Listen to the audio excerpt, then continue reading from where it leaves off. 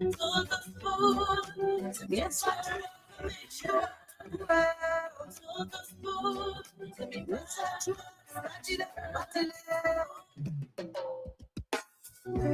Yes, a special one. With the CEOs, Dan coming with the spoon.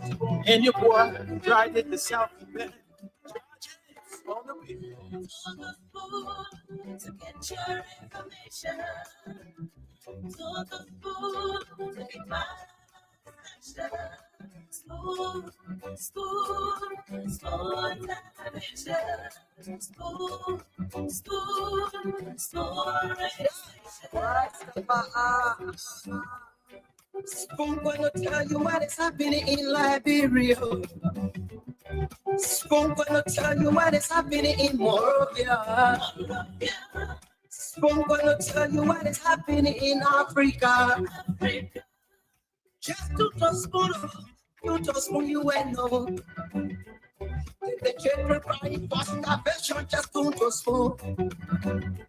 You want to get a news update, brother, to spoon. You want to know what is happening, Moravia, to spoon. Politicians want to make their decision, just to spoon. You want to know what happening in the ministry, to spoon. Yeah, to spoon. Yeah, to spoon. You from Bonjama, Maryland, to spoon. Yeah, to spoon. If you eat your palm, regular, my brother, to spoon. You got a spoon TV, you got a spoon radio, to spoon. Yeah, to spoon. You want to get a news update, to spoon. Rastafari, Kilibamba, Kilibamba, Kilibamba, Kilibamba, Kilibamba, Kilibamba. What you want? Yes, what you got it. Yes, what you got it. spoon, TV, spoon,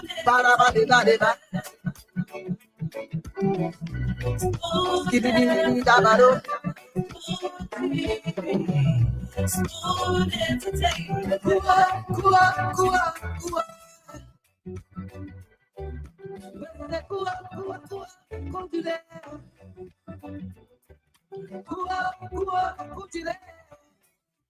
On the spoon to get your information.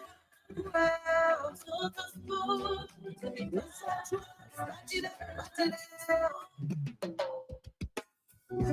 Yes, a special one. With the CEOs, Dan coming with the spoon. And your boy, right at the South Bend. On the beat. On the spoon to get your information. To the spoon to be better. Spoon, spoon, spoon, television. Spoon, spoon, spoon. Spoon gonna tell you what is happening in Liberia. Spoon gonna tell you what is happening in Morovia. Spoon gonna tell you what is happening in Africa. Just to spoon, you just spoon you and know. The children crying for starvation, just to spoon. You want to get a news update, brother, to spoon. You want to know what is happening, Moravia, to spoon. Politicians want to make their decision, just to spoon. You want to know what happening in the ministry, to spoon. Yeah, to spoon. Yeah, to spoon. You from Bonjama, Maryland, to spoon. Yeah, to spoon. If you eat keep on crazy like my brother to spoon. You got a spoon TV, you got a spoon radio to spoon. Yeah, yeah, to spoon. You want to get a news update to spoon. Yeah, Rastafari. Kilibamba, kilibamba, kilibamba. Kilibamba, kilibamba, kilibamba. What I want? Yes, but you got it. Yes, but you got it.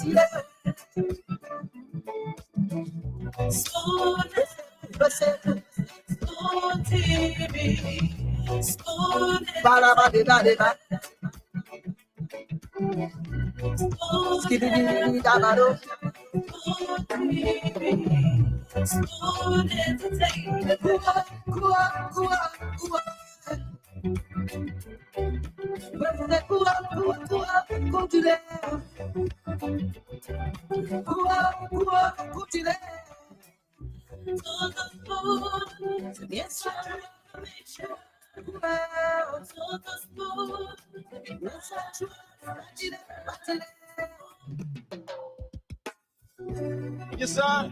The special one from the CEO is Van Tunnel with the spoon. And your boy, right at the South Bend. Charges on the way. To get your information. To the food to be spoon, spoon,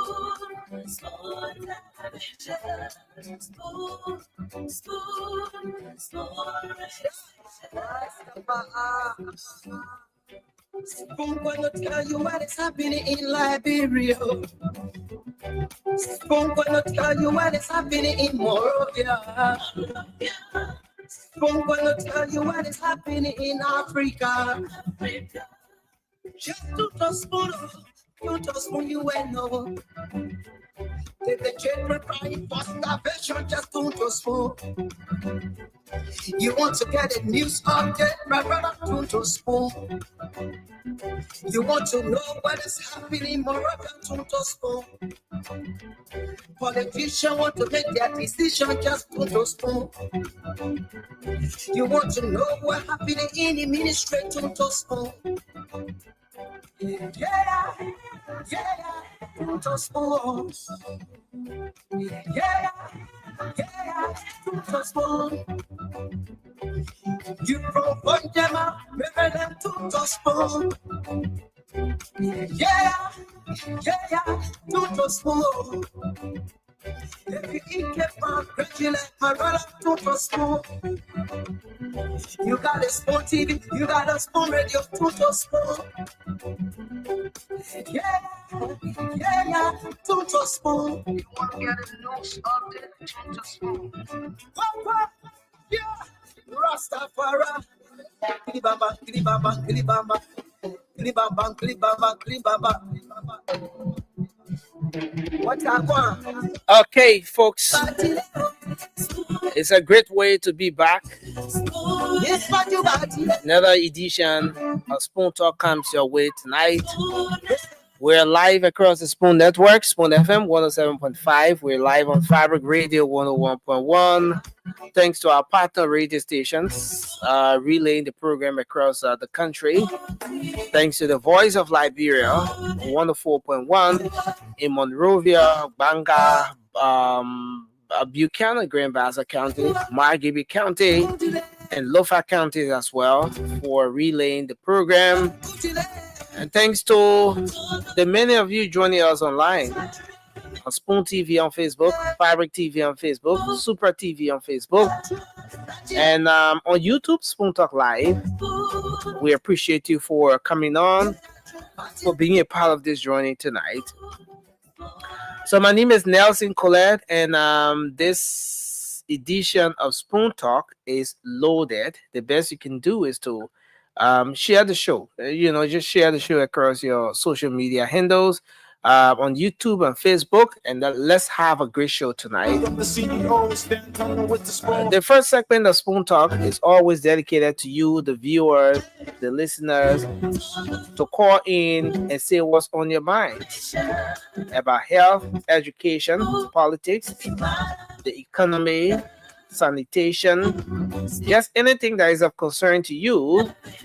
We get to dedicate the first segment of the program to you so that you speak out on those different issues that you want to talk about. Tell you what is happening in Liberia. So welcome tonight. Spoon gonna tell you. You can keep engaging in the comment section as well, Spoon gonna tell you what is letting us know what your thoughts are on the different conversations here. The comment section is a whole community there all by itself where you can always have the time to engage. So welcome. you want to get it. We're gonna go to the phone lines, take your calls as we always do. Let's hear what is it you want to talk about tonight. What's on your mind? 0555-101075 is the number to call, and you'll be live on the program. 0555-101075, and you'll be live here tonight. Let's go to the phone line. Take our first caller here. Hello, your name and where you joining us from? Good evening. Good evening, sir. It's good to have you on. Thank you. My name is Sekou Fofana. I always call from Joe Community. Okay. Nessie, I want to talk about our police officers. Nessie, we are now honest for ourselves in the country. I think the only crime what the police will committed in the country by serving our nation. You know, Nessie, I want to say this. That people were not honest. If you now do that, they could not go. If someone can kill police officer today, nothing come for instance. Some police officer kill somebody or hurt somebody, that one will be wild like a fire. Even now, the Emmanuel P, the DA officer, what they get to call with, for nothing. Nothing come for instance. Nobody, no, how many radio stations spread that thing out here? The recent thing that happened and the driver killed a policeman. How many radio stations spread it? The one that happening this feeding and people are police people, they're not animals, they are human beings. They come what they commit, say I want to serve my country. No one else is someone who just graduate from high school, we go there, we just move out in the Canada. Because we taking nothing. What the money? 150, then you sacrifice your life for the country, but if you go something, they can't even appreciate you. If that I will just take my uniform and give it how much 150. The maximum money 200, 300. Then if you want to go and say police book they are not animals. If we not see if somebody like for me, not Nessie, if I carry gun, somebody will not kill me. That me will kill. Because I will not be protecting the laws, then somebody kill me. Yeah, my man, that why they can't get you going for because you don't get it. No, but it's not good, Nessie. You know, police are not animals, they are human beings. These are people, they serve the country. You're right. Police will just come out to just kill people, somebody like that. No, police will now establish the root cause first. But they country politically or join in the country without even the media are spread. We get a partisan media journalists on the list. They not even go to school, nothing. They just because they get more to join on radio. They support the other people need. They're good professional as a journalist. They respond to the radio station and that year. They not even want nothing good out of the country because they are demand for not the president today because they made our tissue our money. For in America like Kev will take it 20,000 for citizen government. That's one they can on the radio they can get to all matter what they want to talk. But I want to say this: if we not deserve of what we're doing, we're not for 40 minutes down to 9. Thank you. Hello, your name and where you joining us from? Let's hear you. Evening, next thing. Yeah, good evening. Go ahead. Let's hear you. This because we're calling from Compassion Nima County. Okay. Let's see what my man have to do with the estate that the president is building in Lofa. Next thing we are getting confirmation information. The information is that the Minister of Information told us that the building is built by the same the president used in Lofa is built by the ECOWAS. But we have overheard and that the press secretary is saying that the government is the one who's spending the money. But we don't know who is talking the truth. Because President Bouakai told all that he came to rescue this country. But he can't be rescuing the country and you use millions to be protests in your own home. Corporate information coming from the two government officials. The secretary was in your office is saying that it's government projects. Then the information minister is saying that it's or African Union or I call it AU project. Then I don't know who do you believe. As a government of the country, you need to give full information to your citizens to react on. But you cannot be giving complete information onto your citizens. Then you will not take your government to be a serious government and trusted government. Because can you see that 99% of the citizens of the country are living on 50 cents a day. Then you're using $10 million Liberian dollars or United States dollars to be protest for yourself. And there's complete information coming. It's very disruptive. So we are called upon the president to kind of see how best he can rescue the country. Thank you. Thank you for your input tonight. Hello, your name and where you call from? Yeah, I'm Arvin Johnson calling from Tubo, the chairperson of the concern for today. You see, in the country here, we got these Liberian people. The police director jumping around talking about he probably caused to hold Brian McGee for raping a 14-year-old lady. And then police beating people on the street. This time when you see the street of police get gun all over the street, you go you police there with gun, you go each black, you see. So the police now acting like to say that war is sweating, the checkpoint all over. That's why they go down when they kill that same guy after instruction by the police director. Because he made it in one of his statements that if he will use maximum force to anybody, and the maximum force resulted into killing a Liberian that was sick. And then the police director coming back on the radio again to justify. The police director mean I would pray for the U.S. embassy to send the police director.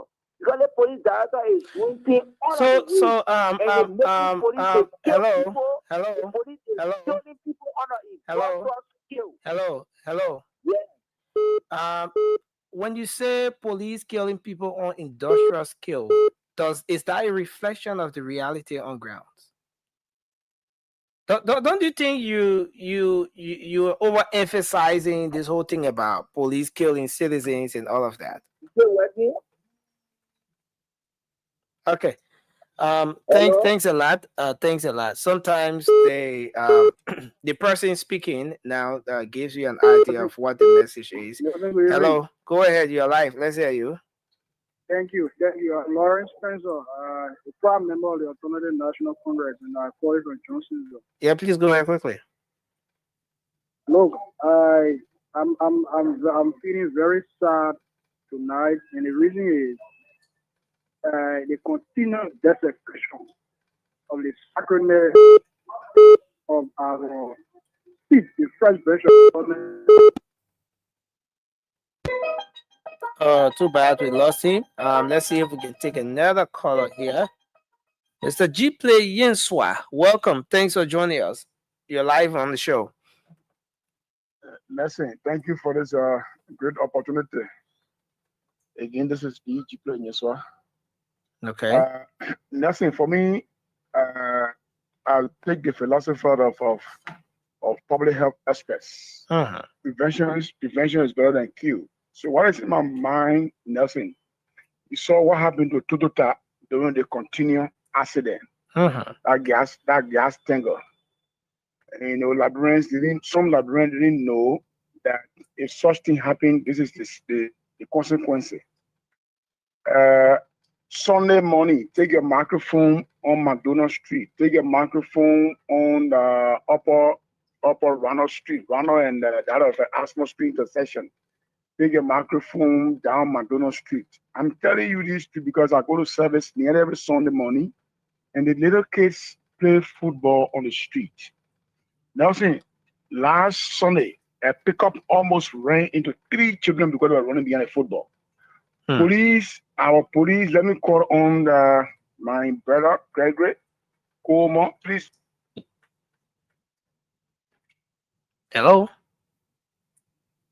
On the street Sunday morning to take the children from the street instead of wait until pick up or vehicle or whatsoever, ran to the children, the little children, they don't know what they are doing, and their parents are sitting looking there. But police need to protect life and property. That's what I'm going to say about that. And the police need to take serious caution of this. This always being my mind when I go to service nursing. This is terrible and serious. Okay. Thanks a lot for your input, sir. We appreciate you. Thank you. All right. This person, hello, you're live. Let's hear you. Good evening, Colette. These days you kept me wrong on the line. Please go ahead, sir. I just called him. He kept keeping me on the line. Can you go ahead, sir? You have a lot of people calling through. I don't even get to see the numbers that are coming through the line. Yeah, so, no, but for me, I'm getting to wonder. I'm wondering in my process. But let's put that to rest. Let's hang it up. And good evening to Spoon FM family, and good evening to my fellow Liberians on Radio Land, wherever part of the world Liberia are. And good evening to you, brother C. Collect in studio. The name remains constant, Alfonso A.S. Camara. Today is a questionnaire I have for the government of the Republic of Liberia. And my question is this. I'm first starting with the yellow machine issue. Where is the yellow machine will be arriving? One, basic. Secondly, the overhead bridges. When we start the project. You mean when the overhead bridge project will start? Yes. But the project has started already. So the people are running this country, if they say they are still campaigning, we are in a campaign move. These are the messages. They should not be coming always. And when you say something at the government, you are held accountable. The society, when it comes to societal issue, we look up to you as a government. You are the higher employer. You are the arm of the country development. But this government, when it comes to propaganda, they feel they are more propagandists. And they are not. They just lie, do not say to the Liberian people, they meant to only see lie, and today they are in government as a ruling establishment, unity party-led government. They are still in the form of campaigning, where they're supposed to be governing this country. Look, let that be serious. But Liberian people, all is now lost. We have a real alternative with a additional blended women come on 2029. So, Alfonso, let me ask you a question. When I hear the story of government, it's not about for me. Where the rescue mission, the king with the king pre-execution mission, no, let's leave it tonight. I will not say, Alfonso, before you go, Alfonso, before you go. So you in a country and you don't know say the overhead bridge project not start. You see anything here? It has not been publicly displayed on social media. That's just go on the Spoon page. We have a post. Okay, so we have a post on the Spoon page. You can go there, and then that will be a useful information for you. Hello, Nelson. Hello. How are you? You're live, sir. Let's hear you. Okay, my name is Patrick Bolu. All right. Yeah, and two things very quickly. What's on your mind? One, I want to talk to the speaker and the entire legislature so that they can take this country development funds that has been stocked to 200,000 for the next 2 years to at least some 500,000, 1 million per year. I believe this move, it will accelerate development in the various counties while the central government focuses on Monrovia. Secondly, I also want to talk to the legislatures that this thing they call legislative development funds should be cut off immediately. Their lawmakers focus on lawmaking, representation, and oversight, and let the executive focus on development and other things, other important things. And with the suspension of the CMC political leader project in Bond County, I want the public works and other relevant authorities to go beyond that to stop all lawmakers from going off from undertaking projects and let it be left with the executive so that we can show our democracy so that we know that the separation of power works effectively for democracy. Thank you very much. Thank you for your input. This person, hello. Hello? Yeah, hello, you're live. Let's hear you. Yeah, Emmanuel Chief from Station number 3 Masara. Emmanuel, let's hear you. What's on your mind? Yeah, you say, over here you saying the over here bridge start to spoon page. So that to spoon page we see here. I'm saying we have an information posted there with respect to the commencement of the project. So why do you go to the spoon page to get other pieces of information, but for this one, you can't go there to get it? We are living like we are living Mozzarella and we expect to start. Okay, so just go to Facebook. You know, go to the spoon page. You're gonna see the information we have there. And there was other start. Okay, go ahead. What's on your mind?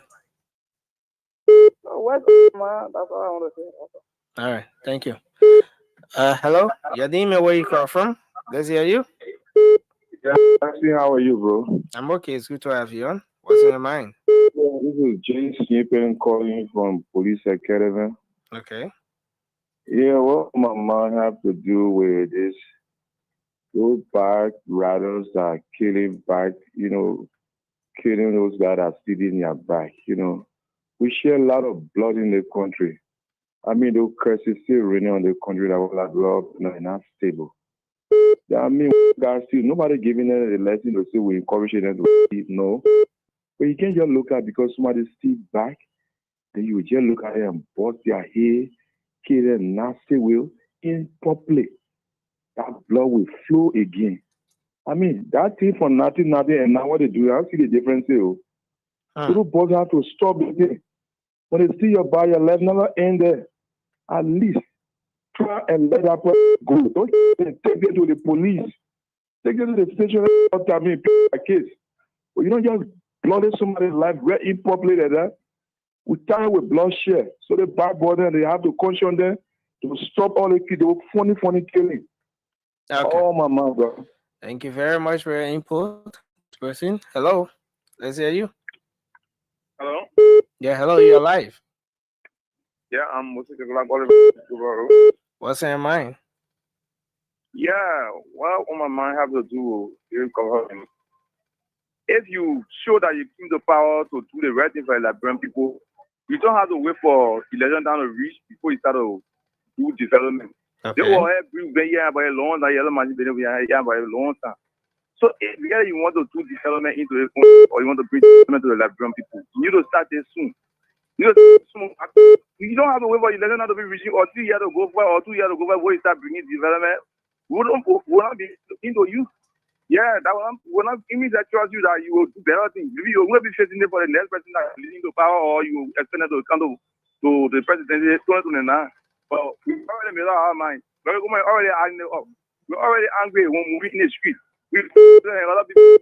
So we don't get around where you go on and do what we can do. Thank you. Hello, you're live. Let's hear you. Okay, this person. Hello. Yeah, how you doing? Yes, sir. Your name and where you joining us from? Yeah, I'm Chief Daniel from Johnsonville. What's on your mind?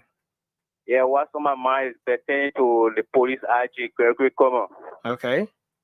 Yeah, the way he's doing things in the country is just like we are fighting war in this country. It's whenever you run a traffic, checkpoints all around the country, people chasing, as the traffic police, the man, it's very bad in this country. Okay. Thank you. Thank you for your input. Hello, your name and where you call from? Let's hear you. Yeah, good evening, Nelson, and good evening to the school family. My name is Darlington P. Jackson, and I do join you from a Baptist seminary home. Okay. Let me, in this public manner, condemn the incident that happened concerning the motorbike riders and the guy who was said to have stolen a motorbike. I mean, people in foreign lands seeing this kind of video on social media doesn't offer well for us. Especially wanting people to come to our aid. We want investors to come to our country. You think somebody seeing that video will feel that your country is safe and your country has security? No, they will not come. So we need to stop these things. And the other thing I want to draw attention to is the issue of the 1% Alexander Kennedy Kumis. I mean, Nelson, let me ask you, can you show me a factor that you can point to that made Epstein to have gotten the number of votes he got? Thank you. Thank you for your input. Hello? Is that you? Yeah, good evening. Good evening. You are live? Yeah, this is Jones K. Betty calling from Sync of this evening. Good evening to a listening audience. What's in your mind? Yeah, Jones? my concern has to do with President Boyka. President Boyka spoke of transparency during his campaign as a major opposition then. And now, we the people of this country, we are complaining of a project of mansion that's being built for President Boyka.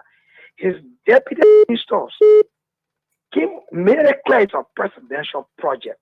After filter, the deputy minister, information of public affairs, said he thinks it should be an NRU project.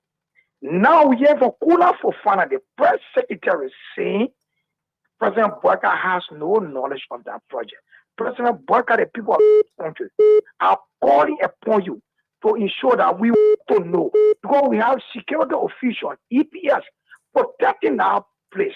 They are manning that building. We want to know the rightful owner, where it's built in your hometown, President Boyka. You spoke of transparency. Where's the transparency?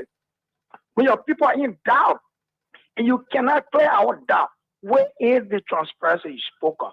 What the kind of misinformation coming from the executive side? One naked, one opposite. We don't know where we're going in this country, President Boyka. You have to be real with us in this nation. And during the opening of the court yesterday, you spoke of the rule of law. Hello? Yeah, go ahead. President Boyka, you spoke of the rule of law, that we should uphold the rule of law. And you, President Boyka, you have no respect for the rule of law. Let me just give a classical example. Fanatic case. Why are the Supreme Court? You disrespected the rule of law, President Boyka. You want to know reason for which you find more violent or Iran. Because you've been the leader of this nation. You have no respect for the rule of law, President Boyka. Okay. You have to change your attitude towards the people of this nation. Have a good day. Thank you for your input. Hello, your name and where you call from? Let's hear you. Yeah, my name is Senator for you. What's on your mind? Yeah, those advocating for motorcycle criminal, those who stealing motorcycle, then what much more about the cycle that are killing? What they're saying about the cycle that are killing, the guys who they injecting, putting drugs in surgery, giving it to them, and what they're saying about them. So my brother, that's the only way. Sometimes the kingdom of God, we say the kingdom of God suffer violence and violence take it by force. So the guy, when you make the attempt to someone buy living, they still struggle the person pass through to get that back. You didn't hear the pass where you want to go take it easy. That'll destroy that person. When all I see is they will not make the attempt. That thing is frustrating. Everything we want to make a politics, let it kill anybody you see your friend motor, let it kill you, my brother. You think that's the way forward? You think the country can improve with that approach? The country will improve. It is soft back. We will go forward. Brother, it's not fair to go and see somebody on the property. It's risky. Even criminal that murder. You made the attempt to see somebody buy anything. One of my friends, the ball. My man, that is all right. We want no graphic explanation. Thank you. Thank you for your input, Chief. We appreciate you. Yeah. See you. Nelson, how you doing? Yes, sir. I'm trying. But that's how you treat me, so Nelson. Nelson, are you disenchanted? Are you one of the disenchanted? No, I'm even still trying on the CEO. For some reason. So you want us to discuss our issue here, Nelson? You want us to discuss our issue on public forum? Ladies and gentlemen, but what did I do to Nelson? That's why you treat me like this, Nelson. No. You my own in-law again, Nelson. Nelson. Since we spoke, I've been trying on it. You see, I even had some people me. That's a story. That's my man. That's nothing. That story, man. That's not treat me as Joseph. Oh. The PAP political leader, Sir Joseph. It's Sir Joseph, my man. PAP political leader, Sir Joseph. The way that man treated me, very, very bad.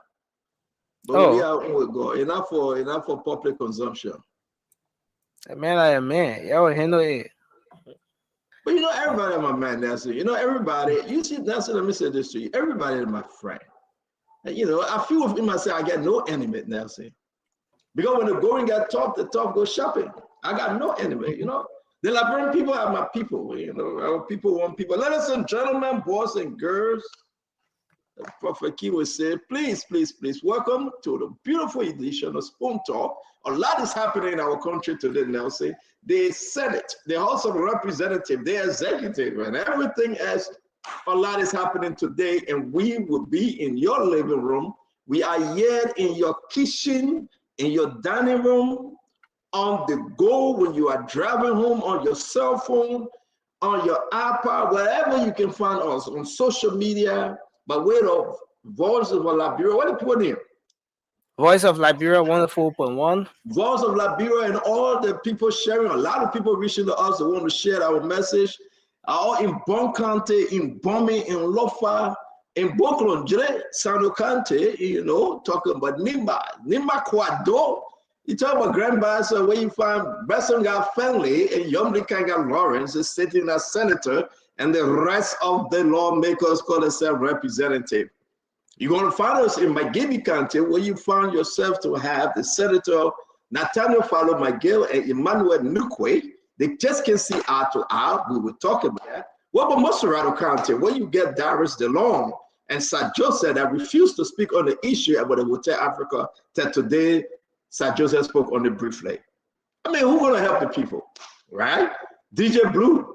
Tango 1 2, text the Mac 1 2, DJ Blue. I mean, he's trying. He wrote a letter of intervention. They didn't put it on the floor today. We will be having some very important information for you. What's going on? When Joseph Yima Boaka, the president of the Republic of Liberia, display, put out, anyway you call it, over 15,000 residents of Hotel Africa. Is that the way he's coming in to rescue? Hey, you decide. We gave you the news and you decide. Did you listen to IG Gregory Kuma today? And Gregory Kuma said the country got no DNA machine, nothing. All they wanted to get, rotting. All of them for the flea market. Did you listen to Gregory Kuma today? So therefore, they cannot charge Brian McGill. Can you give me Brian McGill picture? The people want to know who is Brian McGill. They'll say, please. They cannot charge Brian McGill because there's no DNA machine. But Brian McGill lawyer is demanding, he's asking, he's requesting that the Liberia National Police, they must do a DNA test to clear his client. Who's saying the truth? Gregory Kuma said they call Winfred Russell from America to give them DNA machine. But again, I will say to you though, this too is Liberia, right? Did you listen to Yaga Koluba? They kick him out, they throw him up through the window, through the day. You know, they say Yaka. Listen to Richard Kuhn. Can you find me that video, that Richard Kuhn video? Telling his colleague, you cannot say "fine" outside of the chamber. Can you imagine that? Pure dictator. You don't have any form of criminal facet or evidence. And you castigator's house, you will facing the wrath of 73 men. I tell you the truth. Nelson, hold it, yeah. I said put it on here. Hold it, Nelson. Oh yeah, but when you put it to your phone, are you doing it or who doing it? Somebody in the back doing it, right? I think it's Diamond in the back. Yeah. So Diamond is here spoiling our show. Are you telling me that Diamond is on the show spoiling our show, Nelson? Or you're not calling Diamond in? I'm looking for him. Diamond is in the back. He's in. I'm looking for Diamond. So the time one way he was kicked out. Yeke Koluba kicked out. Eugene Colley kicked out. What's going on? You got an again with a fighting. They would fight every day. But you know, I got some stuff from the chat room I will be sharing with you. I think you want to see them. The guys then, you know, Fode Famula, James Collet, Thomas Fala, Richard Anwekun, they're all trying to, you know, create more seats and expel some lawmakers. We'll see who they want to expel. You know, they believe if they expel those lawmakers, they can go ahead now and push their own candidate and push their own folks to run for those seats. Will it work? Well, we gave you the news, you decide. And again, no matter the situation, this is a network. Protest from MCSS coming up again. Protest from the MCSS. You know, James Momoa is suspended, but yet still the students still protesting because education is weak in the country. What is President Bouaka doing when you talk about education? The University of Liberia and all the other institutions around the country. I'm joined by the Councillor Kanyo Bagbara of the Central Movement. I don't know how long Kanyo will stay with us. Again, let me leave Kanyo alone. But maybe if he gets his job, then he will leave. Who knows? You know, this is a conduit to promotion. This is like the HR setting. You know, the human resource group. So it's Spoon Talk Human Resource Group. You know, you come here, you show yourself. You audition for the job. I'm not talking about Kanye. I respect this guy. He's a good gentleman. I'm not talking about him. I would never talk about him, by the way. You know. I would never talk about the man. So I'm not talking about the man. So the man is on his audition. After auditioning, then maybe he will just be popping in. You know, that will transition to the government platform, right? This is not a government platform. You transition from here, then you you come here, you get a job, then you transition to, then you in government now. Then you transition to government platform. Yeah. But you cannot go on government platform. You see me there? No, you see me there? But guys, so you cannot go on the government platform. Like everybody will say the government doing good. There's nothing, you cannot speak evil. Even those that were speaking evil, right? Say lawmakers should make 3,000 or less. That they ain't saying it no more. Even those that were saying the country should be on the record. No. They have transitioned to government platform. They got to talk about government things. That's okay. We're very Liberian, right? But we will hold this government feet to the fire. We will do check and balance. Because that's the reason why. Say that again. I say can't transition to closing argument. I mean, I call no network, no institution. We're talking about it. We're talking about the government network. Just say, can you please don't call our friend an institution name. We get respect for the institution, wish them well, right? But again, I will say this to you: it's only fair to note that at the end of the day, some good news though. Look out, some good news. Honor Fabien. I mean, this lady called Safwa Megre, she set this thing up. She used government resources, government money, and she built this huge building. Something nice. It's beautiful.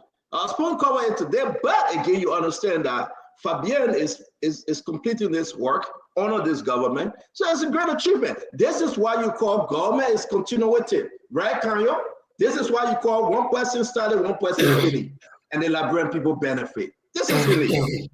I don't think that any sedition should come up and say, oh, no, Safwa did her part for 6 years. Fabien is doing his, right? And at the end of the day, that structure will be there forever and ever and ever. And the Liberian people will benefit. If a new government comes, they got that place. You know, am I lying? And that's how it should be. That's how it should be, of course. Government is continuity. Yeah, we believe in that. I mean, your name is not Kanyo, Kev. You got to get it, brother. Show the councilor some respect here now. I know he's a CDC, disenchanted sedition. No, Kev. He's a disenchanted sedition. Give him some respect. Go ahead, my brother. Kanyo, what do you think? Government is continuity, right? I think so. But see, I'm not disenchanted at all. I'm very much enchanted with the development in the country. I'm moving on very happily. Those who are disenchanted are normally unhappy. I'm not unhappy. I'm very happy. But to your point, CEO, it is a good thing for us to continue with development in government. Because at the end of the day, the Liberian people, you know, I was just telling somebody the other day, I said, folks, most times we not care who is in charge if the country or the government is producing results. Nobody cares. Schools are functioning, education is stellar, the hospitals got drugs, doctors are seeing people, life is okay. People care less about politics. Sometimes people become more interested in politics when they see that at the end of the day, I think, like you said, government is continuity. And we should laud Fabian as well for continuing with this great work. At the NOCAL, at the oil company. But again, you can't say, oh no, nothing will happen. Can we get into it? Yeah, Kev, real quick. I gotta welcome my people. Talk to me. We believe in that, Kanyo. Our only problem is when the government say the past government do anything. What we're saying is these are some of the things that we did, and this government is continuing that. That's all we're saying. Give us that credit that we did it. So thank you. Can you give me Safwa picture, Nelson? Safwa did it. We have all the documents. And give me Fabian picture. So the Labron people will decide on our time. Give us the credit that we did it. Like we give it. Kev, thank you very much. I disagree with you, Kev. We don't have to give you credit. Your work speak for you. If people even denounce and say, no, you didn't do anything, what you did, the people know. Deep down in the heart, they know. Nobody can come on social media and praise your government and praise your guy and celebrate, say, yeah, because no. Let me see if Kanyo is the centrist man today. Kanyo, let me speak your centrist man today. Speak, Kanyo. If West don't say that truth, speak, Kanyo. So Kev, you gonna get interrupted, my brother? Oh no, I want to see a centrist man. No, you don't want to see. I was speaking, you interrupted me. You said the centrist man must speak, but not me. How can you treat me like that? I thought we were cool. I want him to come and say clear that. But Kev, can I finish? Kev, can I finish, Kev? Can I finish? Let me finish. Like Uncle Sir was saying, let me finish. Kev, who cares if somebody prays of past government about issues that a person did during 6 years? The Liberian people themselves know exactly who started this building. Why every little thing people might go say, yeah, Joey did it, yeah, we happy. Why? Even if Joseph Boakai leave power, right? Whatever thing he did, the people know. If it's a problem during election time, we talk election talk. But I'm saying that it goes on a Kev scheme. It goes on his policy. It goes on Akari's grade, Jefferson Chelsea. Why do you think that people must first of all admit that it was done during Joey time before we can celebrate the goodness of the country improvement? Why? Why? You always have to recognize. Kev, your name is not Kanyo. Kev, your name is not Kanyo, my brother. Calm down, bro. Can you talk to me? Well, CEO, I think that question tells you why we need more centrists in Liberia. Because as centrists, we are prepared to recognize the greater good. It is not about a partisan good. It's about the country moving forward. And that is something that Kev and others struggle with. And you've seen this repeatedly. At the end of the day, whenever something good happens, Kev wants to find a way to denigrate that good. And that's not how you run a country. The way to run a... And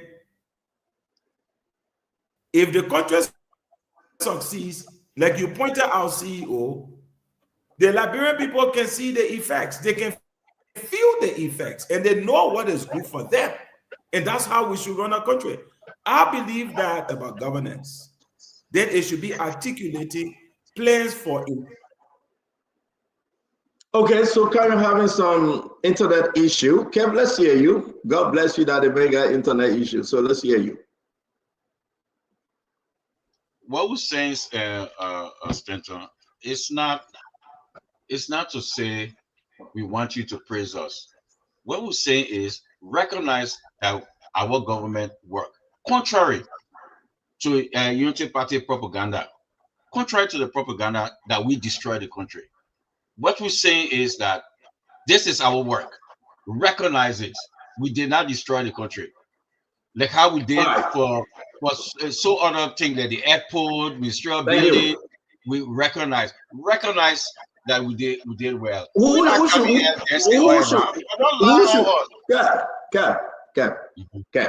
Ladies and gentlemen, welcome to the Spoon Talk. We got more to talk about. This is just our, Tantan one, the small thing before the real thing, right? So don't get involved here. It's still kind of cool over here. If you see us, woody, swallow, listen, just be you. And this is what we do. I see a lot of sedition jumping on the show so early, man. We got to do some drive-through, call them drive-through. Yeah. I hate to see a lot of sedition coming on early to attack me. I will not bring Jefferson Chelsea until I get 2 other non-sedition. I will not do that. No, you guys will not. I will not bring Jefferson Chelsea up. You guys will not come here and strangulate me. I will not bring Jefferson Chelsea up. I need 2 other non-sedition on the show. Surviving kept alone when people surviving the midst of enemy forces. Yeah. no problem, but I will not bring Jefferson Chelsea on till I get 2 other non-sedition. You guys, he's surviving the midst of enemy forces. I mean, Kev know why I'm here. He kind of like a little bit safe. Can't sustain the battle for a very long time. Kev, thank you for holding on, my man. Before Paul Kagame could come to town, he asked the 400 troops to hold ground at the center of gravity until I will not bring Jefferson Chelsea on. I will not bring Jefferson Chelsea on till I get 2 other non-sedition coming on. But guys, listen, man. Listen, ladies and gentlemen, this is the Spoon Talk. This is where you should be right now, right? This is where we're going to go in to the bones and marrow, right? And take away some of your DNA sampling and go ahead and share it, because we want to invoke some rules and regulation to enable you to be who you are with the understanding of politics, right? Now, people ask me, every day we come on the show, we see Kayo Bagbala drinking. That man say he's drinking iced tea. I don't know what that brother drinking. I begged that brother yesterday, but man, you ready to drink, just go in the back. Because the people think that, how can you have iced tea small like that in the 1 glass cap? How can you have a tea small there? You're not drinking it 1 time cap. If that iced tea in the glass, you will go like this and finish. The man sipping, the man drinking wine on the show, and it's illegal. It is totally illegal according to the code of ethics for this network, for Kanye to be drinking on the show. That should not drink on the network. That should not drink on the live podcast. This is wrong. So yes, somebody got to tell our brother Kanye. Is he on? Is Kanye on now? Is he listening to me? Somebody got to tell him.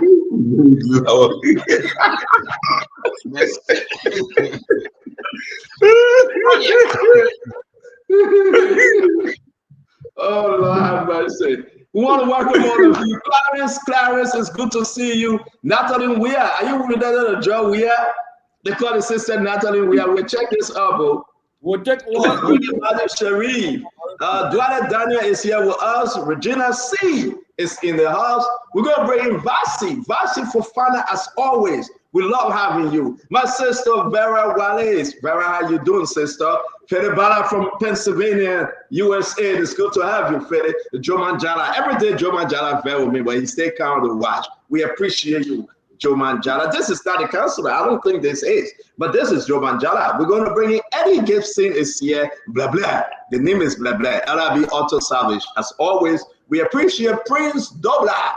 Prince is here. Samuel is in the house. Stanu Jala is here. Justina Conan. Who is Justina Conan? I'm still trying to figure out. I love to have more female following our show. Williams Hands is here. Williams, how you doing? Patrick Kennedy. Patrick, listen.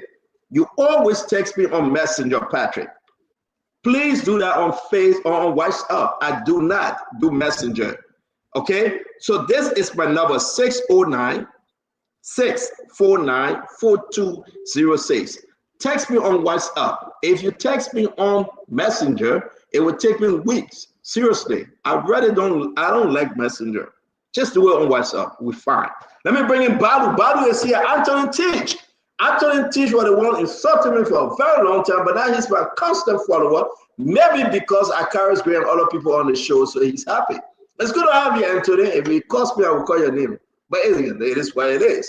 Wilson Tay is here. I think Wilson Tay is a fake name. If I'm not, I think Wilson Tay, that his name is Joseph Tay, I think. But anyway, I will let that one go. That's my business. Lawrence Dopo is here. Ashley Bidell, as always. Charles Kapu is in his house. Zaza, how you doing today, my friend? Eve Bange, hey, is this girl? Wait. Let's pause more. Ladies and gentlemen, Paul. Is this the guy from Australia? No. But Sidisha asking you, another guy. That's not all. The guy from Australia again is Susie Bangi. But they got the same last name though. That not her? No, she's Susie. Okay, that you're Sidisha, you know each other, you're related. So if you're sitting down, we agree. Well, welcome to the show, Sister Eve. Where is Adam? Waiting for you to say Adam. Alio Sese is here as well. Towa Hezekiah Doe is in the house. Let us know where you're joining us from. We want to recognize you. We got 2 more minutes to do this. Mohamed Sese, Alio Sese, they call him Yakleon Flomo. Is in the house. Toba Doe Tito. Wait. The man put the 3 president name together and he gave himself the name. But Toba Doe Tito. There's a fake name here. This is not right name. This is fake. How can somebody name? Look. What's good, Sponto? I understand. But my name is Tober. You think that's somebody's real name yet? You think somebody born a child and gave that child this name? Girl, what do you think? It said Tober Do Tito. We're not hearing you, Greg. You got to unmute yourself. We have a code name now. You know, some people have a code name. Yeah, I think he's a sedition, and he really don't want you guys to know that he's a sedition. Because he's working in the government, he don't want you people to know. And that number, give it to us. We're running away from numbers. You got another guy coming on the show scratching your beer. Your beer scratching? Ladies and gentlemen, we got Fandela Patrick on the show. He's scratching his bed. It's very troublesome, man. Mr. Regroup is here. Voices of Lava, it's good to see you. Amen. My man, leave me, man. Max Zindan, it's good to see you. Abraham Zoe, how you doing? Makula Son is here. William Hedge is here. Rahim Rabbi is in the house. We're gonna bring in Tavon Rax, RTZ Rax. I think that's the name. Ayoba Critical Moba is here as well. Ben Poka Moba is in the house. Jalo, Lawrence Dupo. Ladies and gentlemen, we want to welcome you. Share the show. Be our guest. Be part of the show. We got a lot to cover today. Senator DeLon is still on the back of the labor minister. He said the labor minister is an illegal labor minister. He's stealing a lot. Let me say that DeLon said you're going to ask DeLon. DeLon is accusing the labor minister of massive corruption and emptiness. We will play that video for you. We also have the most surrounded Senator Sir Joseph now ready to fight for the people of Hotel Africa. After so many days, weeks, and years, Sir Joseph said the government must act accordingly. Is Sir Joseph serious? Guys, allow us to mute you or mute yourself. We're getting bad feedback, especially my brother VP. You can unmute once you're ready to speak, please. Let's just mute ourselves. We got another video coming up again. We want to share with you. Yaka Koruba was thrown out, kicked out. We'll probably be speaking with Yaka Koruba tonight. J. Marvin Cole, the government said don't pull foot. If you pull foot, we'll chop it. It's the government right. CMC is in trouble. They cannot do any breach, any program. They have to get approval from the government. Seriously? Is that how it should be now? So we welcome you. We said, listen, you being here, it's ever time for us to rock and roll. So this is Safwa Maigret. This is Sister Safwa, the former president of NOCA. I mean, can you give me a good picture? I don't want her to look on left, look on right. I want her to look in my face. I beg you. This is personal. Can you give me a better picture of Safwa, please? I beg you. I beg you, Nelson. Because this thing between Safwa and our brother Fabien, who are trying to score in point, we would like to tell the Liberian people. And this is Jose Yimabwaika with Fabien. Fabien is a quiet dude. He's a nice dude. Guys, welcome to the Spoon Talk. I hope your days went great, and I hope you are doing excellent. Again, we have to say the truth, nothing but the truth. So help us, oh God, to the Liberian people in improving our country and helping this government to succeed if we must. If the government fail, we'll remove the government. If the government succeed, the Liberian people will decide that maybe the government can go for 6 years. What say you? Those of you that listen to us out there, get your popcorn. Let's rock and roll. It's always good to have you. Kev Hassan.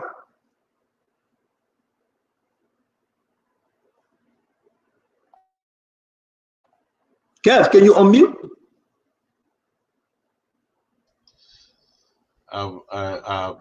I would like everybody on the platform to share the show because there is something that I feel we should do. And you know, so as you said, Ostenton, like earlier, we were talking about the knockout. I know we're gonna go deep into that, but one of the pressing things that I felt so bad today, and it gave me that feeling like back in the days, like the dark days are coming back, is the freedom of speech that Richard Kuhn is imposing and among his colleagues. Do not speak. Do not speak. If you speak, we will go against you. And this is a dark days that we believe coming back. I know we're going to go deep into that. And, you know, and the beautiful building that was constructed and ongoing, you know, by Safua Gray, you know, we want the public to know the good work that she did, and so on.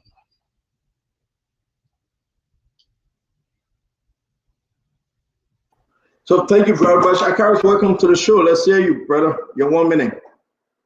Always good to be here, as usual, and let me appreciate our family on the show tonight and those who will be coming, and also our viewers and listeners across the country hear the war. And tonight will be very interesting. You already have the topic lined up. I think we can just start the ball rolling appropriately. But it will be very interesting, and I'm concerned about the legislature, the way things are proceeding in the legislature when it comes to the issue of free expression. It's very important that we discuss that. Also, the saga of development in Bond County and other areas by the CMC. Those are very essential issues that need to be discussed.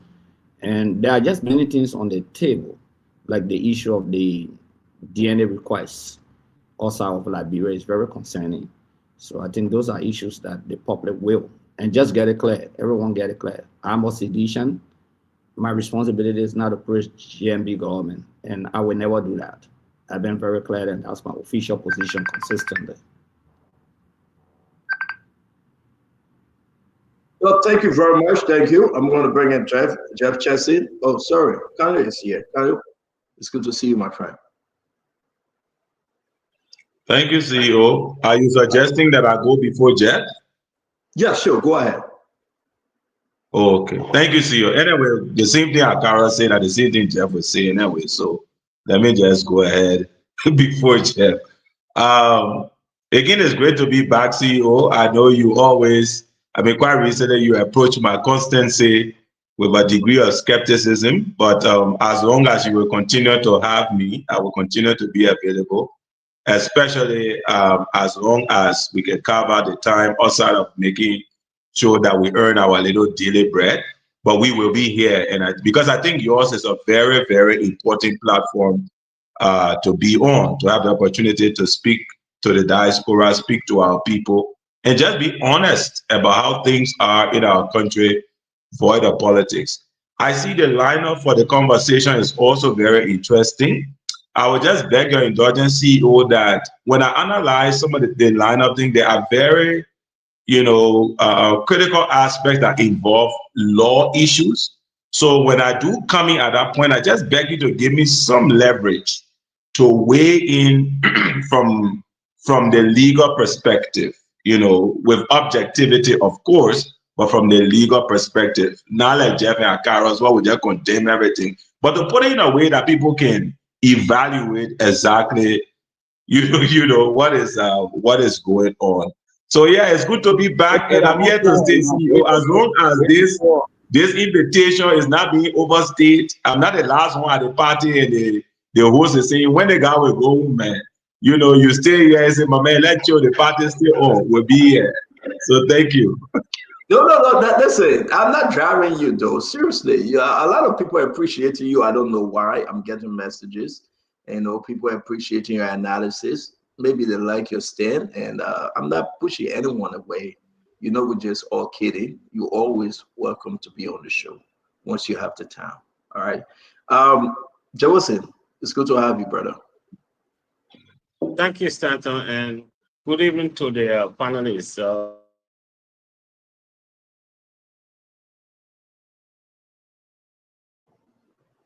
You mute yourself again? Can you unmute? Yeah. Go ahead. You getting me now? Yes.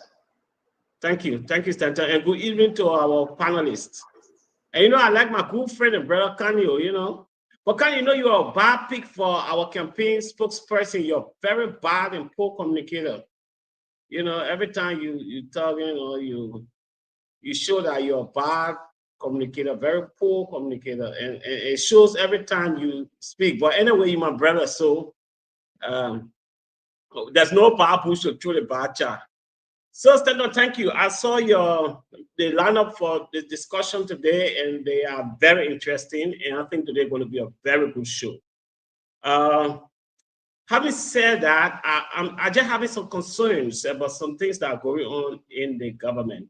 Every major procurement process in this government will backfire. The public work has backfired. The RIA procurement process has backfired. So I don't know what's going on with them. I don't know. Is it incompetence? Is it corruption or collusion? I don't know what's happening, but that is seriously concerning, And at least if you break all the laws, well, at least not our procurement laws, at least, preserve that. But it's becoming alarming, that every procurement process, serious procurement process within this government is backfiring. And it's a bad sign for this government. But however, we look forward for a very fruitful discussion today. Thank you. Thank you very much, Jefferson. It's good having you. We're going to bring our brother, Mr. Ray Group, the CEO of Vendetta Patrick's. Welcome, sir. Thank you. Yeah, that's good. When you call me CEO Ray Group, I feel very proud. Thank you. Even though sometimes you don't recognize our work, no problem. But a few things on my mind. I take full responsibility for what I'm about to say. It has no reflection on spoon talk. The GSM companies in this country are very exploitative. If you are a Liberian, you're planning to come in this country, don't subscribe to any of them. Buy your Starlink and come in this country.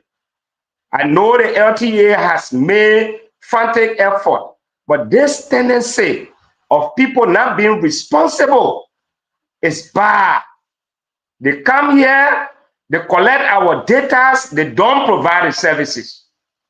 CEO, I'm sorry to say this, but these companies are exploitative. All of them. I'm not leaving any of them out.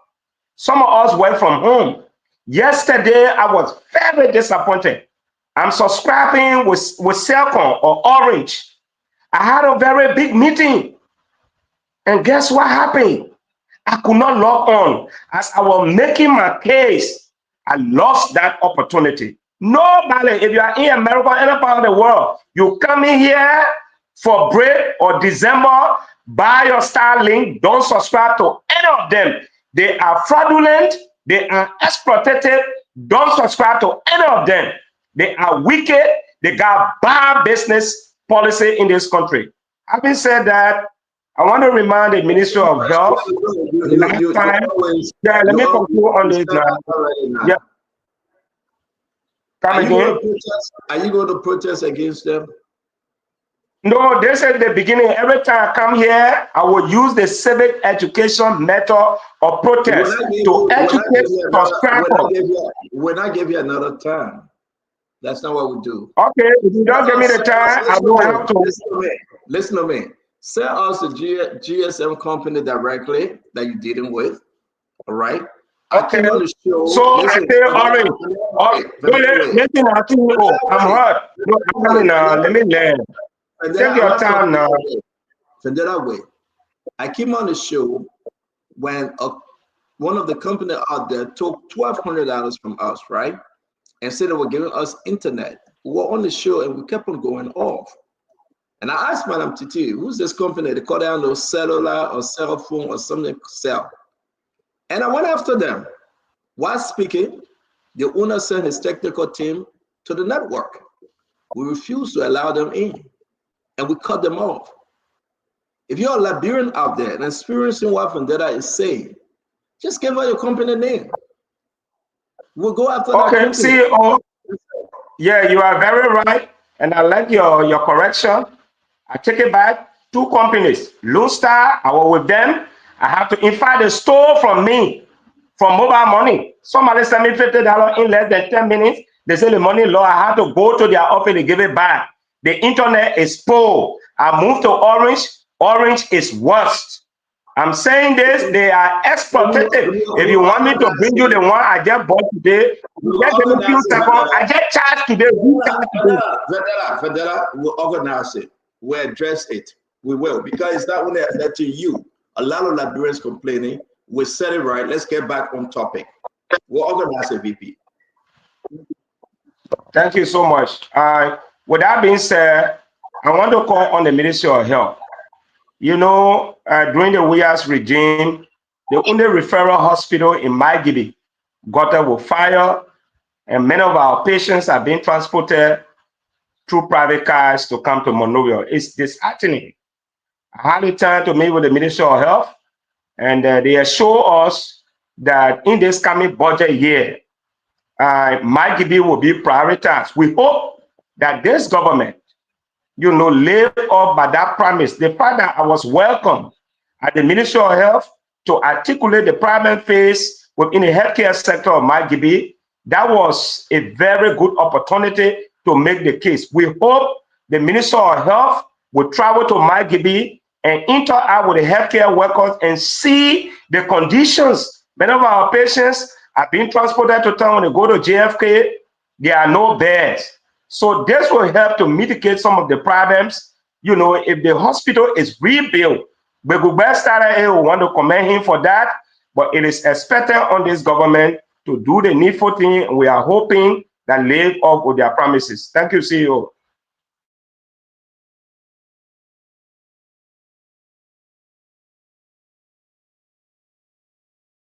Oh, I can continue. Hello, let the CEO on time. What issue on you? No, I'm saying no. I'm bringing in Emmanuel. I'm sorry, I didn't know I was muted. Emmanuel, please. Yes.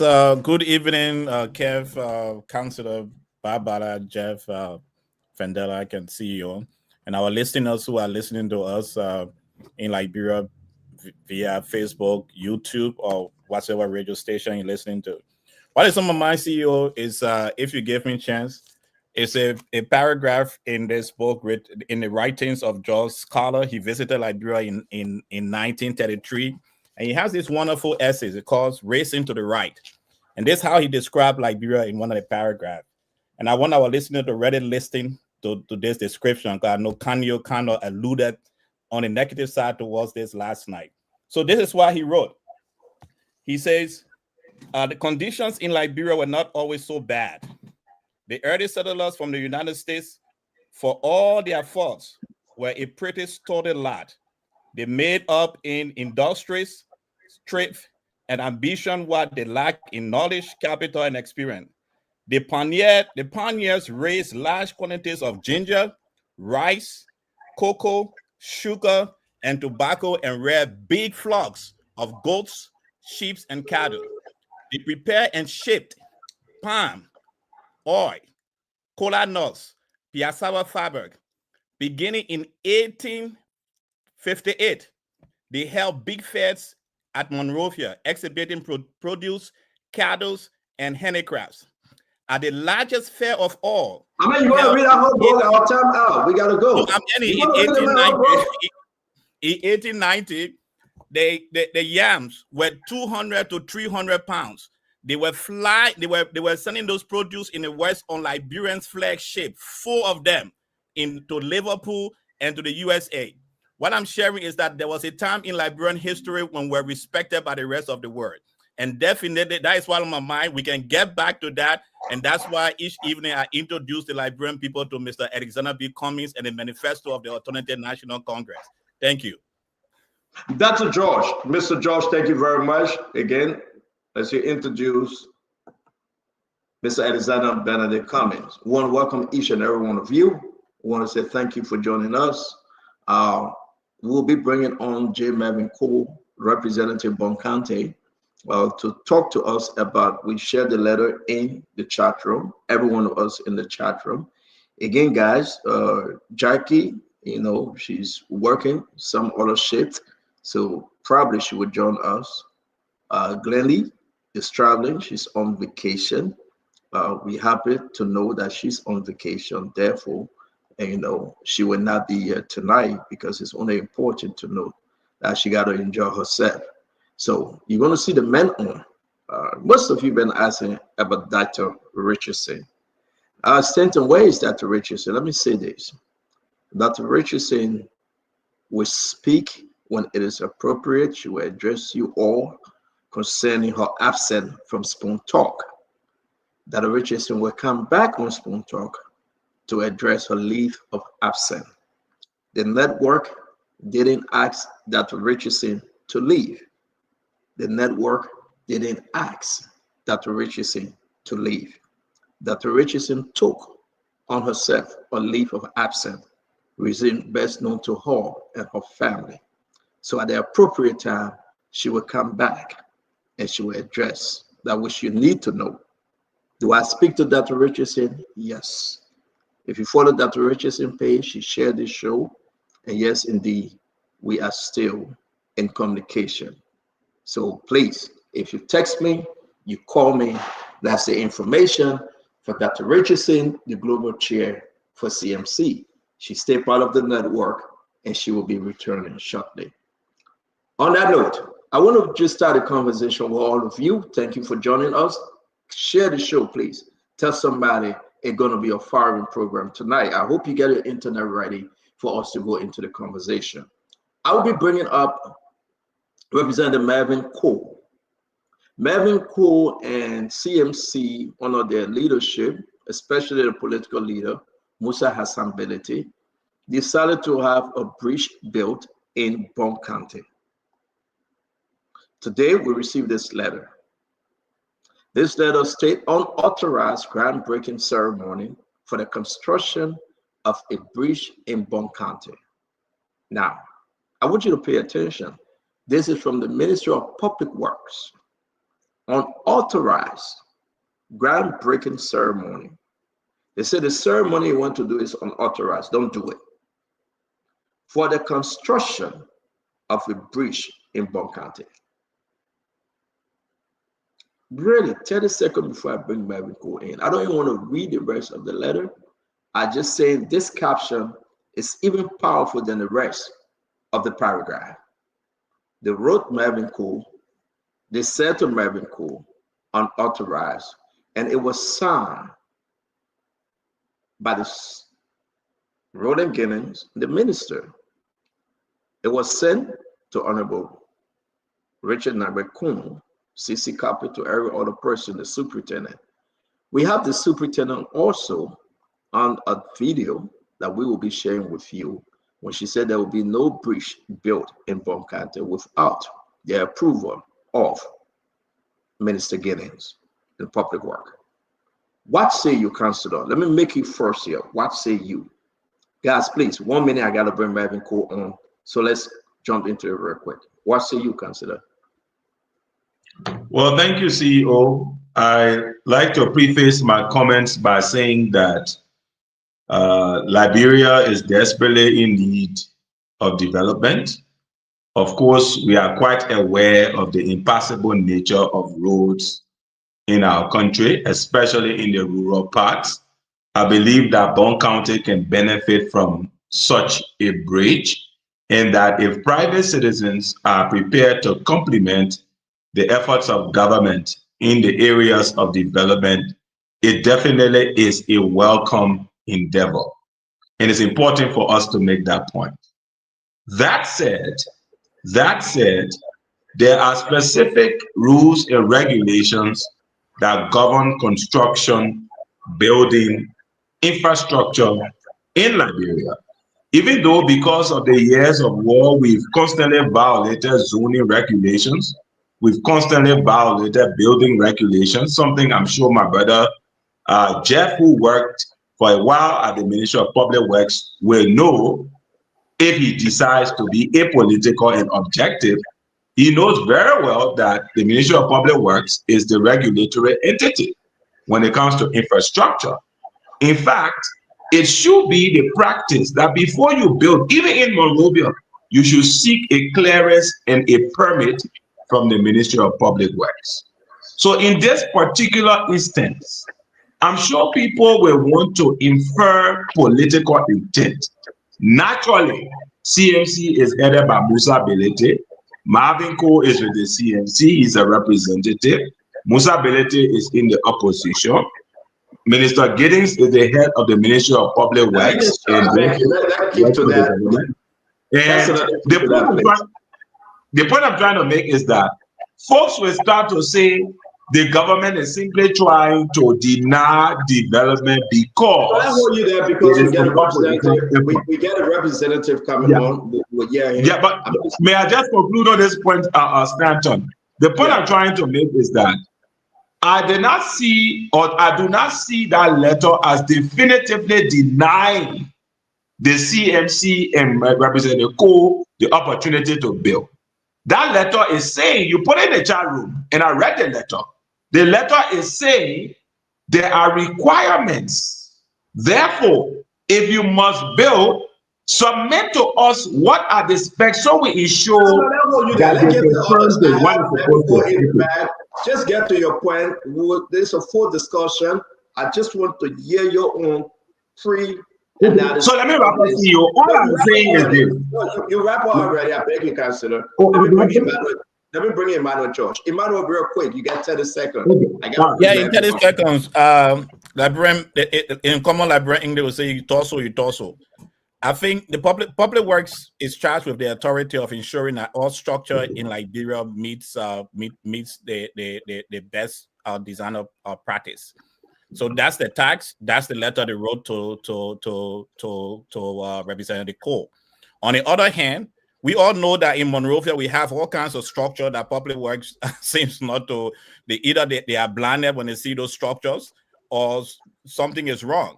So now it becomes political because we have similar thing happening in other parts of the country, even in Monrovia, that public works seems not to be reacting to.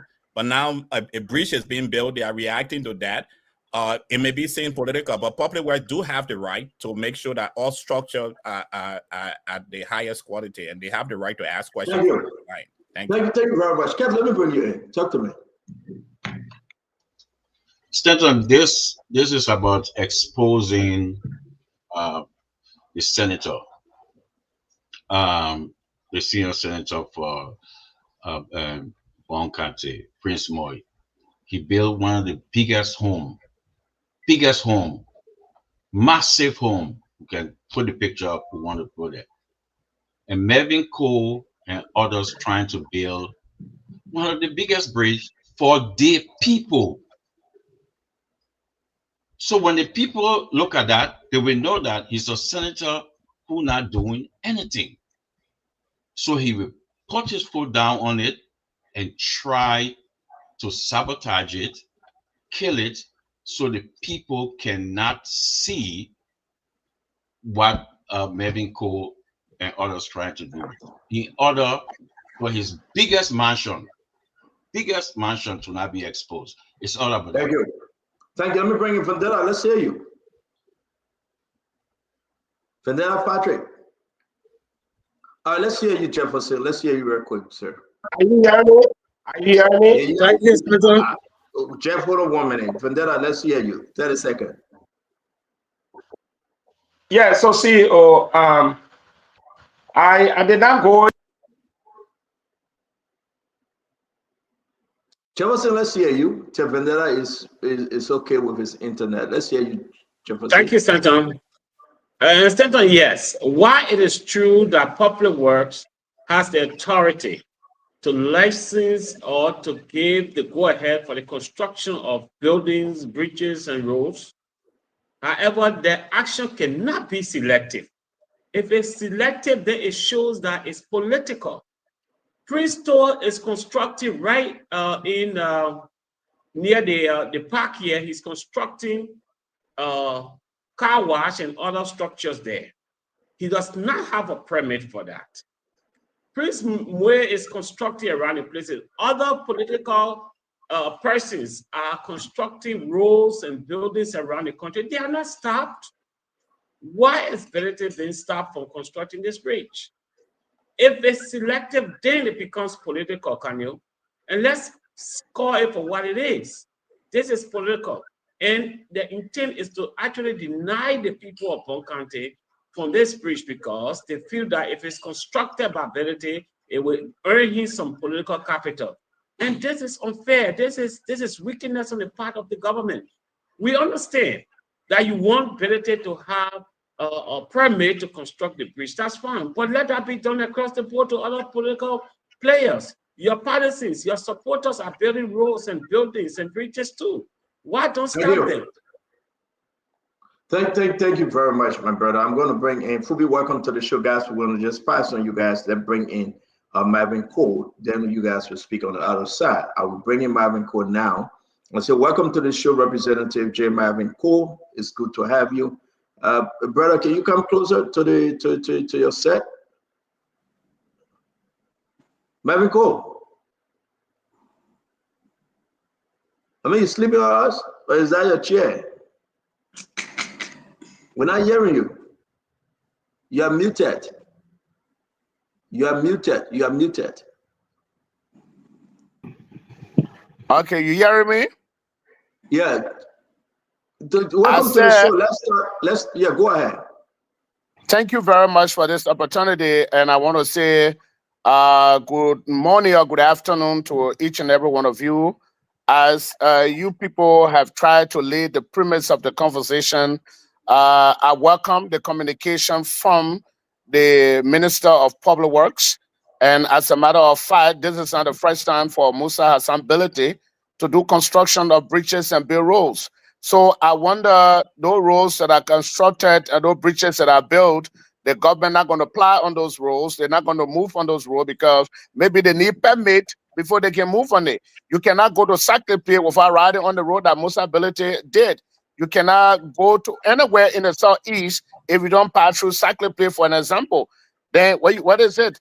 Okay, but let's come to the Bonkante issue. I know that we welcome the decision of the Ministry of Public Works, but here is the disconnect between the various conversations.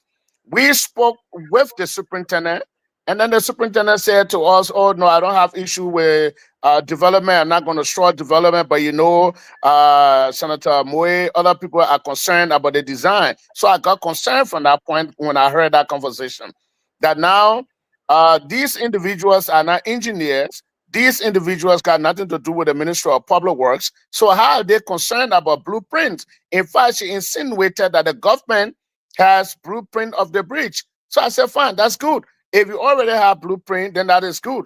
Can I see your blueprint? And that left. So she went on the public radio and said, the bridge will not be constructed if we did not provide blueprint and the design. But here is it. The government is rushing. If you look at the caption of the minister's letter, there is no statute within the Republic of Liberia that gave the minister the authority that before anybody can break ground, you should go seek permission to break ground and then to commence the construction of a project. Are two different things. So I don't know what the minister is asking for. However, we decided that will be law abiding. We will work closely with the Ministry of Public Works. Our design have been done. Our engineer were doing the finality. The groundbreaking was a ceremonial process that to tell the Bonkante citizen, my commitment to provide you the opportunity. More than 4 kids got drowned in a specific area. When I went there 2017 to campaign, that was the cry of the people. Now, I went back there, 2023, the same cry came out. They said, "Look, Honorable, we are going to overwhelmingly give you our votes. But if you do not find a way to build this bridge, don't come by here for votes who will not support you." And I went out to lobby. And God so blessed us that we're able to contact Musa Hassan Bility. He talked to his friends and international partners. Now the funds have been secured. We got 90% of the materials. I did not want to tell the Bonkande people that bridge will be constructed and then you just make a charade and then nothing happens. Musa, if you are sure that you're going to build this bridge, the first thing before we even go to the public work to seek their permission, then it will also be in the public. I want 90% of the materials in Bon. And he lived up to that. They dread 90%. So the materials are kept. All of our design are going to be submitted to the Ministry of Public Works as required by law. And then all we're asking them is be very professional as we anticipate to not politicize the lives and the survivability of our people, approve the bridge in time so that we can go ahead with the construction. The Vice President called me, Honorable Jeremiah Kwankun. Honorable Cole, nobody will stand in the way of the construction of that bridge. Senator Moe called me, Honorable Cole, nobody will stand in the way of the construction of that bridge. I got concerned. Now, I'm getting all of these calls and the assurances been given up, but the Ministry of Public Works is hot in it. So by tomorrow morning, we are going to make all our designs will be submitted to the Ministry of Public Works. And all we're asking them, because we are working with our partners and international group, with Musa Hassan Bility, who is the chief patron of the construction of this bridge, that we have timeline. Please watch it, assign your engineers so that we can all work together to have the bridge constructed. But we hoping there will be Finish up. We are hoping there will be no attempts. And they're not on a bridge, Honorable Musa Bility. He built a lot of bridges in Nimba County. And he sought the advice of the Ministry of Public Works before. And he's going to do the same thing. We are not on a building bridge. Musa Bility is constructing a road from Beaufort High School and the Technical College all the way to the car wash, going to the security hub. You are going to connect over 10,000 residents of Banga. That is what's going to happen. So I know that the fear of some of the weak politicians in the county, if this is done, it's going to deface us, as they have always said. But it's not about facing people or defacing people. It's about the lives of our people and the survivability of the citizens of Bon. Bridges were constructed in Nimba. Nobody asked for anything. Bridges were constructed in Lofa County. Nobody asked for anything. If you cross the Lofa Bridge, construction right there. Nobody asked for permit. Nobody asked for design. I say it is all, we live in confines of the rules. We live in confines of the law. I'm only hoping they will not politicize it. So, Representative, it seems to be that you have resolved this issue because a lot of, concern on Facebook. What I'm hearing, Liberians hearing, if I'm wrong, this issue is under control. Can I say that? Because when the letter came out, as you can see, unauthorized groundbreaking, I don't know what would make a groundbreaking unauthorized, but that was the caption, for the construction of the bridge, in Bon County. So the Vice President has assured you that nobody will stop you from building your bridge. Prince Moïse, the Senator of Bon County, has assured you that nobody will stop you from building your bridge. Go ahead, be a law-abiding citizen like you always claim you are. You just said it. You'll present your document to Roland Gillings and his team, and then you guys will proceed with your bridge building. Am I correct? C'est fini. Case closed, right? But let me tell you, there's always this saying, in time of peace, prepare for war. When all these romantic words are coming out of the mouths of the leaders, the incumbent authority, now you have to be a little bit careful. As a politician and one of the smartest politicians in this country, I'm careful with the words and the assurances that we are receiving. Now, speaking with all of these things, I think if they meant well, the minister could have just placed a telephone call. No, Honorable Cole, listen to the caption of the minister's letter. He said, report reaching him. I did not write him. I did not say anything to him. We have not submitted the bridge design to him. So the minister is acting on the mere fact that maybe he heard from the superintendent. He should have waited.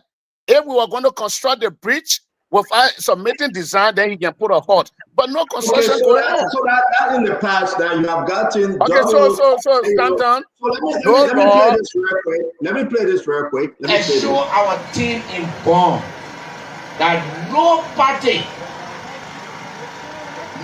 will boast over us in this country. If they made them vex, let them go build one bridge, and every bridge they build will build 2 more bridges. When it says any rule, and you take the challenge, I'm challenging Senator Moy. Let me call your name. I'm telling you, if you build 5 miles of road in Bonn County, I will build 20 miles of road. So there you have it. Speaking of the situation, you say kids been drowned in this river. As you can see, it's very important that the initiative continue because everybody want to bridge. We don't want people dying. We don't want the children have to cross through the river in Kenya to go to school. I think it's a good thing, right? But you have gotten positive response from Jeremiah Kwankum, the vice president, and that of Prince Moise. So to me, I would say to our audience tonight, I think there's a solution. There's a light at the end of this tunnel, and you guys will proceed. But stand on 1 minute, please, before you guys can come in 1 minute. That what I said to you, these assurances, I'm listening and watching them carefully. Many times there are individuals, even if you are in the presence of the Almighty God and I ask you to close your eyes for prayers, it will be advisable you close one, you open one eye, because sometimes it's difficult to trust certain group of people. I'm not talking about those leaders who have made a call, but here is the thing. Senator Moy have assured us that nobody will stop anybody from constructing the bridge, but his office staff they're attacking Musa Ability, insulting him, saying all sorts of things about Musa Ability. Now, the peace store in Bonn County is as a verge of collapse, because if that starts to happen, and I will begin to respond, then we are going back to the simple, but I decided to play more mature role and keep the county stable and peaceful so that we don't go back to where the county was before. So the litmus test for every one of them now is I am going to be placing communication to every one of them, asking them for their support to ensure the timely approval of the Ministry of Public Works to have the bridge constructed. If we begin to see politics, the citizens have the right to voice their rights out, and that will not be stopped by anybody. But again, I want to say to my dear enemy, friend enemy, J. Marvin Cole, like we were discussing in the back, we are not friends. But I want to appreciate you for coming on. I do believe business. I thought you are looking for friendship. You can't spoil the country. That all of you brought the country to where it is. That's exactly what I'm saying. That's exactly I'm not what looking I'm for saying. friendship. It's my enemy. But Jacob, right? Yeah. I think what you just said have eased this tension, and we appreciate your calmness and your patience. Now you will do the work in the background. Nobody will stop the followers from attacking. People attack because it's political ground. You want to unseat Prince Moye. You told me you will be running for the senatorial seat to remove Prince Moye. Stanton, let me make this clear. Clear. Go ahead. In Bonn County, in terms of the House of Representatives, I am the most popular representative in Bonn County. That's the first thing. I contested against 8 members of the House of Representatives in 2020. I got almost 20,000 votes across the county, and then 8 lawmakers were able to get 25 to 26,000 votes against my one. And I brought that to Tukpa to make him senator. Now this going election, you can see the records for yourself. Now in the county, it's all over that everybody asking me to be senator. I'm not afraid. You're trying to pull words out of my mouth. When the time comes for me to declare my intention or my quest for the Senate seat of Bonn, I will come right on the platform and I will make it clear that I'm running for the Senate. And if I run for the Senate, I will win in Bonn County. Nobody can stop me. No amount of missionary can stop me from becoming senator of Bonn. Where I am, I'm the most popular person right now in Bonn County. I can say that to you for free. Are you running 2029 for the Senate seat? You are not going to ask me. I said when I read it, I will speak. Okay. So what we say in the back, you want to leave it in the back of your business. You almost said in a conversation, man. Okay, go ahead. Thank you very much. So thank you for affording me the opportunity. I listened to Senator Moy, the assurances that he has given me, the peace talk that we held in the United States of America, and then I listened to Jeremiah Kpankun, His Excellency. I respect these two gentlemen. They have assured me that nobody's going to stop the bridge project, and nothing wrong with the minister asking us, giving the design. The only thing that's wrong with his letter, he doesn't have the authority to talk about unauthorized groundbreaking. I see that your credit finishing. I want to bring the guys on. I see your credit finishing. Let me ask you real quick. Today, while we have you, you are a representative from Bon County. 3 of your colleagues were kicked out of the session today. You care to speak to that? Yeka Cordoba, Eugene Corley, and Tarek. Yeah, but let's go back. Leave your credit finishing. They kick your colleagues out. You care to speak to the issue, the reason why they kick them out all of session?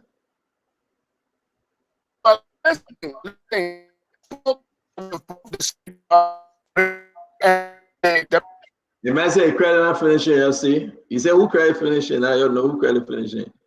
I mean, we're not hearing you, but it's good to have Bevin Cole. I mean, we're not hearing you. Your credit finishing. Jim Bevin Cole, representative. Okay. All right. He gonna Jim Bevin Cole, if you're hearing us, please reconnect. We have an internet problem. Dr. Bobla, before I bring in Fubi on, I think this is done. What do you think? So Stanton, good evening to my friends and to those who watch and listen. So a few things, right? First, the representative is right.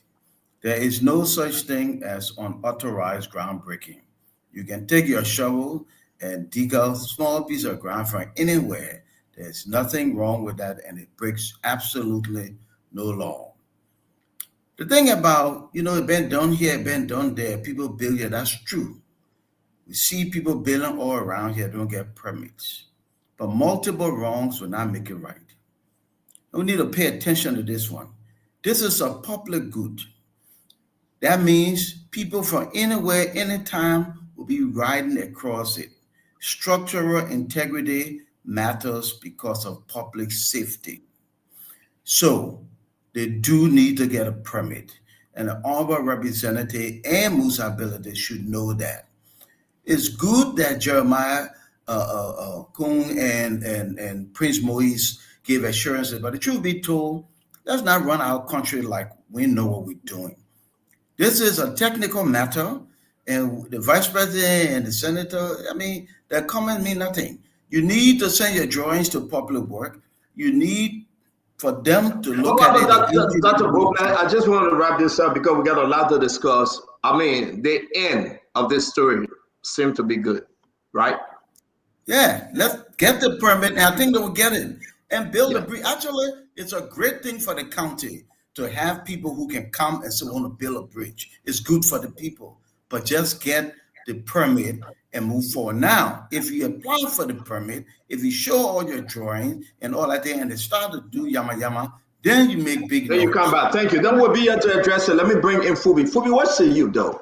To me, it's finished, and we'll discuss other issues with Jay Melvin Cole. But this one, he have gotten double assurances from not only the senior senator of Bon County, but also the vice president of the Republic of Liberia. But man, we'll proceed accordingly. That bridge will be built. What say you? It's finished.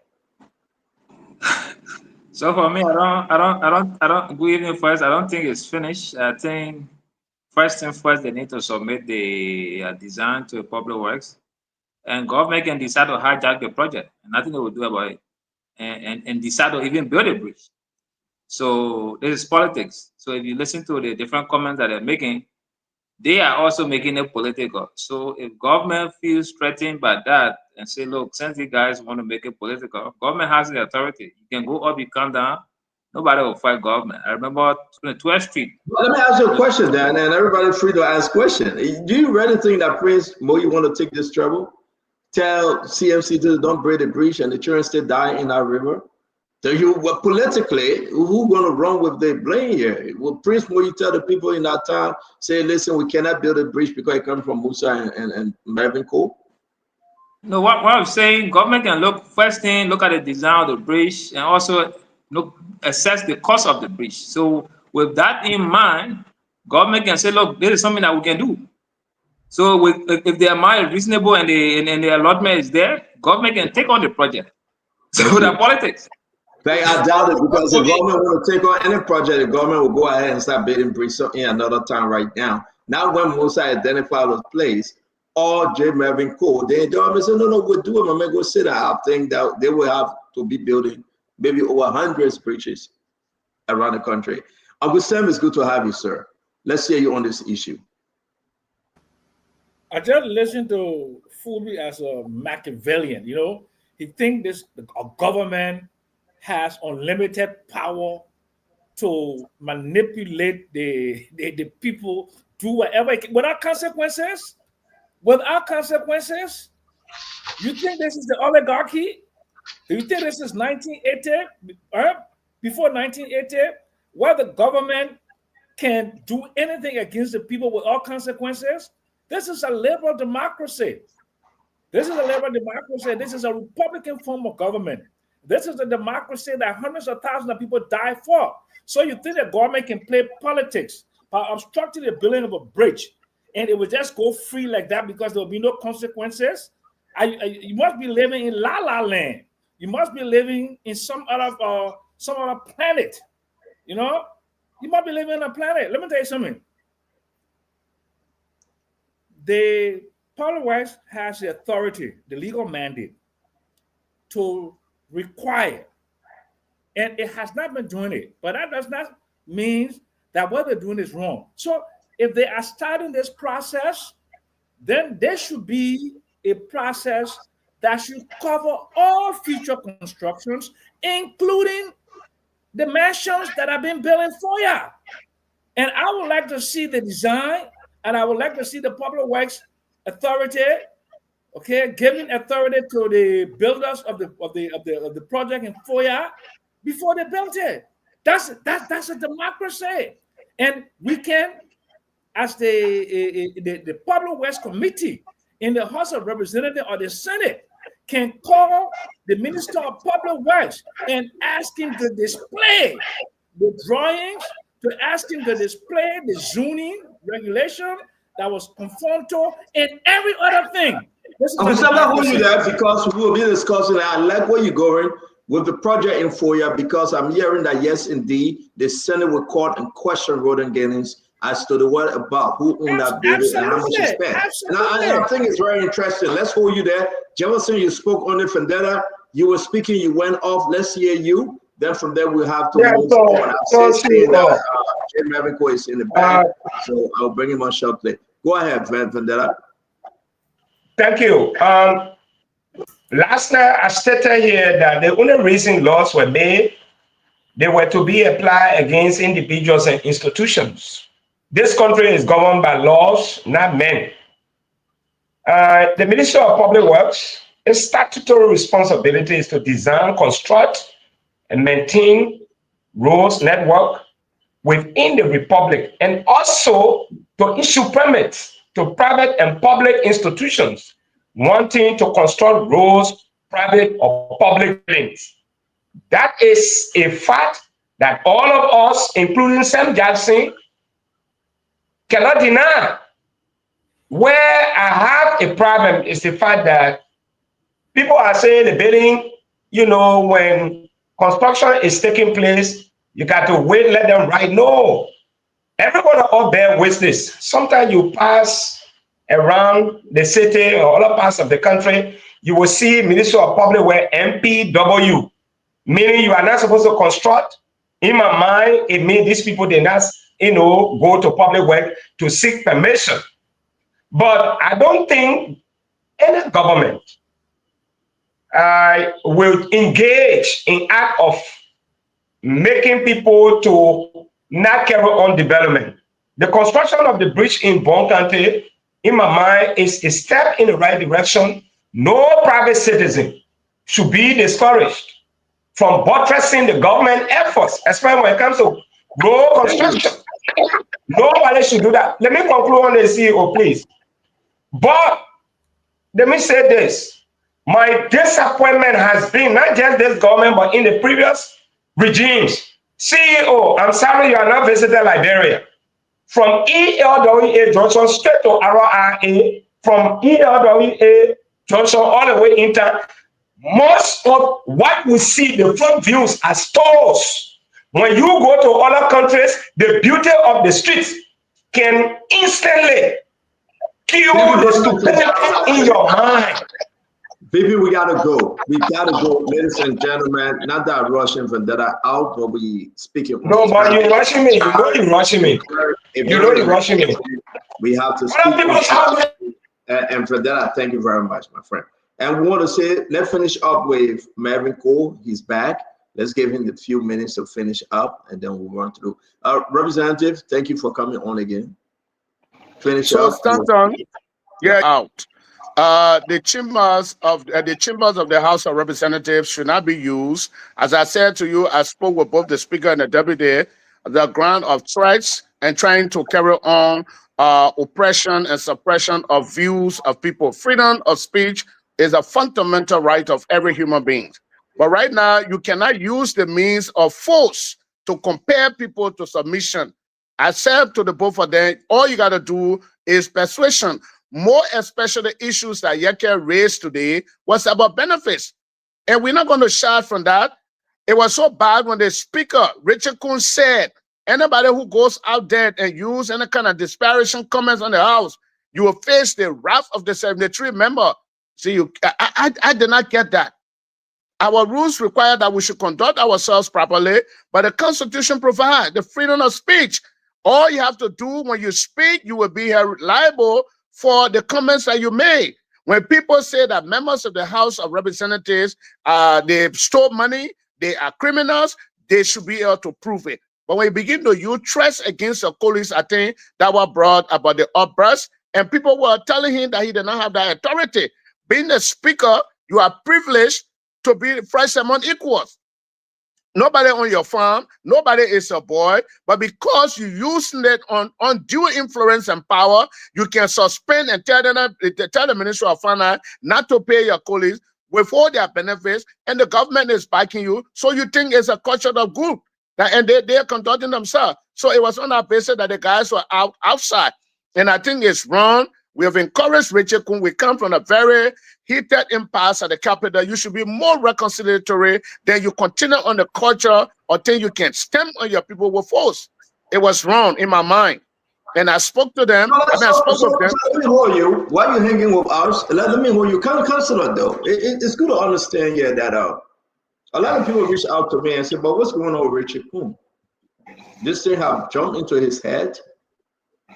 To silence your colleague, like Marvin Cole is saying, have you seen it? Does he have any right? Will they implement? Now, I'm going to share some of the text messages I received, right? That these guys there were premeditated, that certain individuals will be kicked out. And one of those individuals that I saw on the text messages, guess what? What tied one way? They kicked him out. Eugene Colley, he was kicked out. Yeke Koluba. Regardless of how but Senator, can I provide you this information? Quickly. Earlier on, Tai Wongbe had posted in our chat room about the impreparatives of the budget execution. $400,000 US for other compensation, meaning that our additional staffers or whatever. Those monies have been squandered. No accountability. Tai Wongbe had asked in the chat room for accountability. So there was already preconceived mind how to deal with Tai. So Tai is not going to speak. Now, I am encouraging Richard Coons. Something is happening to Richard Coons that he doesn't understand. There is serious conspiracy around Richard Coons to get rid of him, and people pushing him to continue to make himself look bad, and he's not understanding that. Any speaker who want to preside over your colleague, you will be more reconciliatory, you will be more kind, you will be more gentle, you will use persuasion to get your colleagues to submission. But when you think you use the means of force on your colleague, we are all grown-up men. Some of us went down there with numbers that your votes can come from in our number 2-3 times. But you are privileged because the government back you to get the power you got. So you can't abuse the fundamental rights of your colleagues. Now, you say if somebody went outside and say the House of Representatives is corrupt, now you're going to bring that person to the House for making that statement. If they cannot prove it, you will penalize them. We're not running Kingdom Guidance School. People got right to speak. People criticizing the government. If you feel I accuse you of stealing something, the best thing you can do is to take me to court. That place is in the courtroom. But you believe that you can say you suspend somebody with 9 persons in section and the government will back that. So you're afraid to do anything. That is why Richard Kun is doing. And I feel sorry for him. I posted in our chat room today that Richard Kun is being advised by enemies and he doesn't understand it. You will continue to destroy yourself in the public. Then there will be case that will be made to remove you. And I can tell you that is the way that they are going, and he needs to be very, very careful. As a young man, I don't think the way he's proceeding is good. I think he should try to unite the House. He should try to reconcile the House. He should try to work with everybody despite of their disengagement. That chamber is place for debate and argument. So you gotta hold on. You gotta hold on. We will get back to you. I know you're not leaving. Just hold on 1 minute. I'm going to bring you guys in. Jefferson Chesson, what are you hearing? You have not spoken yet. It's good to welcome with Fred Russell. Don't go on the table. We gotta move on. Let's push this real quick. Thank you, Stanton. So I had the opportunity to read the letter that you placed in the chat room. That letter is addressing groundbreaking, which does not give the ministry the authority to question who breaks ground on what. You only have the authority to review technical drawings and approve them. That's the only authority, not a break ground. So that was full-headed. That was complete, incompetence on the part of Giddens. And that is what we've always been saying, that this government does not, they don't understand what they're doing at all. And coming to Richard Kun, I think Richard Kun is pushing, not just Richard Kun, I think Richard Kun is actually representing the true characteristic of this government. They hate dissent. They hate for people to differ with them. And democracy survives on the differences of our ideas. Everybody cannot believe in the same thing or do the same thing at the same time. There will be differences. So when your friends differ with you, you should be having the tolerance to accept different ideas.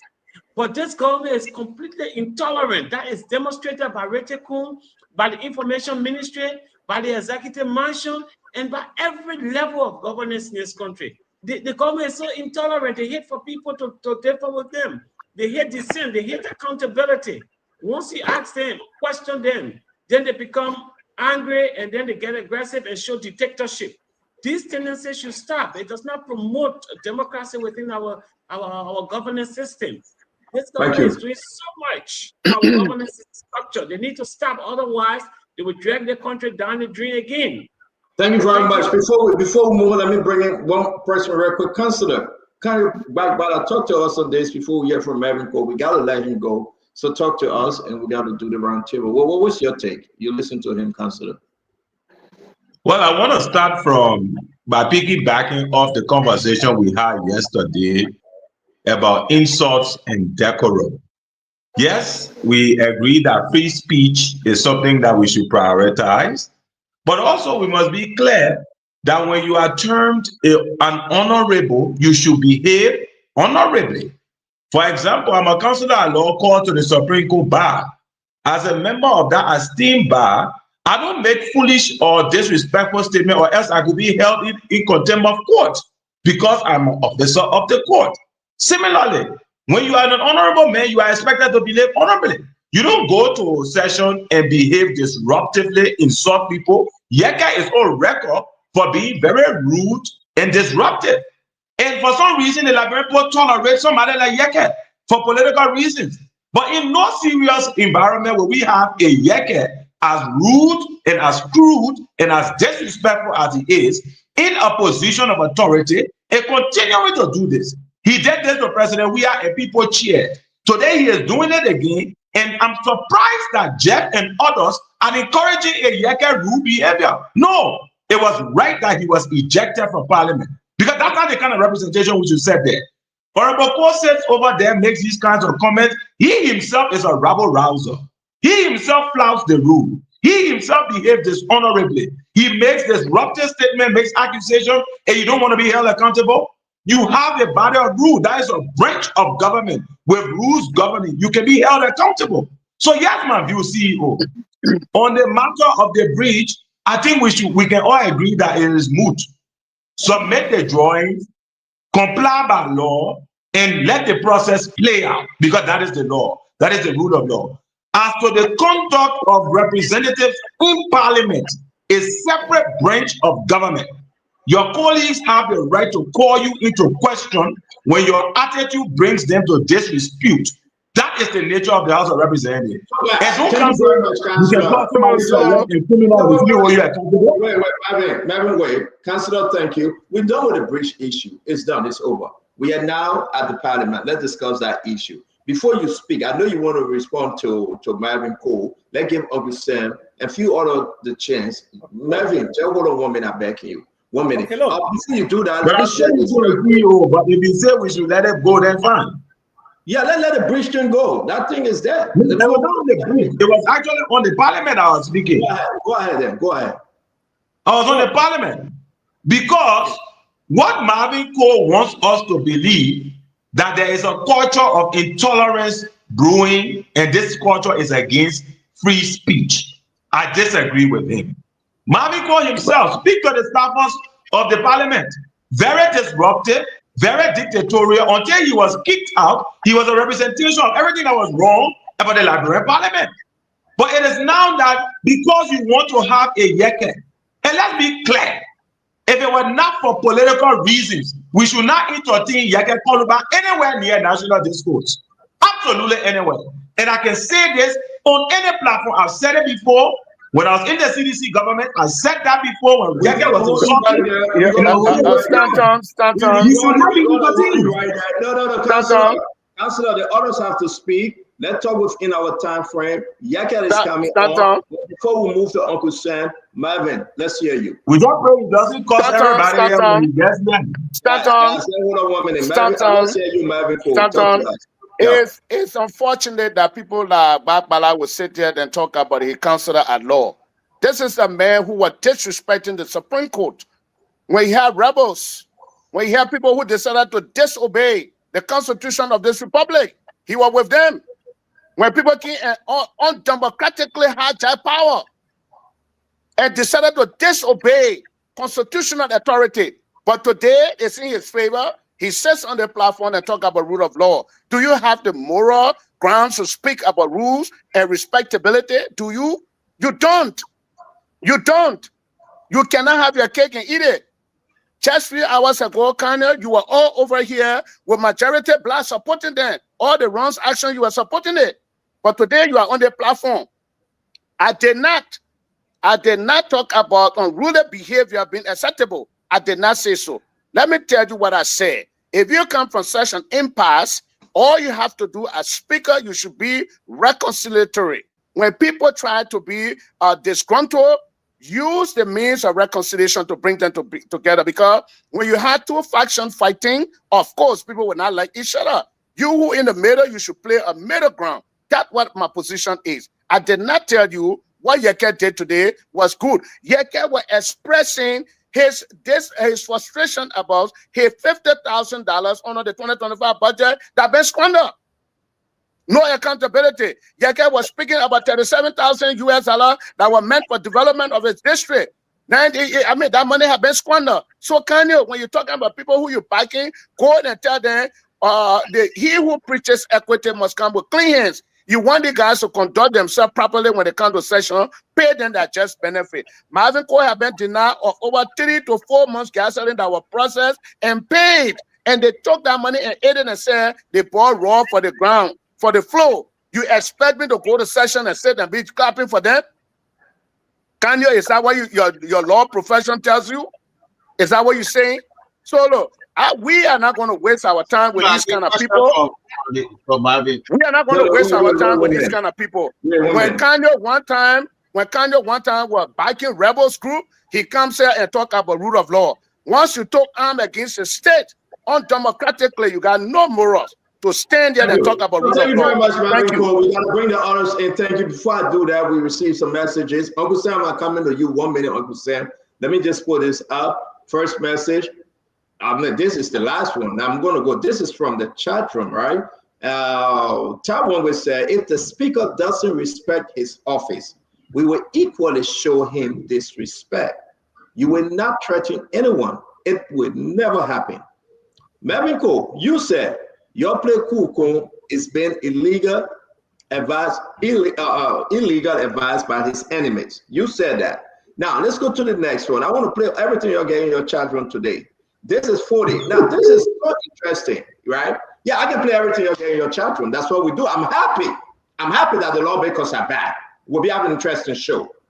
If you go out, and that's exactly what Richard Kun said today. So it's amazing to, this is why I said, what Richard Kun said today has some intent. He said, if you go out into the street and misbehave or spread misinformation to the public about your colleagues or the House of Representatives, and an investigation finds your claim lack facts and cannot be substantiated, you will be punished by your colleague. Isn't this the same thing that was said by Richard Kun? Guys, pause. We got more to come, but let's listen to Sam Jackson and we'll go around the table. Uncle Sam. Look, you have to have a worldview. You heard about any woman called Margaret Taylor Greene or Jasmine Crockett? Or you saw how Kash Patel, the FBI director, were yelling and screaming and disrespecting people in the House of Representatives, in the Senate? Democracy and liberal democracy is about tolerance. No matter how extreme the speech is, if it's not hateful and it does not amount to insurrection, you have to tolerate that speech. That is liberal democracy. You heard Margaret Taylor Greene talk about the eyelashes of Jasmine Crockett. Dr. Brubler, you saw that. And others, I'm sure. Russell, you're in America, you're an American man. You saw that. You saw Kash Patel refer to Adam Schiff as a buffoon. You saw it in America. And you want to kind of do what? To police extreme speech in Liberia, in a growing and burgeoning liberal democracy? You heading for chaos. Sticks and stones will break my bones, but words from a deceitful person couldn't touch you. We learned that. Some of us went to mission school in Liberia. Hard jokes. What can they say about me? 9-month degree. Uncle Sam, thank you very much. We're going to leave it there, guys. I beg you, when you're not speaking, please mute yourself. Counselor, please mute yourself. 2 minutes is not Uncle finished. Sam, you don't have 2 minutes. We have many on the show, sir. We get everybody 1 minute. I'll give you a chance to close, but everybody get 1 minute, Uncle Sam. All the insults they do against me, you see me getting vexed and trying to go break people's heads? What I say about you, Stanton? What I say about everybody? Richard Kun, you got to be tolerant. And you have won the power. You have the power to make or break. What you should be magnanimous in your victory, but not try to drive the nail in the coffin of your adversaries because you have the power. Uncle Sam, thank you very much. We're going to welcome, thank you, Uncle Sam. Guys, hold on 1 minute. Well, yeah, out of you, we got to bring in Yaka Koluba. Welcome to the show. We got to be in and out. Again, this is how we do. We are not scripted. But Marvin, thank you for joining us, man. If you want to hang with us, that's fine. If not, I mean, if you want to hang with us, that's fine. Stand on. Thank you for the opportunity. I believe I will say thank you. When you bring on the show, they should be sincere, they should be honorable enough. When you talk about the act of honorability, after people eating their colleagues' benefits, after they suppress their colleagues, came and hijack power undemocratically. People are kind of bad who law degree to be revoked from him. By him practicing lawyer, disrespect the authority of the Supreme Court. He comes on the show and talk about rule of law, talk about people should conduct themselves. Thank you, Honorable Cole. Thank you, Honorable Cole. Good having you on the Spoon Talk. Thank you. Have a good evening. Welcome to the show, Representative Yaka Koluba. It's good to see you, sir. Thank you. It's a pleasure being on your show again. Representative, what's going on? You were kicked out today. I want to play this video. I hope I have the video when you were kicked out, or I can play any which one. There you go. Don't have any form of criminal facet or evidence, and you castigator's house, you will facing the wrath of 73 men.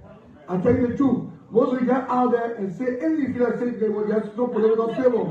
And we're urging you, say what you want to say in this place. Say what you want to say in this place and not out there. And then urging you.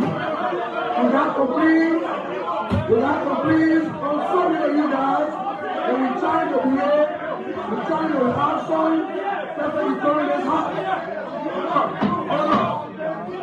I'm the king, my country, honor, if you want to explain, anyone say what they want to say, but if you out there, control your language out there, Thank you. Cause of petition. Thank you, Mr. Speaker. Cause of petition.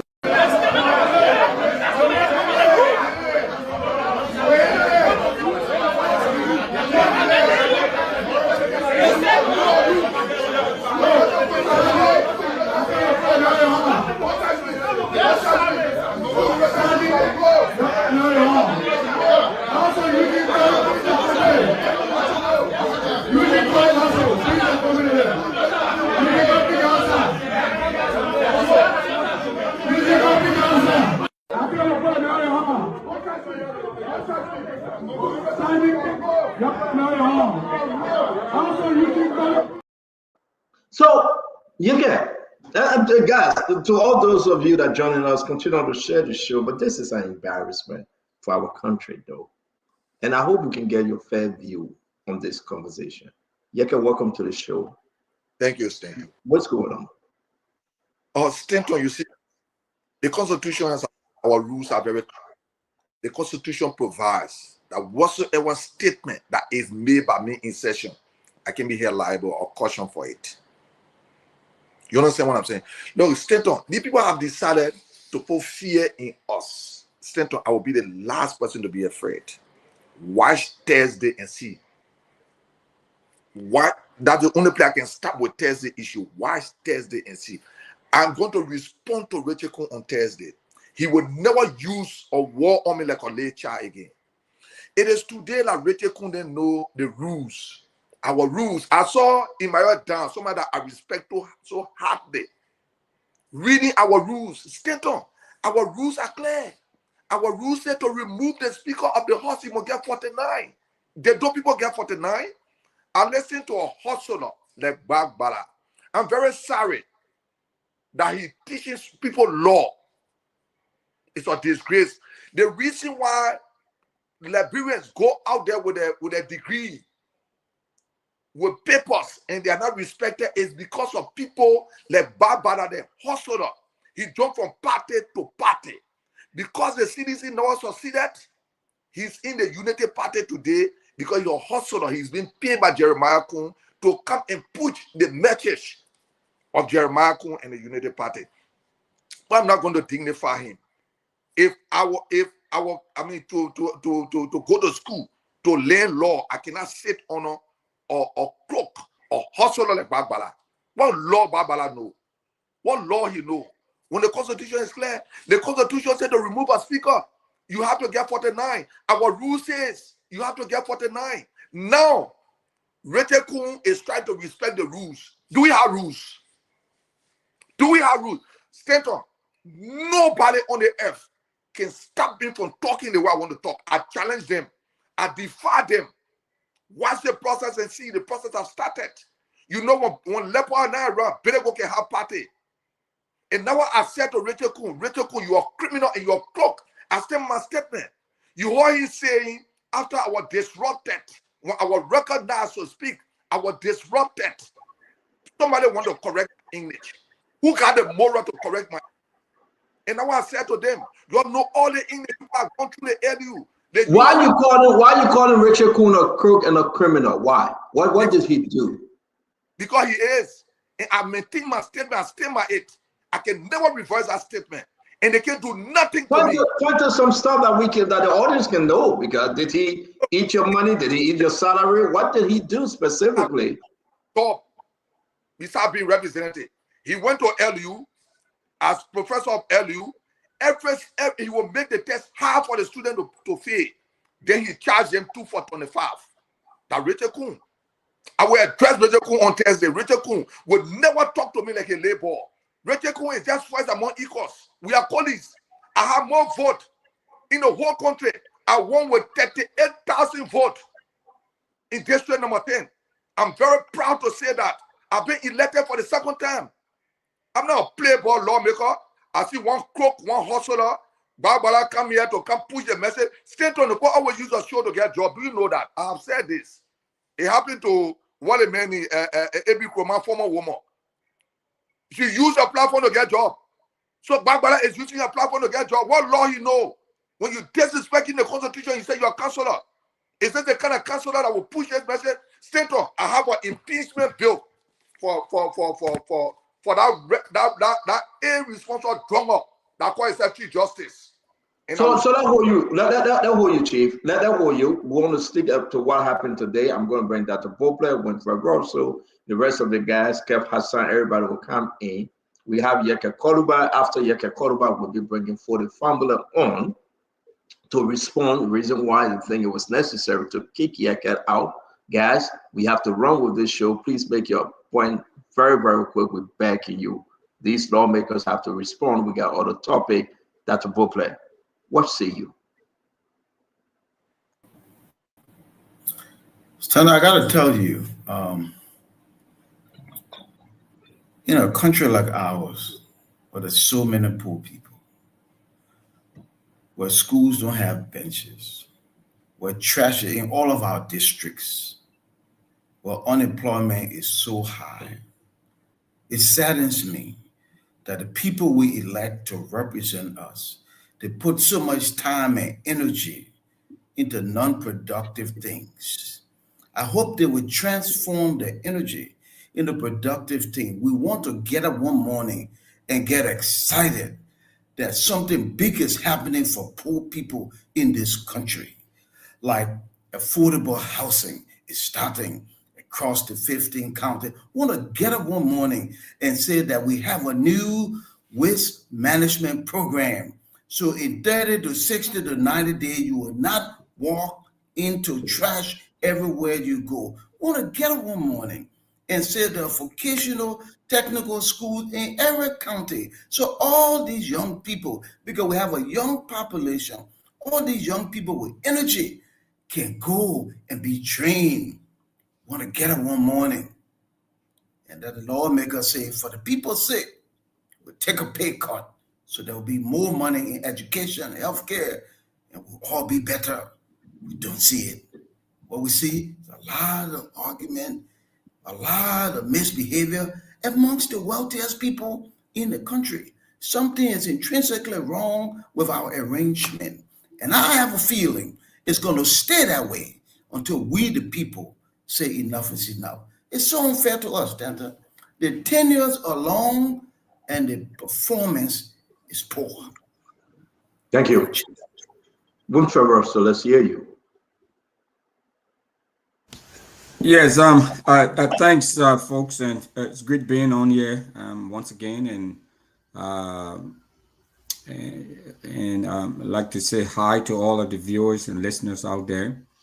I sent you a message earlier today, Stanton. I think you're a big fan of out there in Torota, and I hope we do reach out to those folks there in Torota because they really would like this network to embrace them. So there are a lot of people listening out there in Torota. So I'd like to say hi to all my folks out there in Flela and Torota and all over Bone County. I came on, I told you earlier that I wasn't planning on coming on today. I came on because I wanted to speak to the whole bridge issue, the issue around construction and the bridge. But I see that you move on to another topic. So I will just say what I have to say, and then I step aside so you all can continue with this, because I wanted to speak more forcefully. We talked about that before, but just talk about that whole bridge issue. And Musa Bility, by the way, I know you announced the last time, he's coming to Minnesota, and we're hoping to take him around and introduce him to some critical stakeholders here who are doing some of the things that he'd like to do in Liberia, or he's doing in Liberia, but just to orientate him with how we do it here and how the processes work here. Hopefully, he may be able to take a thing or two from our processes here and take it back there. So what what I saw today and the topic at hand is it may seem disturbing to some, but as Uncle Sam said, I don't usually agree with him on a number of issues, but one of the issues here today, I think we align on that this issue about, that's, you find acrimony, whether it's in the Congress here or in the Liberian National Legislature. And by the way, we don't have a parliament. Sometimes you all like to use it interchangeably, but I'll be a stickler for that. We have either a national legislature or Congress. But in any case, let the debate continue. I don't particularly have any reason to condemn the way people are conducting themselves, because we have an acrimonious legislature here, a state legislature and Congress too. People call people names and all of that. It's not nice. It's not cool. But as long as they're not throwing blows and not using weapons, it comes to the territory. And I met Representative Koluba in his district one time. I don't know if you remember, but I stopped in on the road and we talked about the trash and everything around there. So I know he means well, and he has a lot of followers and all of that. And it's unfortunate what happened to him today, but the debate, a healthy, active debate in the national legislature, I think is something good, as long as they were not fighting and throwing blows. So I will stop here, Stanton, and step aside, because the conversation I wanted to take part in. You will come back once we get to the closing. You're available. If you're not done with your meeting, or if you are done, then you can come back and speak to them. Because I remember you said that's the way it should go. Work with the Ministry of Public Work, and we beat on you for it. So we'll give you the time. And hopefully that's what I'm trying to introduce representability to when he gets here. He's coming. Thank you very much, and we'll follow you guys. Thank you very much, my friend. All right, so thank you, Kev. Let's hear you on this. We have Yeke here. We listen to Marvin Cole, and then we'll go around the block. Talk to me. Yeah. Yes, Stanton, I want you to go back to those text messages. It seemed to me that it was premeditated. And Yeke, I think you saw it. This thing was planned. Look up exactly what Fode Fambule said is what Kun said. Yeke, let me ask you this. Yeke, let me ask you this. But now you know that this is premeditated. What will you do on Thursday? You see, you're going to say something on Thursday. Will you present this thing to Mr. and Speaker Kun that it was a kind of trap setting for you guys, and you feel that it's setting for all you guys to expel you guys that went against his illegal speakership? Do you feel that way? Kev, for me, I can be deterred. I can be moved by anything. So I know very well that Rachel cannot expel me. He does not have the ability. He does not have the strength to do it. So if he's depending on people that fought it from under them, stood in session and said the social justice is a strong up, did they ask him to retract it? Did they ask him to do that? When he was asked to do that, was he doing or was he asked off? that crook Retekun, when he eyes up, go back to the recording. That today don't respect our rules, that today don't know that there's law. Tenton, if they want peace, we'll get peace in the capital building. If they want fight, we'll get fight. Put it clear. Any kind of way they want it, we'll get it. Thank you very much, Vandela Patrick. What say you? So before I make my comment, I have a question for Honorable Koluba. Honorable Koluba, it's good to see you here. So what was the main issue you raised today that led the Sergeant at Arms to get you out? Honorable Patrick. So when our issue was raised, Daddy was ice. And I said to him, Mr. that presiding, so I was given the VP, you need to mute yourself. So can I go ahead now? So our eyes to state my unreadiness. Why in the process? You know, people feel for the family there. I will address those people on Thursday. I don't want to address them now because I want to be looking in their faces and addressing them. Look, people want peace, we will get peace. People want shaking, we will get shaking. And nothing can deter me. They try to do that, they know English or they know how to speak. And they wanted to distract me. That's what I said to them. I said, oh, you want to bring distraction here? Our eyes to state my unreadiness. You don't want to give me a chance. They started to do that. They want to teach me English. So that why I use the word on them. I said, all of you put your fee or your pretend your graduate from LU, and you put are corrupt. I maintain my statement. They are corrupt. I challenge them. They are corrupt.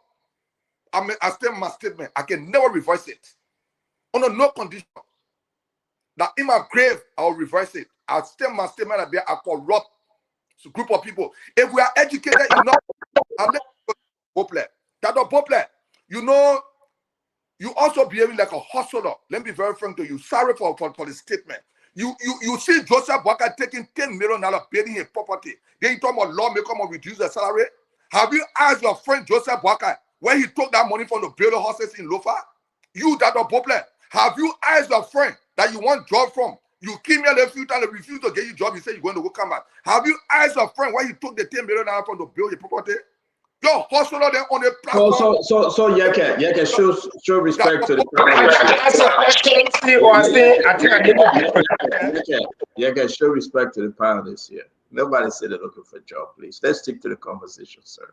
Any old man that deserve respect, they will present themselves in a respectful way. When you take the respect, I will take it from you. I don't believe in age. Age is a number. Okay, so let's move on and finish up. Vandela Patrick, finish up. Yeah, so with that being said, it is said the honorable didn't answer the question. He talked plenty, but he didn't talk much. He didn't answer the question. I just want to say that. So, it is said that it is only the Belego owner can talk Kasawali story, Kasawali case. I am not a Belego owner. That is, I am not a legislator. Yeke Koluba has a standing. He speaks from an informed position. But this is what I have to say. The House of Representatives needs to be reformed. We don't agree with what they say at times. But sometimes when one of their colleagues speaks out against certain things, this issue about the House of Representatives being corrupt, it needs to be addressed. I want to agree with previous speakers. You came from a political war. This is time to build bridges. This is time to reconcile. But I'm encouraging the speaker. Personally, I did not like the way he assumed power. But after we beat on him, resigned, he contested, he won. Moving forward, I recognize him as the legitimate speaker. He has an authority to unite the House. Also, I want to disagree with Mr. Yeke Koluba. You know, most of the time when you come here, you say some things, we agree with you. I have been asking, what is the evidence that the project in question in Lofa is 10 million?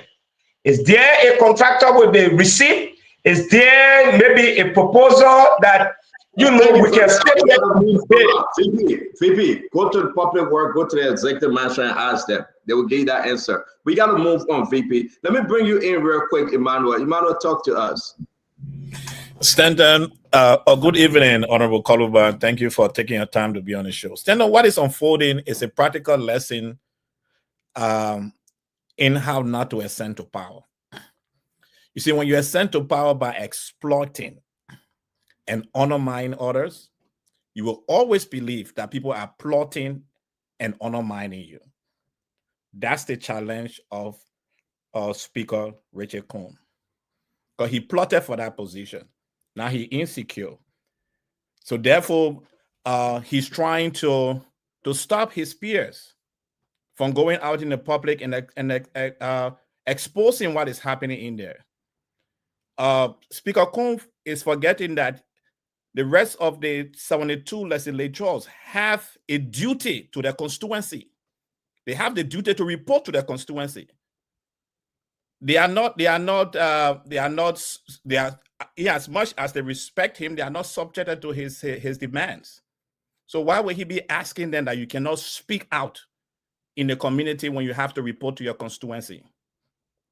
Again, everyone who is watching this show, this is a practical lesson about the worst way to ascend to power. You do not exploit and undermine people because you want to be at the top. The top gets cold very early. It gets very lonely because when you exploit, every night you go to sleep, you will be like the player in Macbeth, thinking that there are people who are practically trying to undermine you and backstab you, and therefore you keep navigating and trying to put dictatorship in place. Thank you. Thank you very much. Who's next? Jeff, is that you? Jefferson, you spoke, right? You spoke on this issue. Let me welcome our No, brother. I haven't. I haven't. Go ahead. I'll be short. I'll be very short. Honorable Koluba, welcome to this platform. And everything you said here, I support it, including calling out Kanu for what he is. And thank you for everything you said. You know, if the alligator come from under the water and tell you the will they're hurting, you gotta believe it. If Honorable Koluba, who is a member of the House, can call Richard Combs a criminal and a corrupt individual, that means he is. We have no proof, we have no way of knowing that he is, except somebody from within there come up and say it. So yes, Honorable Koluba, thank you for what you do for protecting the civility of the House and protecting the Liberian people money through the House, because we are aware that Combs is being positioned down there to support the loot of this country. And they have also stationed Youngly at the Senate to help him loot this country. And thank you for what you do and for everything you said here. We believe you until it is proven otherwise. Until Richard Combs can be audited and the audit clears him, we believe what you say and we support you in what you do. Thank you very much, Honorable Koluba. So thank you, Dr. Bobler. You want to say something? Yeah, CEO. So, you know, the two kinds of conversation. One that's just so riddled with sensation, and the other that's full of substance. So I will always choose substance over sensation. And on this platform, I've never been disrespectful of anybody. I'm clear that government officials are overpaid in this country. I've made that many times, made that statement over and over, executive branch, legislative branch. But I think it's very telling. You know, all of the shouting that the Honorable have been doing here tonight and calling me a hustler, I'm not mad. I love him with the love of God, but I'm going to speak of substance. The lawmakers represent the people, and the people are very poor. Only in this country where the lawmakers make more than everybody else in the region, but every other country is performing better than us. And nobody wants to look inward, but to get angry when you challenge them. The leader will stand up and say, you know what? It's time for us to do something novel for our people. They don't do that. They scream, holler, they point fingers. People like myself, I will continue to challenge them because their job is to represent people. If Liberia were a business, we'll be out of business. So I don't care how much noise you make. At the end of the day, when it settles, substance is what's needed, not all this sensational stuff, and certainly not misbehavior and name calling. And for the representative information, do your homework, sir. It's called Google. Put the name in and you'll learn a lot about Rudolph Prepler. And by the way, I don't need a job. I have a great job. I influence over 900 people every single day.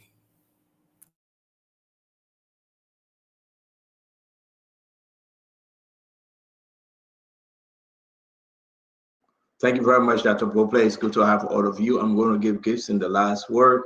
Yeke will speak, then thereafter we'll bring on Fode Famula. Gibson, welcome to the show.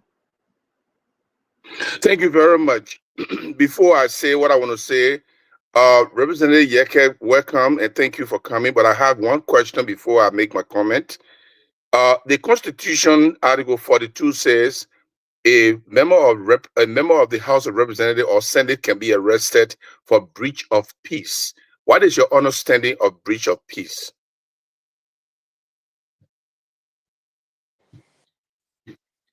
There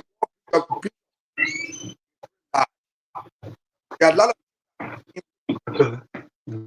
a lot of ways people can interpret that English or that particular word the way they want to interpret it to get after people. Some people say breach of peace is maybe expressing yourself, talking the way you want to talk. That their own way, that their own definition of breach of peace. If they want to get after, they want to get after you. They will. What is your definition? No, I can't give you. I will keep my definition to myself because I'm on a platform. I will have to give you. You are on a responsibility to the public. You need to tell the public how you understand the Constitution that gave you validity. What do you understand that the Constitution says that if you breach the peace in your house, you can be arrested? What is your understanding of breach of peace? So, like I said, I cannot give you my definition of breach of peace on this platform because we are dealing with a reckless government that can use anything. And you will not make me to give you my definition. My definition could be used against me by those crooks. Those crooks, they people in the government, they are crooks. Everything I say now, they say, but the man said it. Go back to school. The man said this is the definition of breach of peace. Look, I've been in the security for long.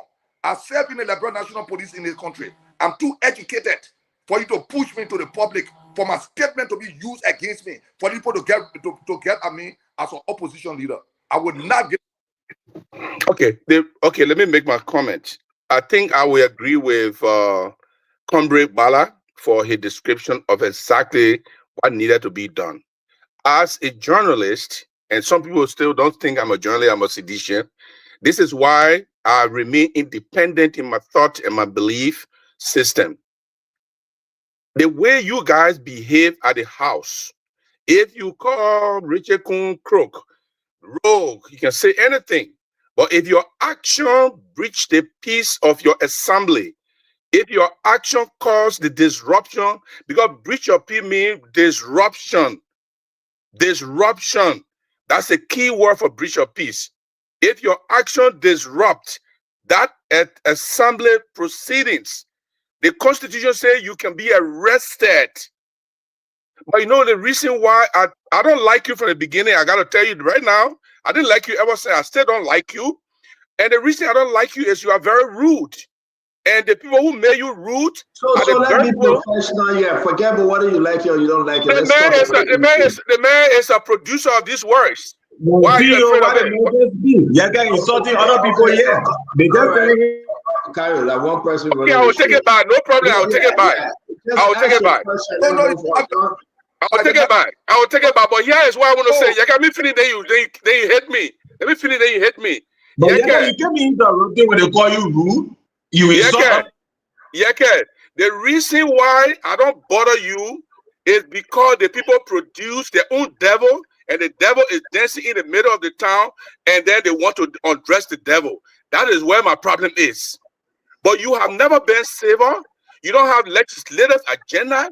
You don't have any clue of what you're supposed to do at the house. And you want to attack this government because you feel that you have a loophole. You are using a situation. You want a soft target, and you always look for soft target. This is where you and myself differ. You cannot be disruptive. You can accuse them. You can speak. You can say whatever you want to say. You can use words. But if your action, the Constitution says, if your action is disruptive of the peace of that assembly, they should arrest you. They haven't arrested you yet. And I blame the speaker for not arresting you and putting you behind bars because they are afraid of you. And I think they should arrest you when you disrupt that section and put you behind bars one day, so you can learn that it's good to be intelligent, it's good to be civil, and it's good to be peace-minded. But Gibson, can I ask you a question? Gibson, Jerry. Yes, sir. I will answer the question. Yeke will speak last. Is it true that anything anyone say, any one of those lawmakers say on the floor, they cannot be arrested, they cannot be questioned, they cannot be held responsible for the comment on the floor? Is it true? It's qualified. Article 38 and 42 is qualified. Article 38 says, when you say anything, you are welcome to say anything when you in section, except for treason, for any criminal act. Okay? 42 says, you can go ahead, and when you are in section, you can speak anyway, and you can raise any issue. You cannot be held responsible. But for the 42 at the end of it says, if your action is a breach of peace, you can be arrested. Let me ask you, Gibson, then that's your problem, Gibson. Then I disagree with you. You have 73 lawmakers. Tell them to go fix it. They cannot say one thing and say you have the right to do this. Then on the day they say no, you got some limitation. Then you want the civilian voted for them. The Constitution gave exception. Brother. We cannot interpret that which is written. They should create their own rules like they always do, right? They should fix it. Yeke is relying on what, but listen, law, rule, whatever you may call it. Yeke is relying on something that you yourself just quoted. Our problem is the complicity of that which is written to protect and defend these guys an argument. I agree with you. Tell Richard Kun to go fix it. Tell him to call 72 lawmakers. No. Wait 1 minute, let me finish up. Tell him to go call finish. That will read it. Finish. No, I don't want you reading it. I got the thing for me. Don't waste my time, brother Gibson. Tell him to call the 72 lawmakers to make it very clear. Now, it is only important when these things are very clear. Yeke will not be on the floor disturbing. But where were you? Where were you, Gibson? When the same rules were applied, when we have majority black, when they were on our floor saying the worst, where were you? You didn't bring up the law that say you only limited to X, Y, and Z. As much as you were angry for removing Fodati Kofa, you didn't interpret the law this way, the rule this way. To each his own. They can fix it. And my position, though, I just disagree with your interpretation of that. Okay, let me say, I come in, Kel. No, you're not correct. You misquoting the Constitution. Then you come in. Kel, let me finish, then you come in. That Gibson finish. No, you misquoting the Constitution. Just start interrupting them. You're gonna please hold on for me. You can hear me when I finish. The Constitution guarantees the freedom of speech of each lawmaker. That when they are going to work, when they are in section, when they are coming from work, whatever they say, whatever they do is excusable. They have privilege, except when the Constitution provides, when the law provides an exception, that exception itself is also a punishable act. So my concern is what the law doesn't give you, it withholds. That's The Gibson Lord, concern. let me finish That's now. Gibson concern. Stand on. No, don't do this thing. Your concern is zero for your concern. Your concern If is I'm zero for finished my then before, concern. not know what I'm saying. Why should I rely on your concern? Because you say you don't like Yeke? Why should I rely on I your can concern? tell you any day. I can tell you any day I don't like him. That's my right to say. He also speaks freely. He also speaks freely. So what I'm trying to say, Stanton, just so I can leave, so Yeke can come after me if he wants. What I'm saying is, if Yeke wants, in fact, what the law does not give you, it withholds. That's the legal maxim. If the law does not tell you to do it, it means they don't want you to do it. Yeke, nobody, the law did not say when you go to section, you should be pushing people, you should stop them from talking, you should cause disruption. It means the law does not give it to you, the law withholds. That's a legal maxim. Thank you. In other words, if the Constitution says you can do all of these, but when you do this, you can be dealt with. That you can do. Reach of peace is a cardinal point that the Constitution raised, and Yeke cannot disrupt the house. Gibson, thank you. Thank God you remain as power leader, because you will not even work in Kano Barbara law firm because of what your own interpretation. But we want to say, but let me ask this question. The last one, real quick, you gotta go. Let me ask you a question. Richard Kun ordered the destruction of Yeke vehicle. He shall be expelled, right? You think that you can rub and make unfounded statements? He's on tape. He's on tape. He's on tape calling for the destruction. Kev, go ahead. Go ahead. Yeah, he's on tape calling for the destruction of Yeke. Kev, the presiding officer has the right to disrupt anybody if you are proceeding otherwise. I'm talking about Yeke vehicle. I'm talking about Yeke vehicle. Oh, those are things that were illegal. I spoke against them those years. Should he be expelled for that? He can't be expelled for that. The man, first of all, the set of facts will be different when you go to court. It's not criminal. Thank you, guys. The set of facts will be together when you go to court. It was wrong. It was wrong for him to have done it, and I said it already when it happened. So I can't go back on it. I stand my ground that what he did at the time was wrong. I said it. Gibson, thank you very much. Honorable Yeke Koloba, it's always good having you. Please close out. It's good that you came to clarify, but one thing still lacking, I really want to understand. Did you go after the lawmakers, not only Richard Kun, because we're hearing that they owe you guys some money, $50,000, $40,000 for benefits and salary. Is it true? Did Richard Kun and his group, went down and took the minority black some members' money and they ate it? Is that the reason why you are mad? It's about when they crash, they decided to give to people to now they are saying the people back, the 50,000 they gave them is government. And the discussion is not a government money. You give more money to vote. You give more money to vote. Are you? It's about the 70 lawmakers. No, none of the 70 have getting the 50,000. They put the money. The 2024 budget, there was a lot, but then I have not received that money too. They have in the 50,000 I received, in the money was to affairs for project, but along with Jeremiah, along all of took the money from there, give it to people to vote for Richard Kun. Now our colleagues are saying the money that was given to them enough for development, and they are right. They are right. The money that was given to them was to go vote, and they carry on their job. So that money can be for development. The 50,000 is across the 73 lawmakers.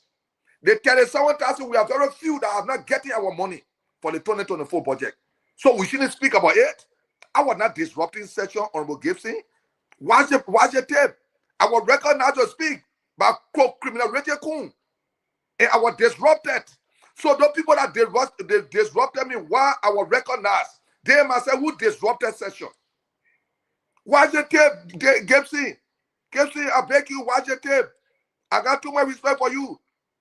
What are happy are happy. So don't come in. It's not right. What do you mean what happened? You and Gibson have a pass? No. We handle that later. But let him watch the tape. Let him know that I was disrupted by 45 minutes that knew the law. Know the law yesterday. Before we let you go, I beg you, I'm going to bring in Honorable Edwin Melvin Snow to help explain this part of the law. Very many, Honorable Snow, it's good to have you on. If you're hearing us, welcome to Spoon Talk. Wait 1 minute, Yeah, go ahead. Good evening, Stanton. Good evening, Stanton, and to your panelists. Good evening. Yes, sir. Well, I have no fish to fry in what happened in the House of Representatives, but my attention is drawn to the misinterpretation of the Constitution by my good friend and brother Gibson Cheru. And it's unfortunate that even my good friend in the studio, Kano Bala, is there as a lawyer, and for whatever reason, he's not attempting to correct Gibson Cheru.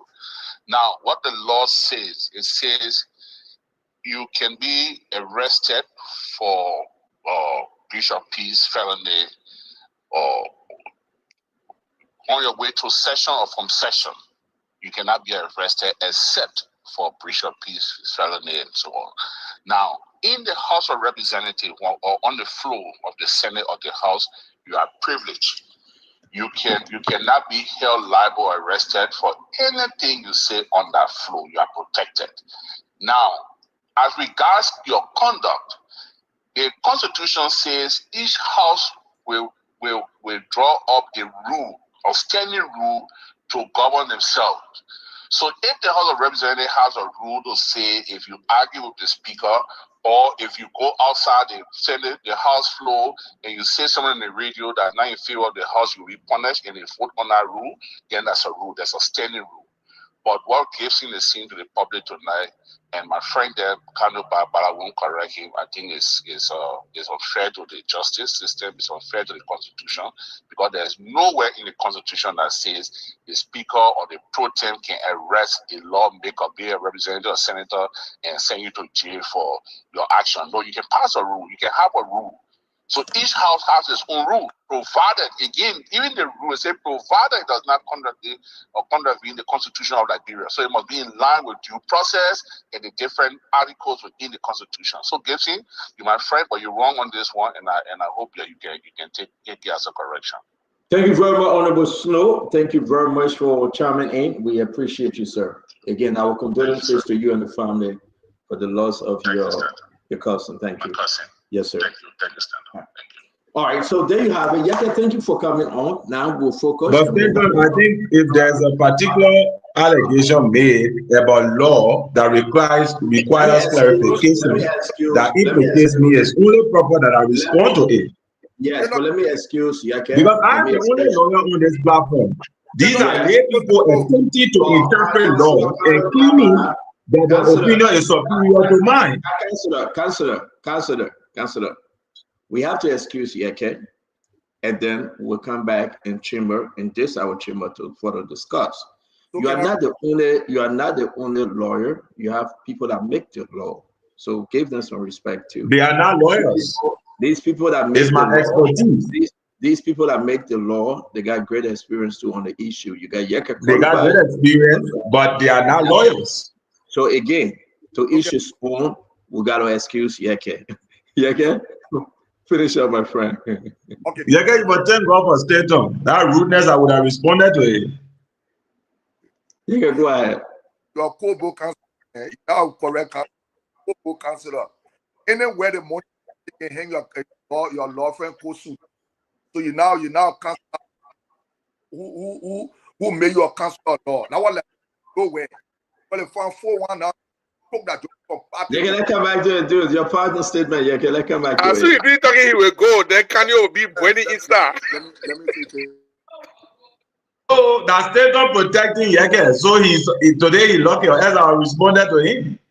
Okay, so Yeke, go on. I want to say we're going to welcome Honorable 40 from 40. You heard enough. Be patient. Let's go around the block. Let me bring in the guys very quick. A minute. Uncle Sam, what do you make of this whole thing? Then we'll finish with 40. Then we'll move to our two other topics. Uncle Sam? Look, I've been in the country now going to 7 weeks. And my thing is constructive engagement, right? To talk to everybody at all levels. I've spoken to everybody except the president, okay? Legislator, everybody.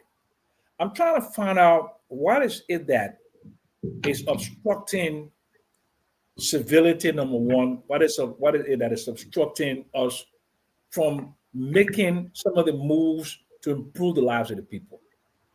And I found one thing.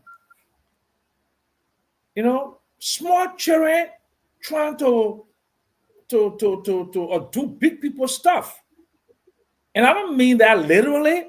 I mean that the mind is not ready for the enormity of the responsibilities that we have. The minds are not ready. They don't even have an idea the level of abject poverty in this country, the level of degeneration, the level, just how bad things are in this country. If they knew that, they would spend a lot of their time dealing with the basic and fundamental problems in this country. They don't have an appreciation for the poverty in this country. Right here in Montserrat County, the city of Monrovia, 70% of the people live in slums. West Point, Nukutan, Douala, Sony, where I was born, there have been no change in the 72 years of my life. And people who are given this responsibility, they're going to fight amongst themselves. They're going to do little things like juvenile things, instead of realizing the enormity of the responsibility they have and the power. They don't even understand the power that they have. And that bothers me. So Augustine, thank you very much. Thank you. Let me just end. All of this childishness, all of this fighting is because we put juveniles, okay, we give them responsibilities, adult responsibilities. That's what the problem is in this country. Small children doing big people work. That's what it is. Thank you very much, Uncle Sam. We're going to go straight to Dr. Buble. Dr. Buble, let's hear you. Stanton, I think we're in trouble. I think we're in big trouble. A country with so much potential, so much resources, have leaders who are very unserious. We're in trouble. We need to remember our trouble. And the next opportunity we get, we need to change some leaders. For somebody to come on this show, he does that all the time. He never tells you what he does in a district. He scream, holler, cuss, and fuss. I'm serious. When you got so many poor people in your district, and just like Uncle Sam said, the slums are everywhere and nothing's changed, and you cannot justify the overpayment that will do for you every single month. But you come here, you make noise. We'll change that. Thank you very much. Emmanuel, let's hear you. Again, good evening, Representative Famula. Nice to have you on the show. Good evening, brother. I said it in my previous comment. This is a practical example of how not to ascend to power. But again, let me correct certain things here, because we always hold Liberian people responsible. Since 2005, every 6 years or every 9 years, every 6 years first, the Liberian people changed about 80% of the members of the House of Representatives. Every 9 years, they change about 90 to 95% of the members of the Senate. The Liberian people are doing their part, but unfortunately, there is something in that building that when we bring good people in the building, they become corrupted. And perhaps, Dr. Buble, you need to undertake a study about what is corrupting them when they get in that building. Now they have started this argument because I think it's time for them to discuss the budget. So they have started this fighting all the time. When it's time for them to discuss the budget, we have all this fighting taking place.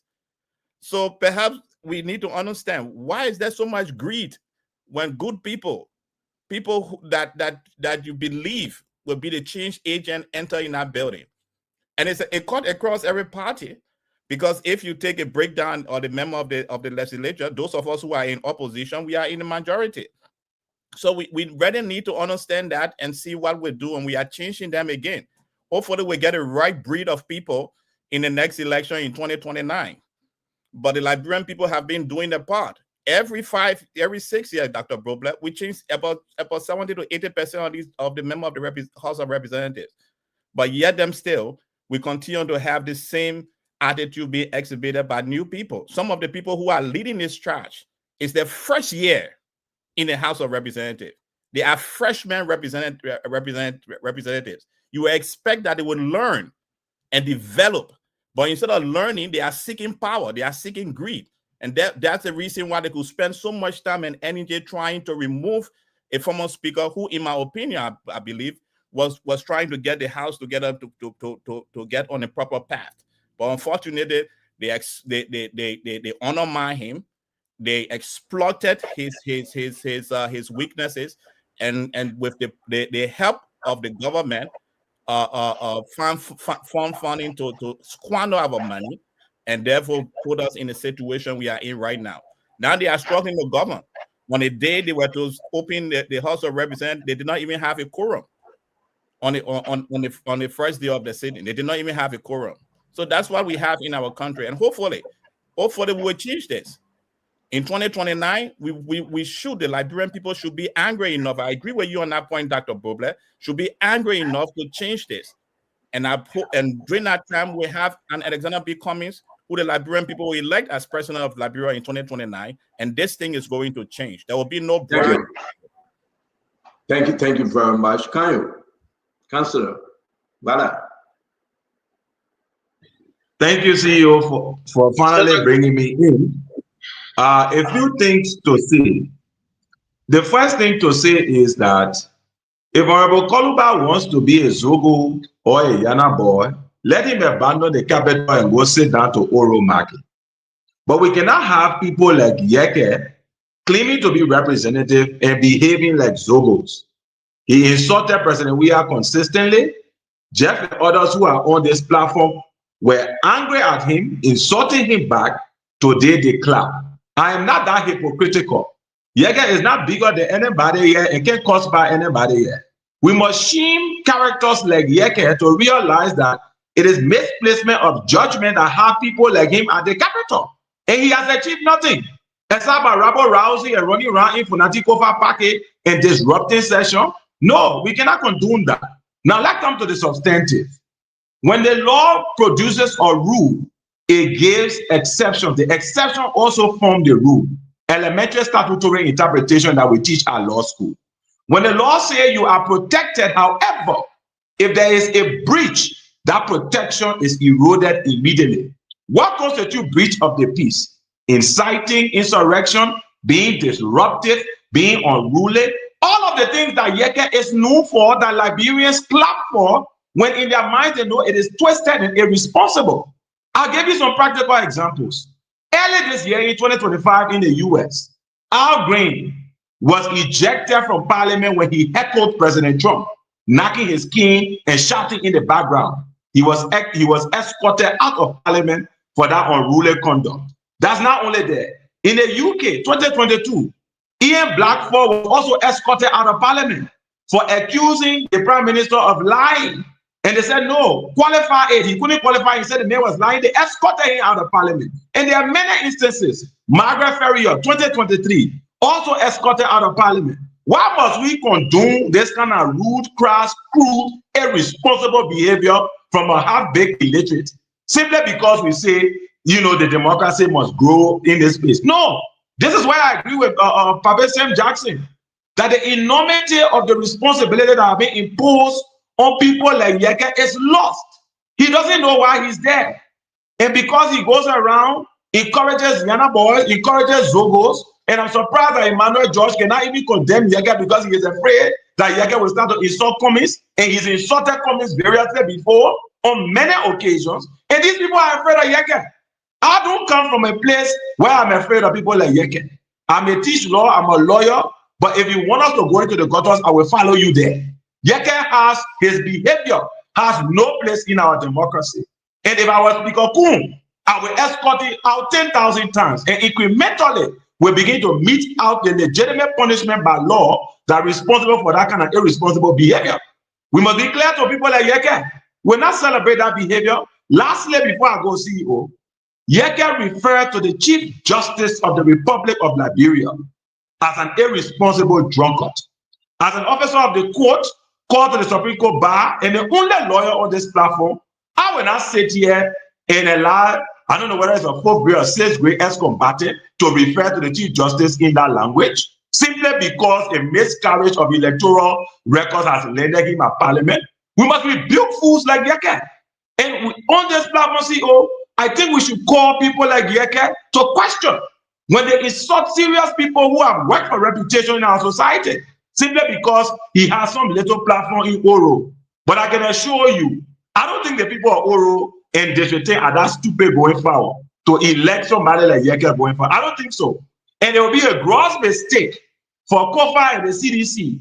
Kofa that was insulted by Yeke, George Weah insulted by Yeke, Joel Howard insulted by Yeke, Cloud Barry Weah insulted by Yeke. Everybody in the CDC insulted by Yeke. Today, Kev and others can sit here and clap for Yeke.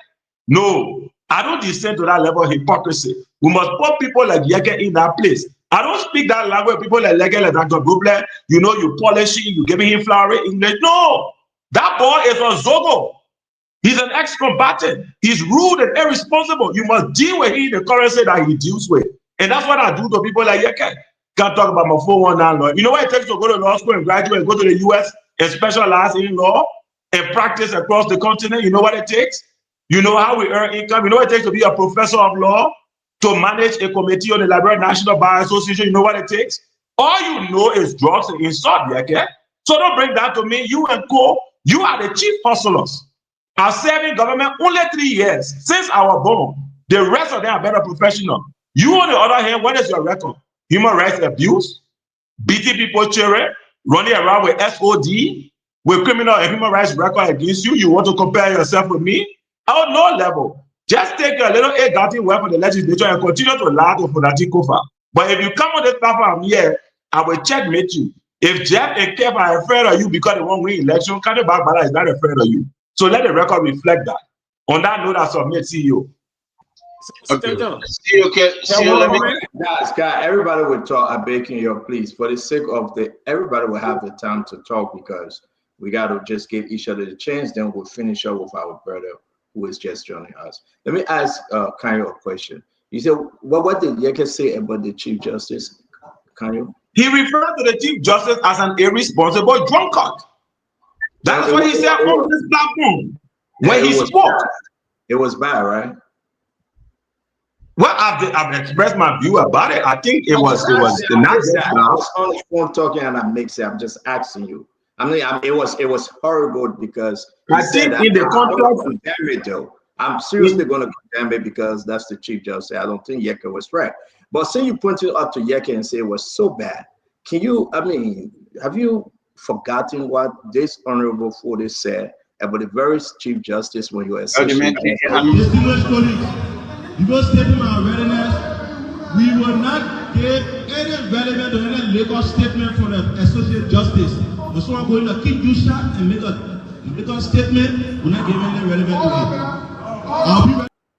Can you condemn this lawmaker that only showed tonight on his same statement, cutting the Associate Justice statement, a liquor talk statement? Can you do that, Councillor? We're on record for saying that I will not condone insults. CEO, I'm on record for that.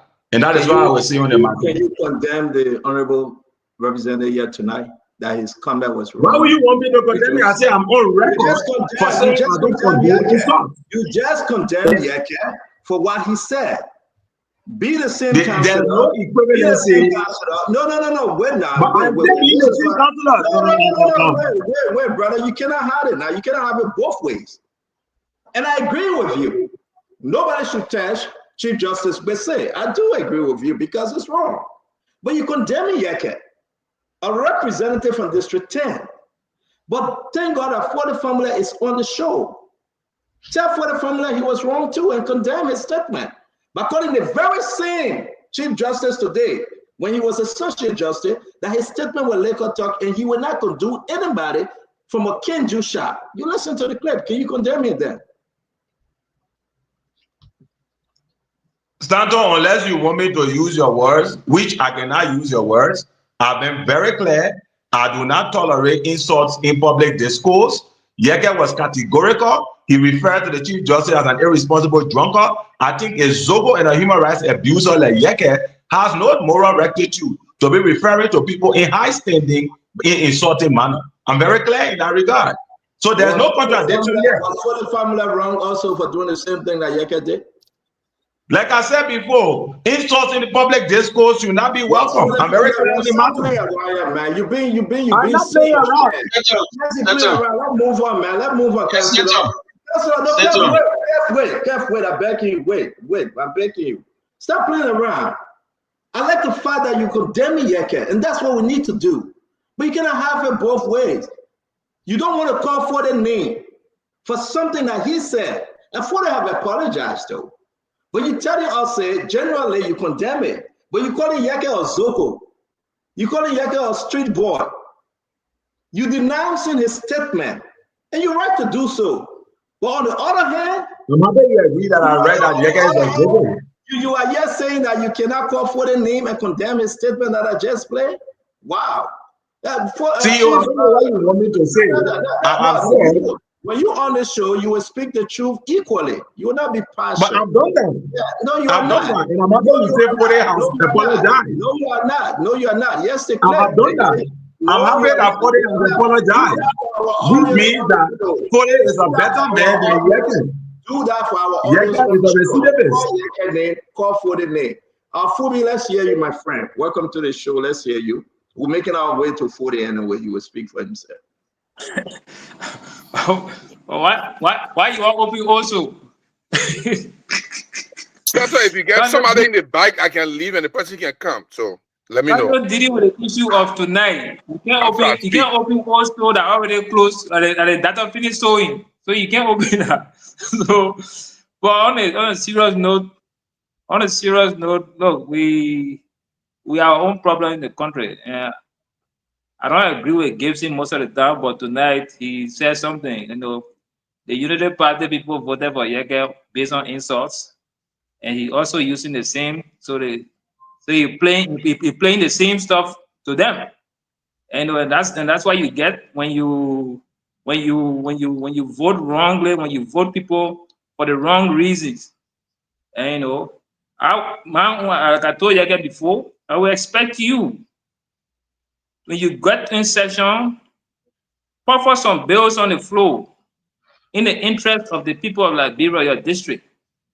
Besides just trying to avoid all those and just pushing only insults and just come up with some agitation that will throw you out of the other session.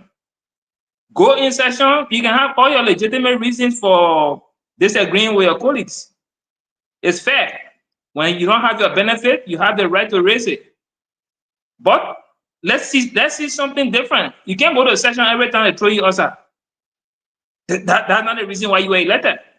Put some bills on the floor. Lobby with other guys that like money. You got your rule of law people, your minority black. Work with them. Come up with bills and put it on the floor for the district. You got a lot of people that willing to write and help you. Reach out to them. And when they just took over after the 2017 election, and I told some of the guys from the office, I said, look, if you guys need support, I can write bill for you guys and give it to you free of charge. Just go and put it on the floor and discuss it and push it. We can be outside to help to drive it. Let's see some of those things. You can't always be using insults every time you get on the floor. Putting outside, you take the microphone. This is a day, Jeremiah Kun day, Yombly day, Delon day, Richard Kun day. No. We need to change that strategy. The magician can always die when you're playing a famous trick. So you would think that the best trick you have to use, it will catch up with you one day. And it's funny to see some of my guys here talking about, when alligator come from under the water, you should believe it. So I just want to throw back. Molu said a lot of things about Jawia. So would you believe all the things that Molu said? Because he's the alligator that came out of the water.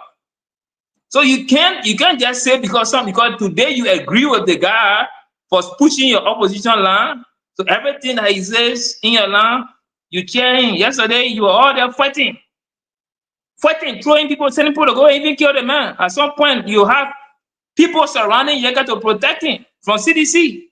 Today you guys are clapping because the tide has turned. We should change that approach. And this, Article 44. You can't obstruct your colleagues. Breach, contempt of legislature. And the other guy rule 38. They set their own rules. If you violate their rules, they got ready to deal with you. So throwing you out of session, suspending you, all of those lies in the purview of the legislature to do, because the executive will not do that for them. The executive does not have that power. The judiciary does not have that power. Only the legislature can punish their own members. So when they take action against their colleagues, they are right. Thank you very much. Chief Fubi, at least you change the chief now. We'll take that. Chief Fubi Harris. Thank you very much. Quick. Go ahead, quickly, Kev. Tell us a second. Have you ever filed a case or argue a case before the Supreme Court or the lower court as a lawyer? Because I can challenge you, you never. Have you? If you brought me on the show for people to be asking questions and leaving a real matter, I think I'll leave the show. Man, we're coming to you. So, but the reason I came on the show, but nobody asking kind of all the law cases you have argued in the what we have for.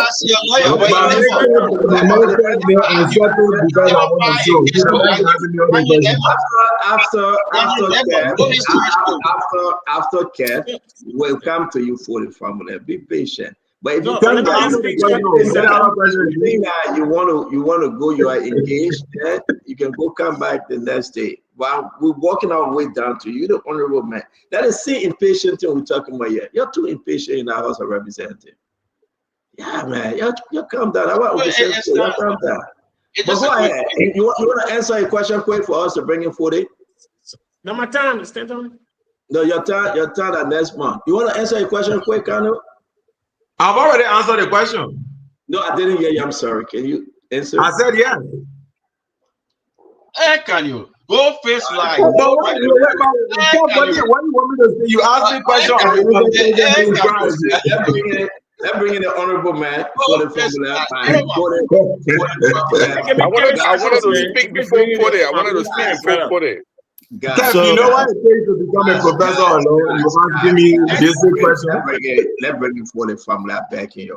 Okay, stand up. Let me say hi to a good friend of mine, Chesin and Kano. They are two good friends of mine that we have had a lot of good times. But Stanton, let me just default some of the issues that you Your chase the same girlfriends? Firstly, the first issue is that there's no possibility for me to sit here and look at a good man like the Chief Justice and come and use any kind of word on the Chief Justice on this platform. Why are you calling a liquor talk? Why are you calling war liquor talk? It is not possible. And you said it. Why you did it? We were in Chima, we were in the mood of a lot of different political. It's not, if you can give me another time, I think we'll use another way to solve that problem we're going through. But that's not the issue. Let me tell you what this problem here is. The problem here is that we have a country where we came from war. A lot of different political actors, therefore, the best option they had was to go to war. A lot of young people, future was compromised. And at the end of the day, most of the people who settled into government right after the war, they were either warlords or had some link to the war. They did not have sufficient time to go through counseling, and at the end of the day, it has reflected in their actions. Stanton did not fight the war. I've had no link to any of the factions. I live in the war, went through the punishment they brought and inflicted on the like-minded people. Some of them benefited from the crumbs of the war. So what we have put in place is to see whether we could advocate, come to national government, bring about the necessary change we believe that will lead this country to another direction. We have said that we have said that publicly, we are proving that in our actions, and we believe that we need sanctity in the house. We have had our own political issues, yes. It's not free from any given political actors. You will say something, you will say, you will do something, but at the end of the day, you need to have a cutoff point and say, hey, we are here working for the Liberian people. And as such, that should be our own priority. The Liberian people interest should remain our priority within the time given us to work. Moreover, Stanton, the first issue is that what happened today was something I think the guys who were put out, all of them, they had some preconceived mind. We were very clear. Colleague, we have come to the legislature. We had a conversation among ourselves. The essence of this sitting, we should be seen as a more mature legislature, that when your colleague want to speak, they should be given an opportunity.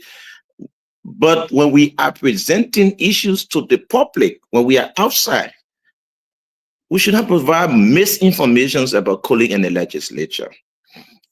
If any lawmaker who goes in the public and provide misinformation, because this is the argument about the Liberian normal saying. They say Liberia, the country is corrupt. When you ask the person what's their fine, they say everybody know. Everybody know no document. Everybody know no statistics that you can reference. But if you will be making any statement about your colleague, about the legislature in the public, make sure that statement should be backed by facts. It should not just be something you are doing to undermine the integrity of your colleague and the image of the House of Representatives. As such, when the statement was made by the Speaker, which majority, if not all of us, supported, it's like they say, all the people in the room here who get black hands, the next day will start washing your hand. The first person said, no, you can say, no, you can't provide another statement. No one can make another statement. The other guys follow. They started disrupting normal session. And I think the essence of the Sergeant Arm and the Gabo was to ask them, maybe they were not in their right frame of mind to be part of session, that they should excuse their colleague. And if you observe today, 1 or 3 guys got out, you had normal session, the noise in Chimo reduced. We had a more intellectual environment where everyone was given the opportunity to present their side of the story. And I believe that is the kind of environment we need to work in. If you want to argue, you want to say anything, write it. When I be arguing about lawmaker who doesn't have letterhead, who doesn't have the ability to put on paper what they want to express, the time will always be afforded that individual to present their side of the story, to narrate to the Liberian people as to what they want to do, what they want to say, based on facts. No one wants to restrain any lawmaker. What we're saying, what some of us support in the legislature is for us to bring more sanctity to the legislature. I agree. The politics of the day is that people will always bash a lot legislative members. People will always bash at them because they have their own political alignment, their own political perception and philosophy, or political propagandist position. As such, they will always say things that undermines the integrity of the legislature. Standard is just not easy to go out there, convince Liberians to vote for you when you are elected, be able to live up to their expectation. There are a lot of things that the House has put in place. Let me give you a few of the issues. We raised issues of corruption as a basis of why we had the impasse at the legislature. As I speak to you, the legislature is putting in place internal audit system that will be in motion for next year moving forward. We want to ensure that in a not too distant future, the system can be put in place that house can be audited. Because then when you say the house corrupt, you won't tell me I was in the house 2005? What's the definition of corruption? So it means automatically when you are elected as a representative, it means you corrupt. And like someone saying, on your scene show a few minutes ago, hours ago, a young guy called. He said, I'm calling for the government to tell us when they will start building the O'Hare Bridge. Then the guy, I think one of your workers in the studio said, but the project has started. He said, but you are not putting on Facebook yet. In the absence of people putting on Facebook, it means you not have any information.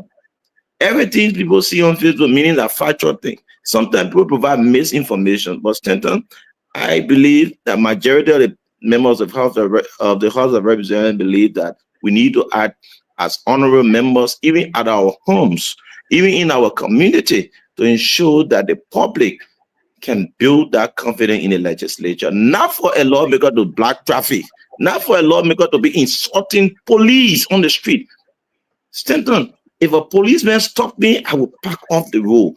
We should be able to portray that more mature position that Liberians will appreciate the kind of work we do. Not, let us be able to act in that role that other people say, yes, these guys spend business. Now when a lawmaker start to insult police director, police in the street, people providing business services, health workers, that is not the kind of legislature. And we believe an attempt for any lawmaker to go out there and misbehave, back home will punish you.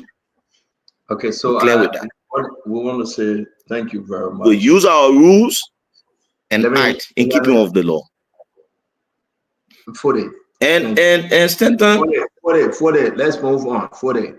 Allow us to speak to and ask. I just wanted to learn something. Go ahead. Stanton, I listened to Omer Jackson. You know, Omer Jackson, most often we have a general statement and brand the house. He will not single out individual like what Kano did. Kano took our Yeket. He said, this guy, in my mind, this is how I see him.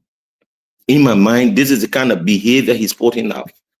You think Stanton will just come on the show only because Omer Jackson has said publicly that he either in the past or still smoke marijuana or something of the other? I come and say all those who smoke such a thing, either for medical reason, they got something wrong with their mind only because I can't take it? No, I will not do that. Omer Jackson, most often, I don't know, maybe he has a position politically, or he always put in place a position that create an opportunity for him to serve as consultant for somebody government, either for policy reason, or he's trying to always create that environment that people see him as an alternative policy advisor. That should not be the case always. Sometimes you need to be very objective and stop branding everyone as the kind of person which you will not expect people to refer to you in that context and manner. I think sometimes he needs to be more objective. Let me respond. No, you will respond, but let me go in first, Uncle Sam, and you will come have to respond, Stanton. Uncle Sam, I was going to speak, and Uncle Sam, we got to speak. Then you respond. We got to speak before you talk. Uncle Sam, everybody, no, Uncle Sam, wait. I will come to you. I beg you, sir. No, I have to speak to the issue when it's hot. You don't have to speak to it now. You on the show, you will speak. Uncle Sam, you on the show, no, you never forget. No, I'm on. I will take note for you. I will take note for you. Don't worry. Uncle Sam, you will not do this. I beg you, sir. I beg you, sir. Then we'll come to you, sir. I beg you. You know. Let me ask you a question. Because what Richard Kun said today, representing the family, did you send this post in prior to Richard Kun's statement? Or you guys had an intent, you all suspected something, you're discussing in the back? I mean, why you said exactly what Richard Kun said? But Stanton, all of us in this country, if you go out and provide misinformation about your colleague and lie on your colleague and lie on another public official and say things that are not factual, we should use our rules to ensure that the best punishment for that action can be meted against you. No one should ever think about doing that. You send this text message, and I mean it. Session, right? If that message, the issue is that you will always have access to most of the chat rooms. Yes, in our chat room, I made a statement and I stand by it. If any lawmaker who goes in the street and start insulting police officers, insulting health workers, we will use our rules to act. Representative Famble, you send it prior to Speaker Kun, Speaker Richard? No, it was after session. Look at the time. So it was after session. Actually, I needed you to clarify. I know the time. I saw the time. It was after session. Okay. Thank you. Thank you for clarifying. It was after session. Uncle Sam, talk to us now. Talk to us, Uncle Sam.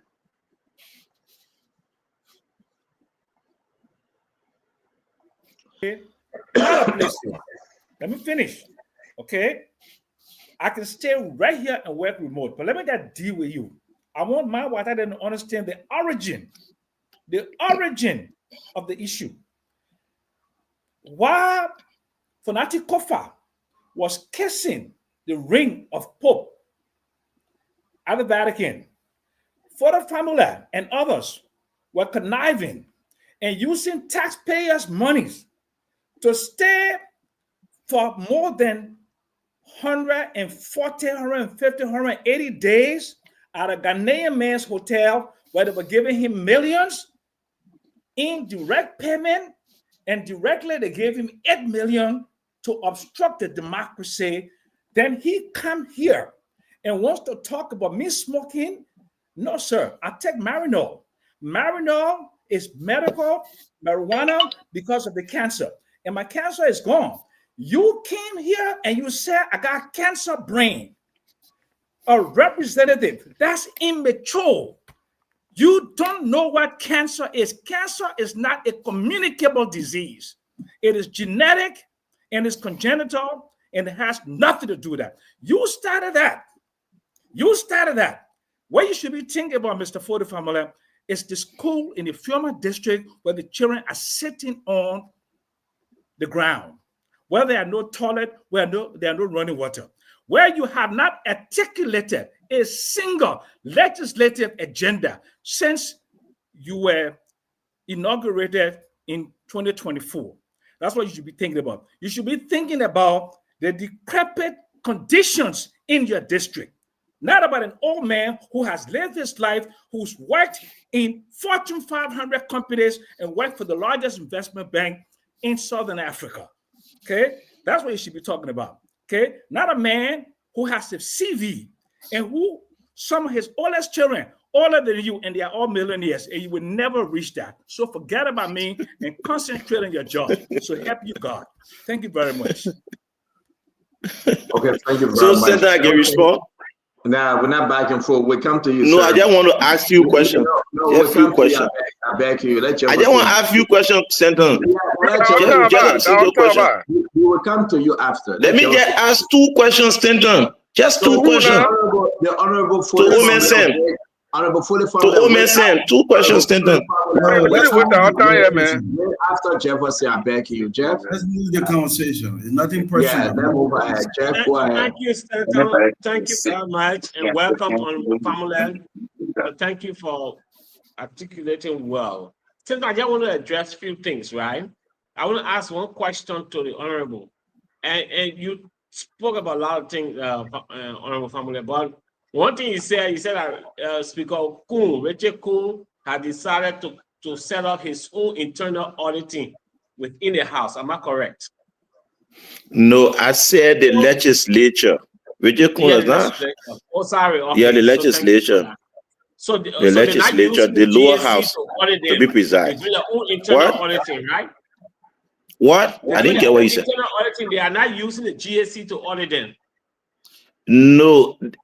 Prior to us coming to leadership, we had no setup in terms of internal audit structure.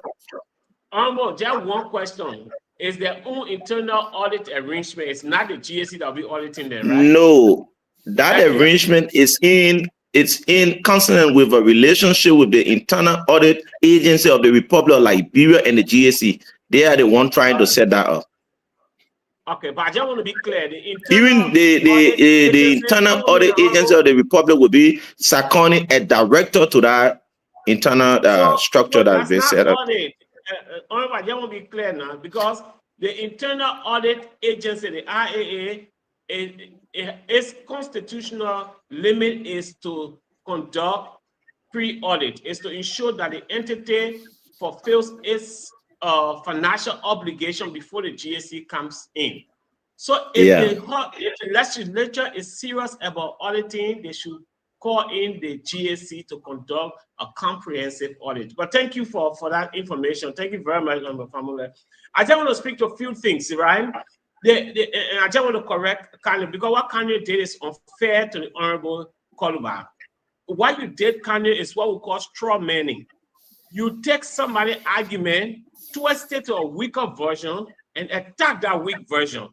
And that is a logical fallacy. You shouldn't be doing that as a lawyer, Kanye.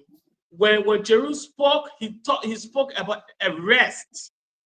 But then you started by putting out, yes, They can put any lawmaker out of the house. The Constitution is clear. Article 42 is clear. It said no member of the legislature shall be held liable or subject to suit or arrest for anything said or done by him in the exercise of his legislative function. The law is clear on that. So we cannot twist that. So Yeke has his legitimate right. They also have rules. If they feel that the man misbehaved, they can escort him out of the house. It's fine. Nothing wrong with that. In any democracy, they do that. But he cannot be arrested, as Jeru said. Second, you talked about, people speaking outside the legislature and bringing reproach to the legislature. Do you have a law that directly addresses that, or you just want to apply it to Yeke now? And if that's the case, why the House did not apply that same law to Yeke before? But y'all want to do it now.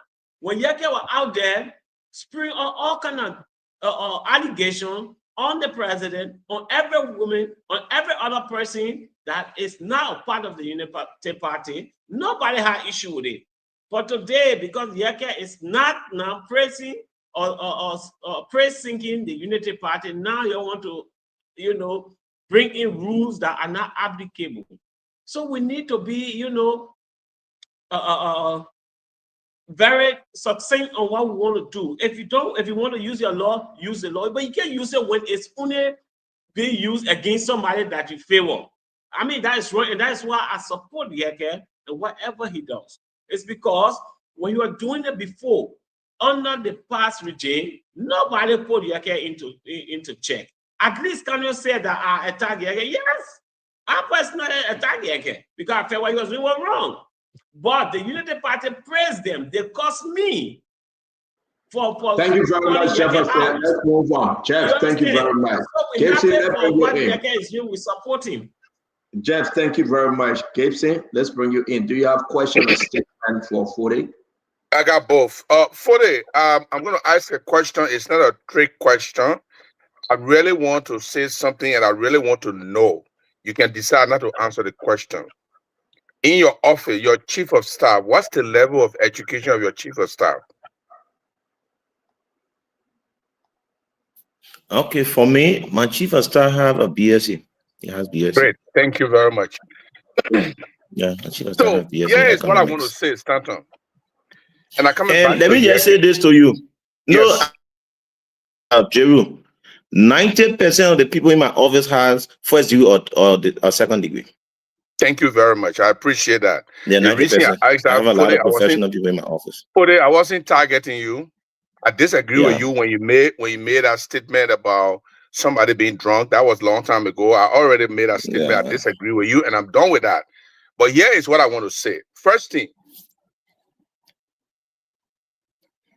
the new George Weah, that we all are going to be with in the future. That new George Weah will not partner with people who are rude. So my understanding of the discussion that is taking place, of the correction of the things that happen in CDC as a party and a government as George Weah administration, these things need to be corrected and nailed. Okay? If we must maintain, and all the sedition on here, that's what I'm appealing to you. If you are looking for valuable people in CDC, and I already started engaging Comrade Bala for him to come back to CDC. He sent your message, and we'll be talking about that more. But let me just say this to you people. Yeke, the reason why Yeke behaves like that because he has a sloppy office staff. If I go to Liberia, I will apply to be a chief of staff. Because the issue he raised, they are genuine, they are important. But his office staff are unable to channel his grievances through written document that can be sent to the media, that can be distributed, and that people can read and say, yes, this man has written something or a resolution or a letter to the chief or to the speaker that raised pertinent issue. If I were chief of staff of Yeke office, He will not go on the floor to speak verbally. Everything he wants to say, I will tell you, sir, we should reduce it in letter. If it's a resolution, we will reduce it in resolution and send it to the speaker. If the speaker doesn't pick it up, we give the media, we call a press conference and give the media a copy of our letter as proof that we are engaging the leadership. Going on the floor and causing people mad and causing people power. That because we disagree with Joseph Boyka does not mean we should all be crazy people in this country. We all are not crazy people, and we will not follow crazy people. CDC will not follow crazy people. Any member of CDC who follow crazy people, you are as crazy as he is. And if the new CDC must survive, if we must make George Weah a second president, and we must tell the report that he has changed, that CDC has changed, these people cannot partner with CDC anymore.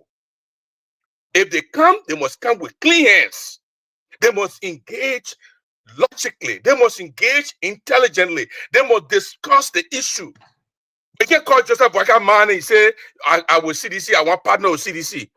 Those kind of people, I would be one of those and say, Mr. President, Mr. Senator Barrow, these kind of people, do not partner with them. Okay? What Yeke did in the section by raising corruption issue, it's not about verbal engagement. That's why I got problem with him. Write your communication. Send it to the clerk. You raise your hand and say, Mr. Speaker, I have my letter to the clerk, and I want you to put it on the floor. Or they have a channel by which they put issues on the floor. If it doesn't work, 1 section, 2 section, 3 section, you call a press conference. Give your letter that you gave to the speaker that he doesn't want to listen. Give it to the media. Let the lab report discuss your good ideas. But we're not going to sit down here and have people going in the section and disrupting the section just because we want to win election. They put dress their Bugu man. That's why the Bugu man disgracing them. Henry Costa, all the people, we got to tell them that they want to partner. They got to come down, my people. And that should be the modus operandi of the new CDC, the modus operandi of the new Joshua administration that will come. Otherwise, the Liberian people will not trust us. They will say we are one and the same. We are useless from yesterday. We are useless today. They will not trust that we can make any significant change. And that significant change must begin with the way we speak. Us here on this platform, the way we speak will tell the people that we need better. I am one of the fiercest critics of Joseph Boyka. I will never call Joseph Boyka man in my dead body. I will never do that. I will disagree with him fiercely. I will never do that. And so, Stanton, the issue we are discussing here is a fundamental wrong. You can't eat lawmaker money. You can't misplace lawmaker money. You can't see corruption and say you keep quiet. But it should be addressed fundamentally. It should be addressed methodologically. It should be addressed through processes that will give you name. And that's where I disagree with my brother Yeke. And Yeke and myself, we don't have anything. You ask a question, Stubborn. There's nothing between him and myself. I disagree with him before. He disagreed with me before. That's what he meant. But there's nothing personal between him and myself. Otherwise than that, we believe that Yeke has a good intention, but his brain capacity cannot allow him to process it correctly. Thank you very much. Thank you. Thank you. Thank you. I think we all spoke, right? So let's finish up with, you want to say something, Emmanuel? No, I've not spoken on the issue. Gibson, you're such a wonderful person. Because every day you confuse us. but today is good to know. But I want to don't want me to come here. Even though he want to kick me out with begging, you will not kick me out, but I'll stay calm. Okay, start with your I will be leaving. But sorry, let me come to. No, we're finishing the show. Nobody can. Representative Family. All right, good. Representative Family, let me come to the issues. Yeah. Now, what's this history behind this 50,000 and 37,000 story? So let me say this to you. Like Drew said, all of us have had this mindset that the government should be able to intervene in issues that are pressing in our different communities. It's something that we look forward to. In as much as we are aware of our function as legislator, we do not manage the budget, we do not implement it enough. And when we passes the budget, we ensure that we can provide adequate oversight. The issue of lawmaker proposing a budget is a proposal. No lawmaker can say even the resources that have been proposed, if the government raises the money, every entity that will be spending that money, no lawmaker will have direct link to that money. What the guys have failed to do is to do an official letter to the chief clerk or the speaker to be placed on the floor to invite the Minister of Internal Affairs. We jack in. All of the issues are major concern. We are all interested in it. That does not bar me. No, sorry. No, I come in immediately. Let me ask my question again. It's like you. No, let me just learn. Then you can be. Go ahead. No, Emmanuel, maybe I didn't get you well. Yeah, you didn't get me well. The issue that have been raised by Honorable Koruba surrounds a $50,000 and $37,000. I would like for you to explain what's the story behind this $50,000 and $37,000. Let me give you a simple example. The LACE is implementing a legislative project in District 7 in Handy Town, a town hall. They provided some resources. All I need to do is to make sure that I can provide oversight, go there, see whether they carry on the work. Every lawmaker has asked for government to go in specific communities. Some of the hard to reach communities do not have specific things.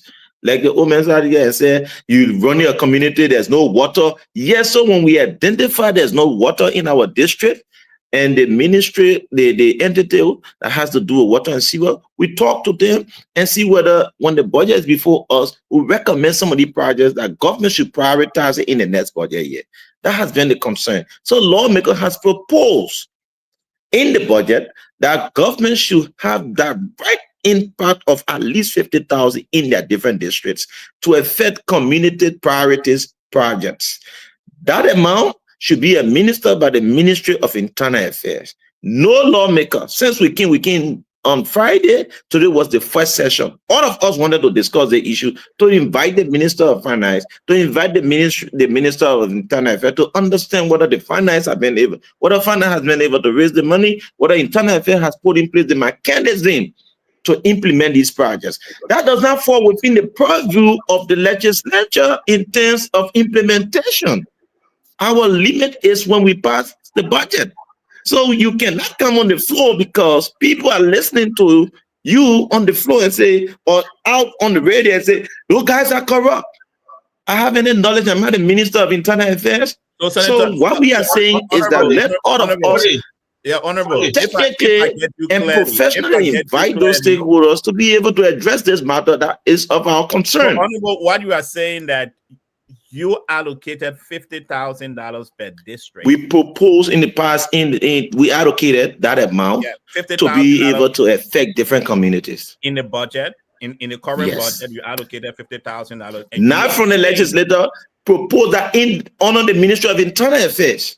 No, you allocated it in the budget. That's what I'm saying. Yes, for Internal Affairs to implement in the different communities around the country. But what you have found out is that Internal Affairs have not spent. We have not found out anything. We have not invited Internal Affairs.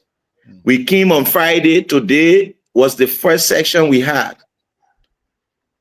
Instead of us discussing the issue, some of our colleagues that was asked to walk out with, they started insulting on the floor. That we all had interest to discuss a very interesting issue that affected our different districts. So if you were sitting in chamber, I believe you agree with me that these guys should be placed out while we discuss the issues that matter to the Liberian people. That or not, so you agree with me that in the last quarter of the current budget, the $50,000 you allocated for 73 districts has not been implemented by the Ministry of Internal Affairs or by as far I am informed, I have not seen any records because usually communities will consider priorities and no priority will be sent to the Ministry of Internal Affairs. I've not seen any document of such. Wait, they say the funds have been depleted from What? By you guys. The funds have Keith, I'm not getting what you're saying. Keith. Are you hearing me? No, what you said? They say the funds has been depleted for you guys. All the money. Yes. I said to you when I started this conversation, I said usually someone will come and say, Liberia, the country is corrupt. When you ask the person what's their fight, you say everybody know. And everybody know we're answering question. I will not go down that route with you. I'm saying there is no fight. There's no letter before the legislature. We are trying to put letters on the floor to invite the Minister of Internal Affairs to understand the procedure that our community will benefit some of the things. And I think the government has a good intent to ensure that these things are achieved. So, but are you not very concerned that in the last quarter? Hold on, guys. I beg you, Emmanuel, that the Bukla have to leave. Like, give him the last word. You want to throw in something before you leave, Dr. Bukla?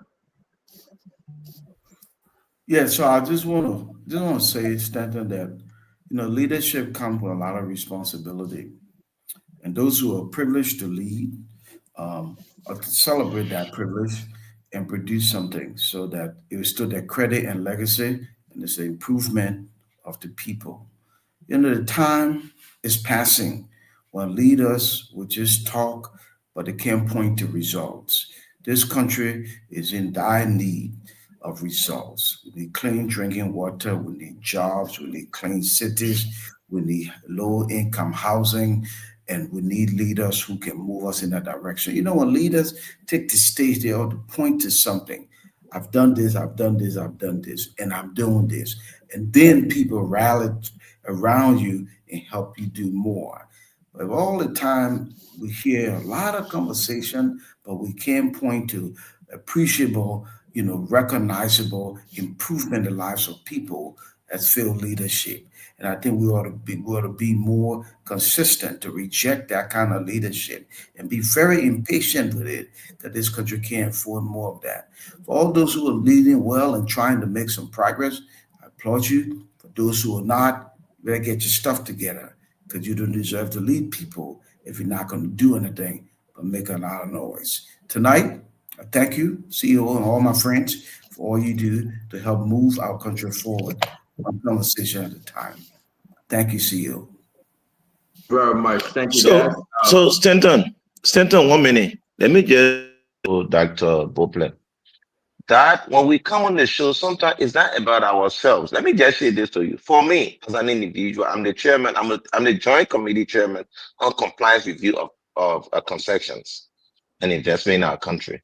As I speak to you, we have reviewed some of those concessions.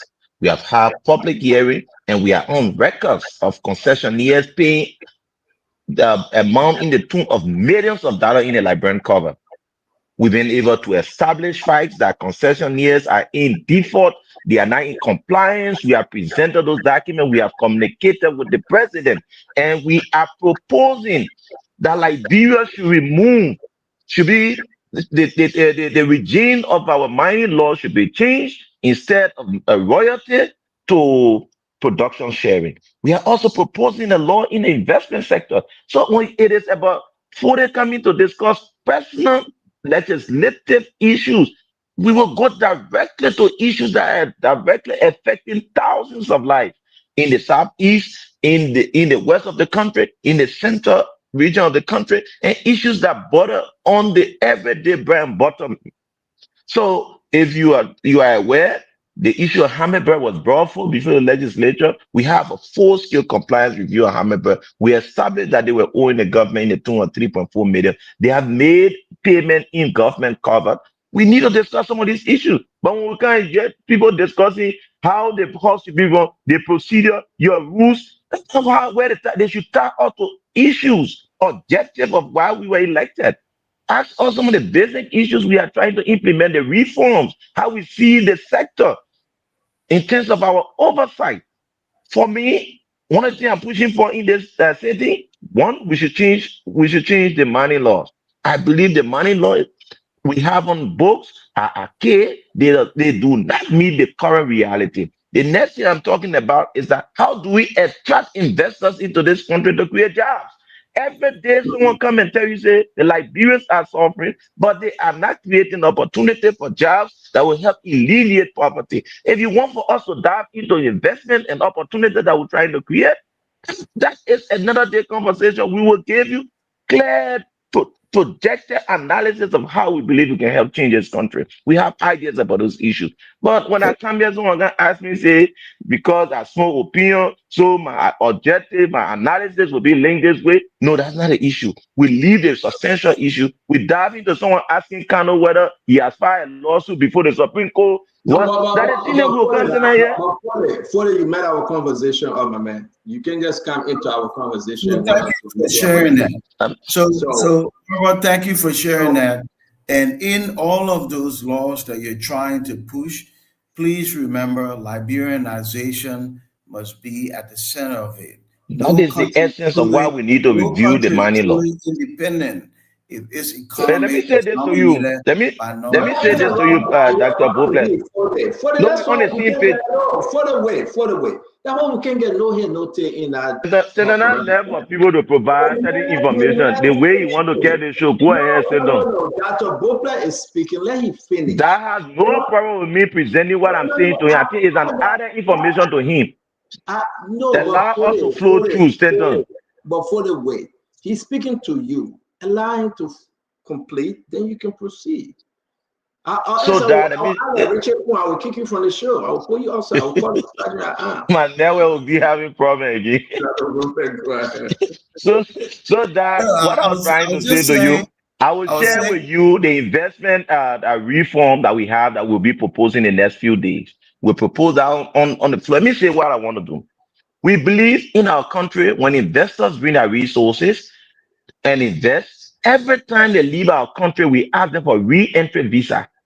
It is not a security for their investment. They feel threatened that every time when they invest their money, when they leave our country, they got investment that creates citizenship in other country. Our constitution have a specific criteria in terms of who becomes citizen.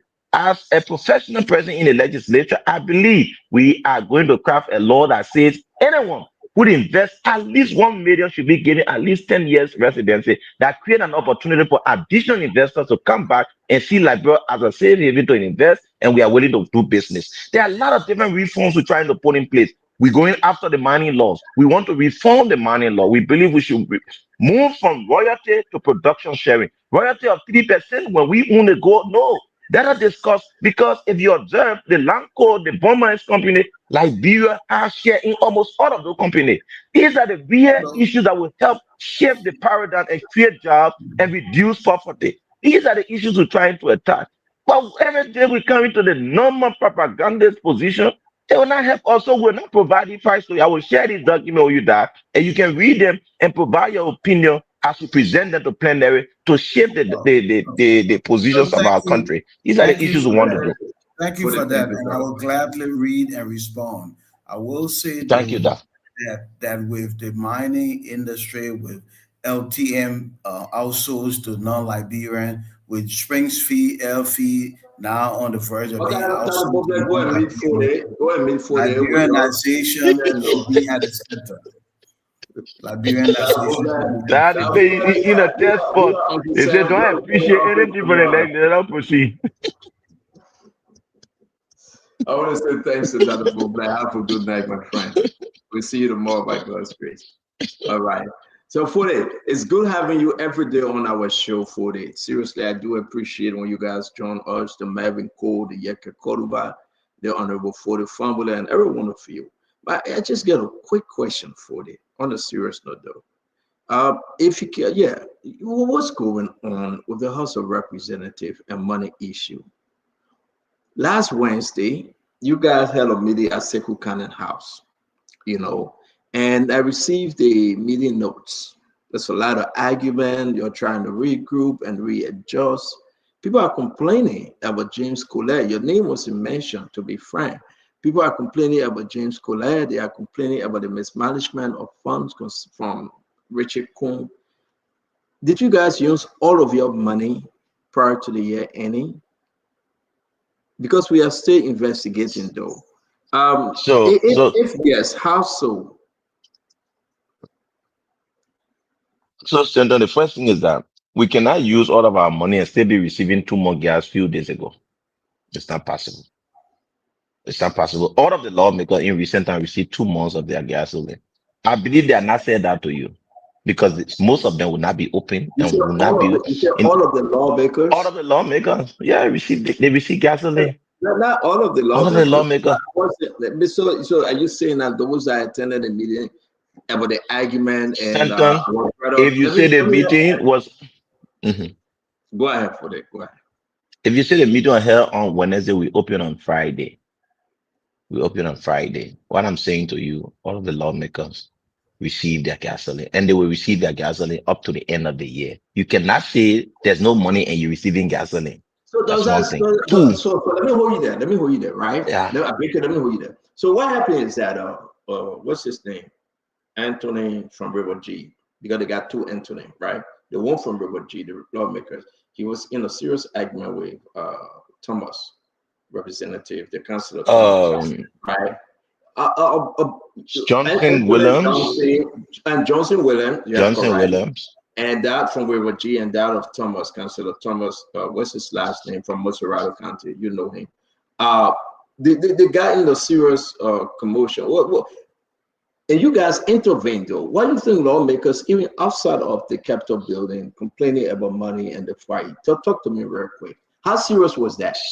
So let me tell you, Stanton, there are few people in the legislature who have the ability to put in place hormones to help reduce some of the tension. And Johnson Williams, Honorable Michael Thomas, they are the guys who help stir up the area and ensure that we can have easy the environment where we joke with each other. There's nothing, no beef between Johnson Williams and Honorable Thomas. They are good friends. They had just a frank conversation. They were joking about it. And if your informer was really on top of the issues, he would have informed you that the guys left smiling together. They did not provide information. Johnson Williams would not want to make any confusion on Honorable Thomas. And Honorable Thomas would not want to find himself in that position. The guys are good friends. And if you observe their relationship, always been intact. Let me bring in Mike Foucault, because he said they all received the benefit in the gasoline. Representative Mike Safoko, thank you for joining us. Thank you, Stanton, and good evening to my brother for the family and the rest of the people in studio tonight. So basically, I have been following the show and I listen to almost everybody, but let me particularly refer or speak to my brother for the family. I think for the family, we are young people, like you and I usually have conversation about our tomorrow. We've been privileged to serve our people from different districts. Well, you know, when you sit on the radio and you start to provide these different information and make it appear to the world that everything is okay in the legislature, I think you are not doing justice. It is not okay. And the dad there asked a question, and the brother there, Emmanuel, asked a question concerning the legislative project. But I think other people were not able to grab the issue of you making mention about your project starting in other in your district, but others projects have not started in their district. The issue that has to do with the 50,000, I have been one person who has said over the years, no lawmaker should be giving money to do projects in his district. We have the government entity that is responsible to execute that function that was legislated by law. So no lawmaker. But again, few lawmakers benefited. Few districts benefited, depending on your alignment, and other districts, including my district. No lawmaker has benefited. No. To the gas issue and other benefits. You are aware, my dear brother, that most of your colleagues, even up to this morning, up to Sunday, up to Saturday, there was noise in the chat room concerning other people not receiving their benefits. How can you sit in the open platform? There is a heavy division, and people have been marginalized, including me, because of our stance. I think when you go on the open radio, you people have said, the deputy speaker and the speaker have talked to everybody to remain calm until we set in executive to fix it. But when you sit on the radio to provide information that will be misleading to the people of Liberia, we will also call on the radio to debunk what you're saying. So almost everything you have said tonight is not true. Everybody have not received their benefit, their gas and other things, including me. I stay here today, I say it today, I will say it tomorrow. Some of us have remained quiet because we decided to handle issues differently. Stop provoking us and stop making the issue to appear like, one group of people want to manage certain group of people. We all are educated people from different professional backgrounds. We have gathered in that place to make decisions on behalf of the people of Liberia. You know what some of our advocacy have been, and we have said that I challenge this legislature. If this legislature call for an audit, for that place to be audited, that day that they will call for that audit, that identical day, Liberia will fall down that day. It is not possible. We have to stop playing around this issue as the leadership has promised that they will resolve these things among us. Let's stop appearing and start providing false information to the people of Liberia. Thank you.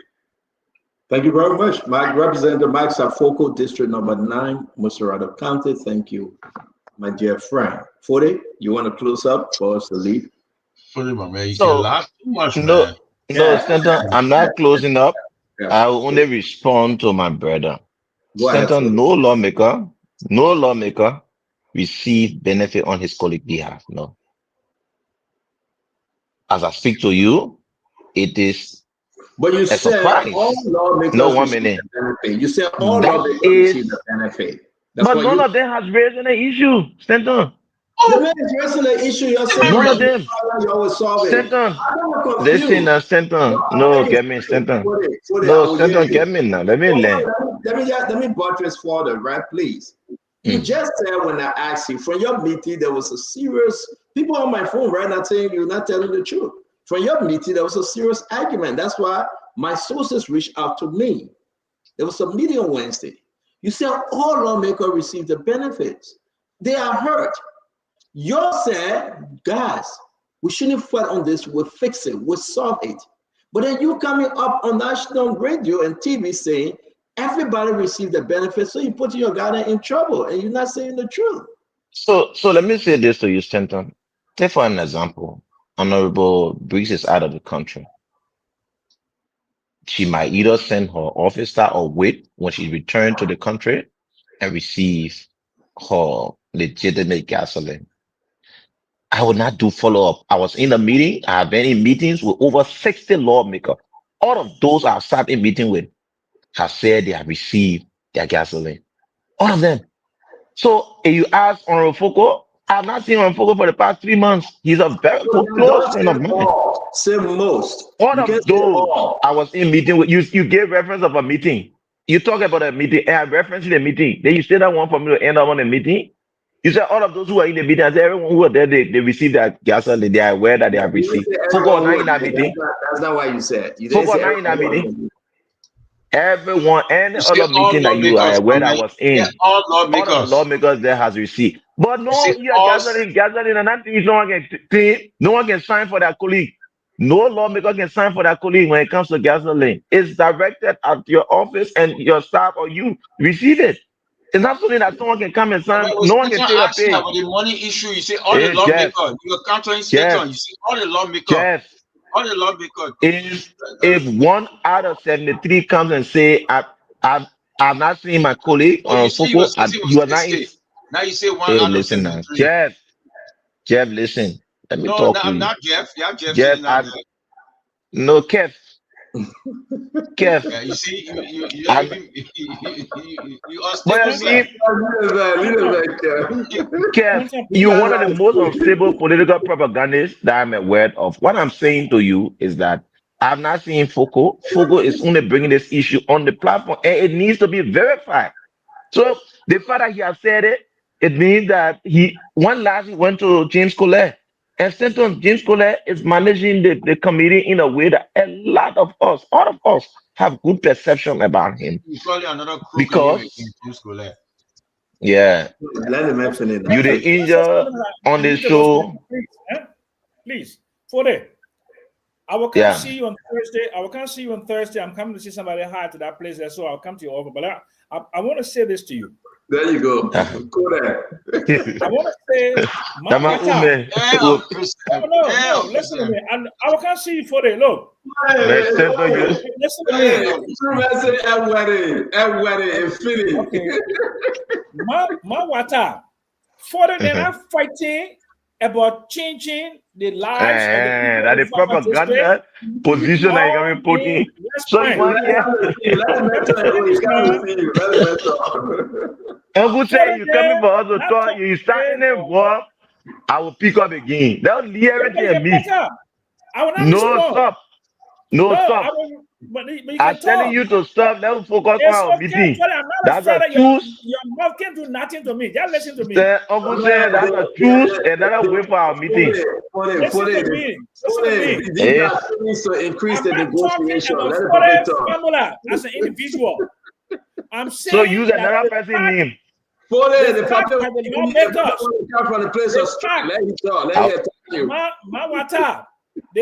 that the lawmakers are fighting over gasoline. The guy in that crew man named Mawada, a crew woman named Mawada, tell better woman and name for your mother woman.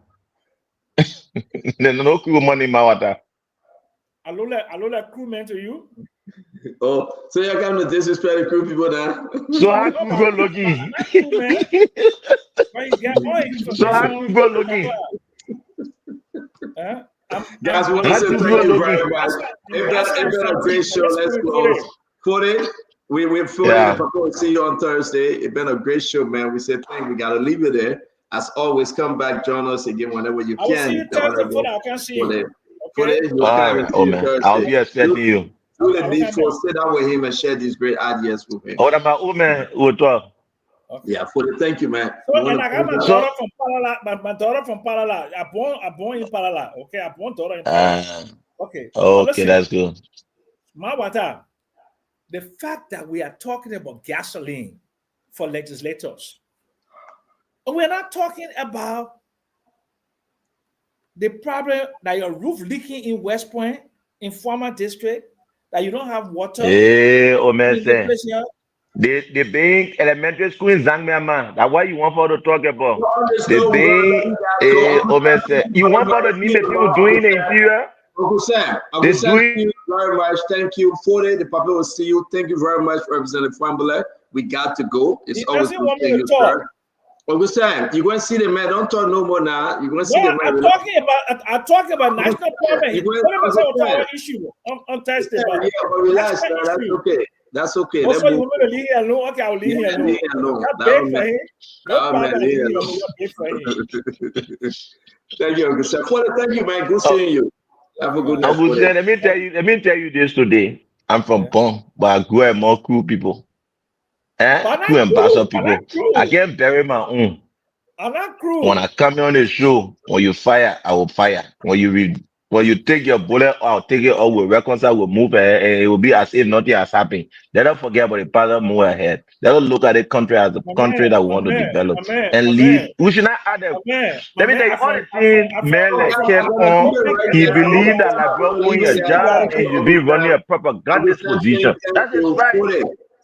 You post Kevin Balaya, you can get more than 100 votes. Let me say this to you, Fode. I think you guys. You post Kevin Balaya, you can get 100 votes.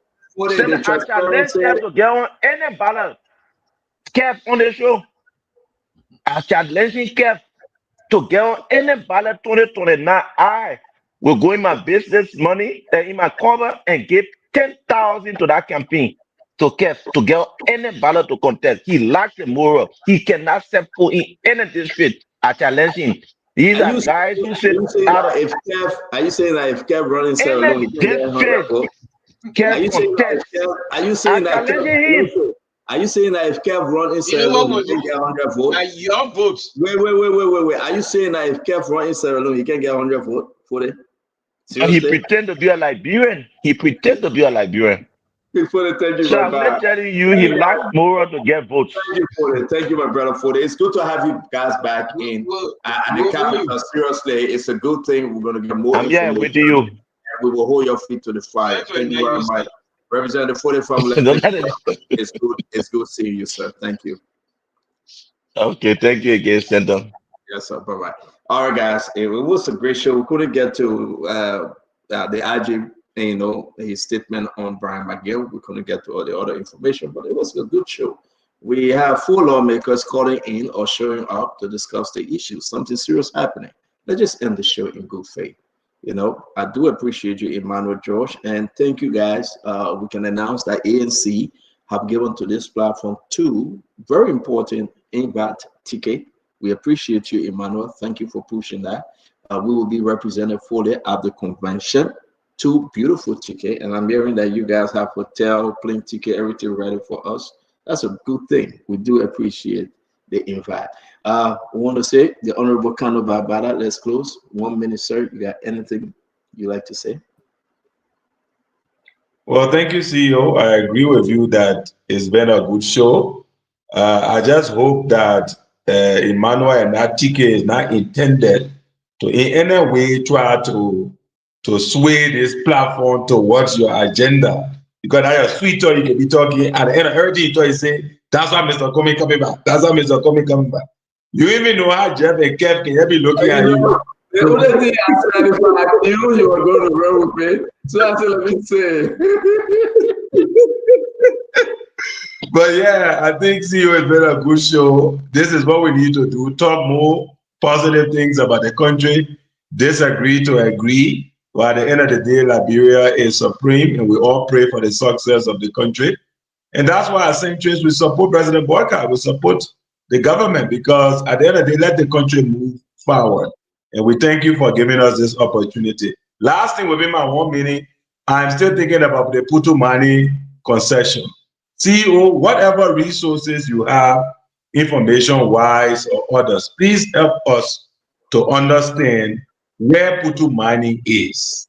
I think the people of Grand Jada and the Southeast deserve to know, because it's about jobs for our people. So please help us.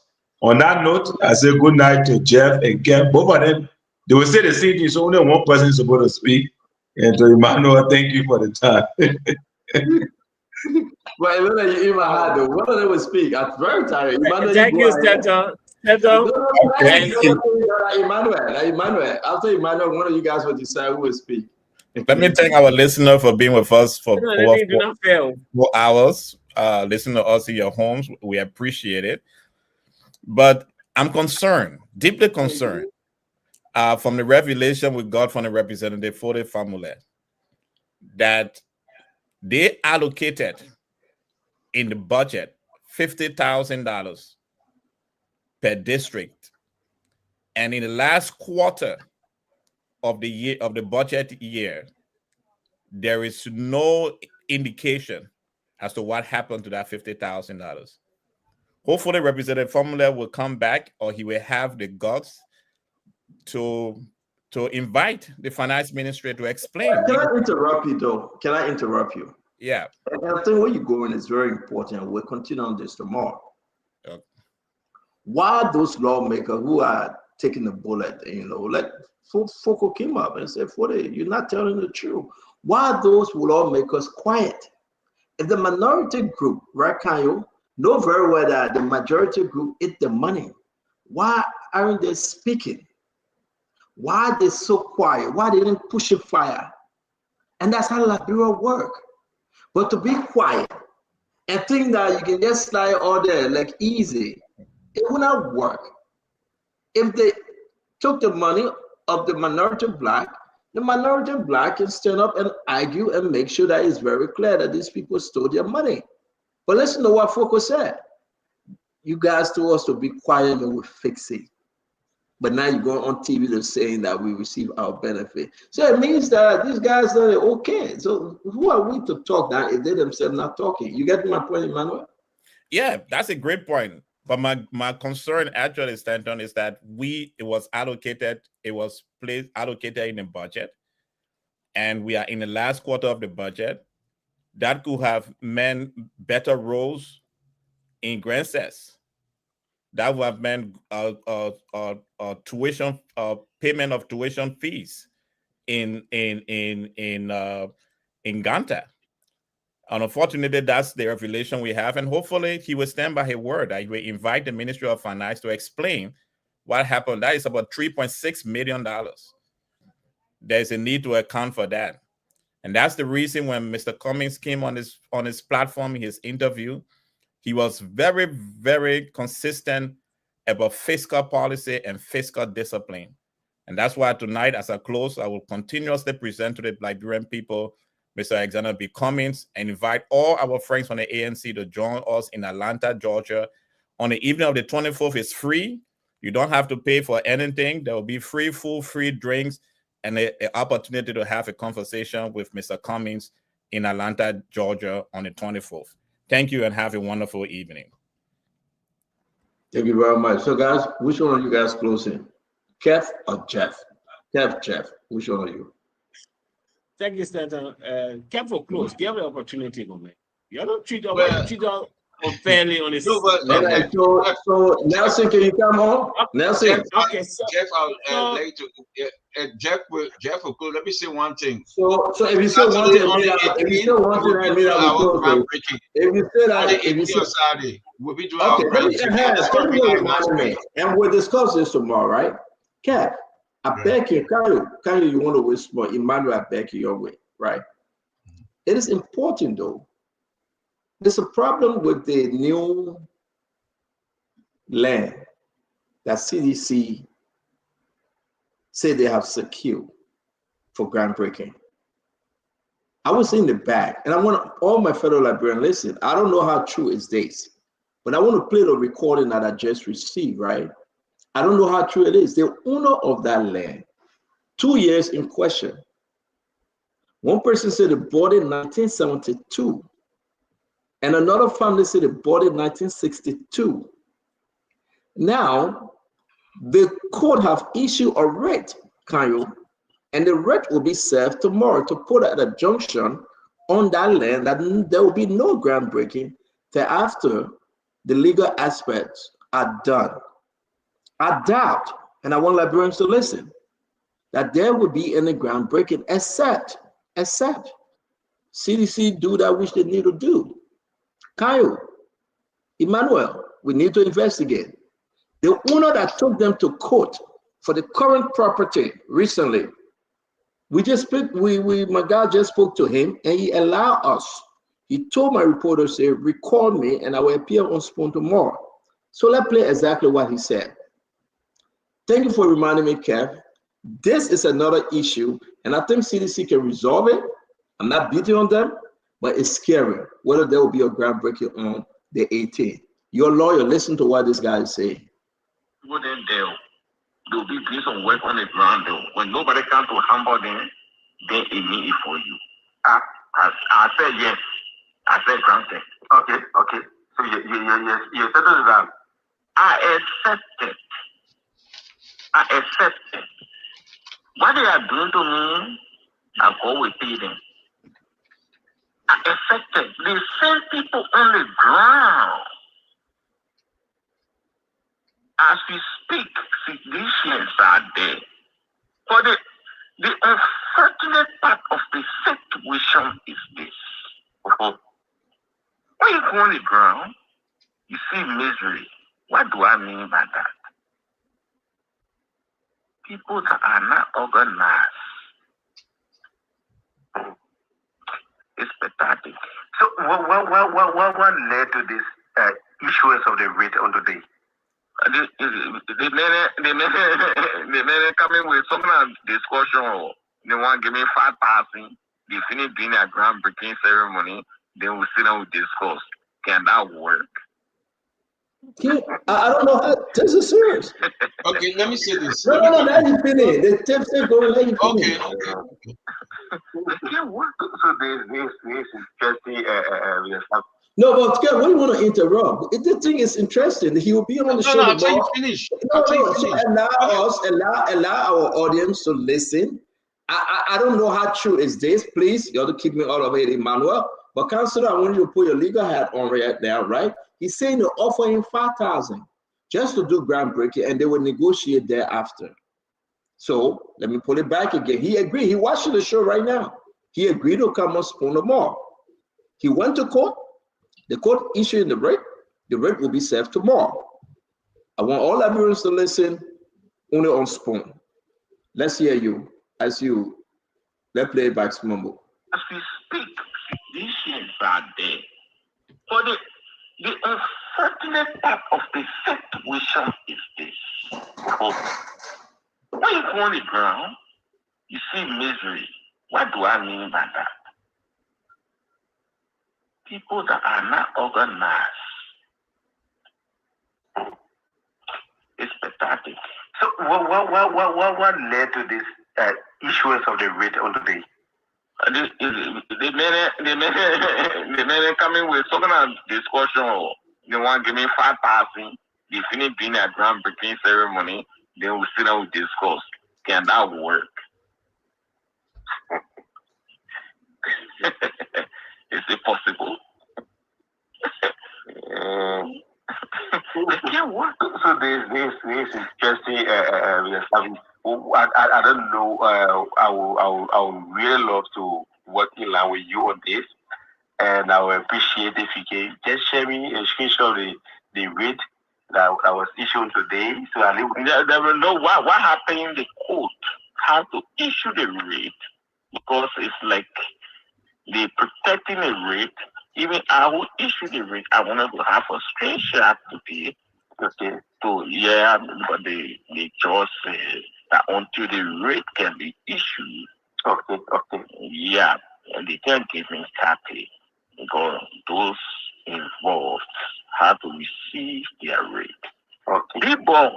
People, I don't know whether you are a journalist or who you are. I'm a son at the court as the judicial reporter was put. No, you know why? On Saturday, when the guys only a gathered to Iraq, on my property. One other one where they call Eugene Nangbe, he just behind me. I'm going to pull you. I'm going to get you. I said, yeah, I'm going to get you. I'm going to pull you. No kind of funny thing there. You know, I'm not born in that kind of system. I don't know about that. So I was confused. I thought it was collected agreement for that uncle. Why would he end up coming asking? In the corner, we walking. I train the points. The 2 lap points. Because they had their engineer there that were discussing the kind of structure that we could put down there. See, because we were in negotiation. With discussing. So, other man, how much they give you? They pay you money? I said, I thought these guys are organized. Yeah. Yeah, then other people asking me, should I give any information to somebody that have not sat with before, I have not met before, any form and manner, when it comes to discussion of property? Mr.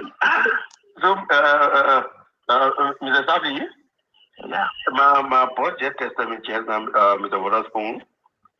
You won't appear on the show briefly. They want to call you on the show briefly. Please, can you know that quickly?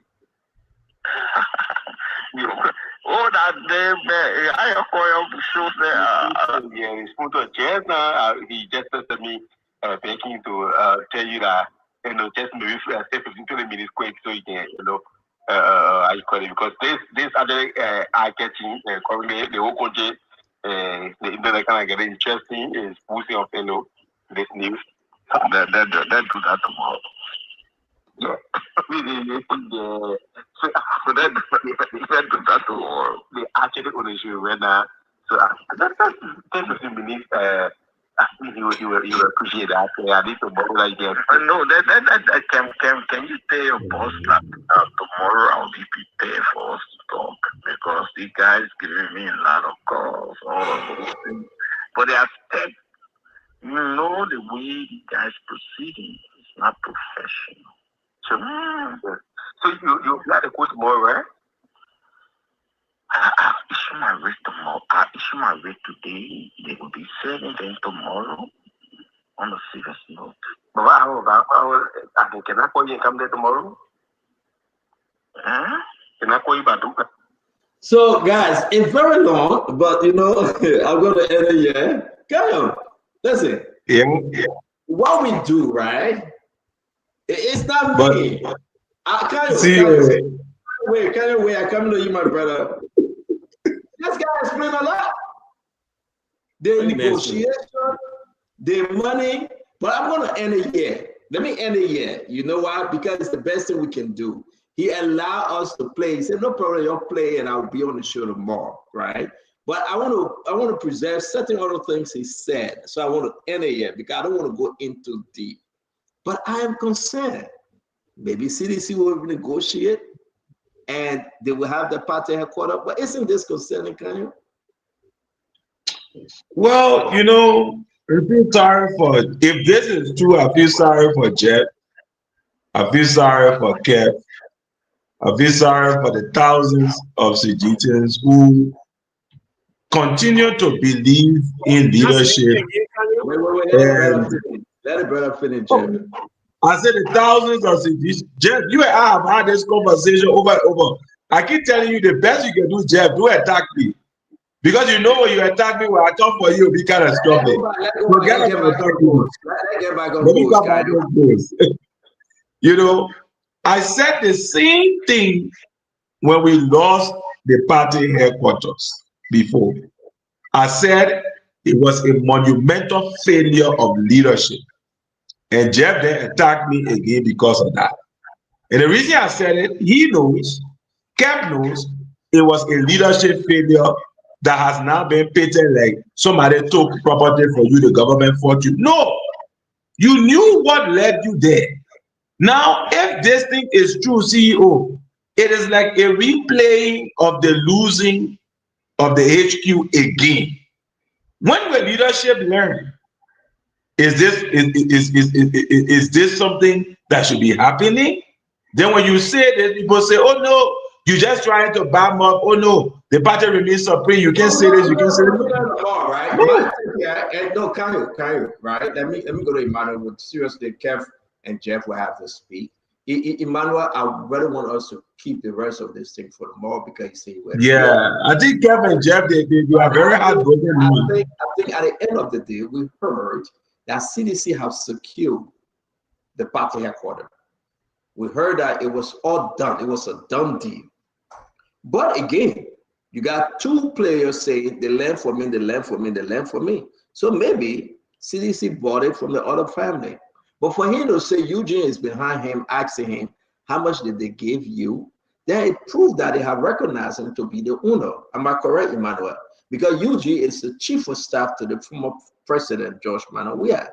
How can Eugene Nangbe be behind him and say, but I'm going to give you, but I'm going to give you, but I'm going to give you, to be continued on the more? It will be even more interesting if we play the rest of the clip. Emmanuel, talk to me, and then we'll give our brothers from CDC a chance to speak. Purchasing land in Liberia is a challenge.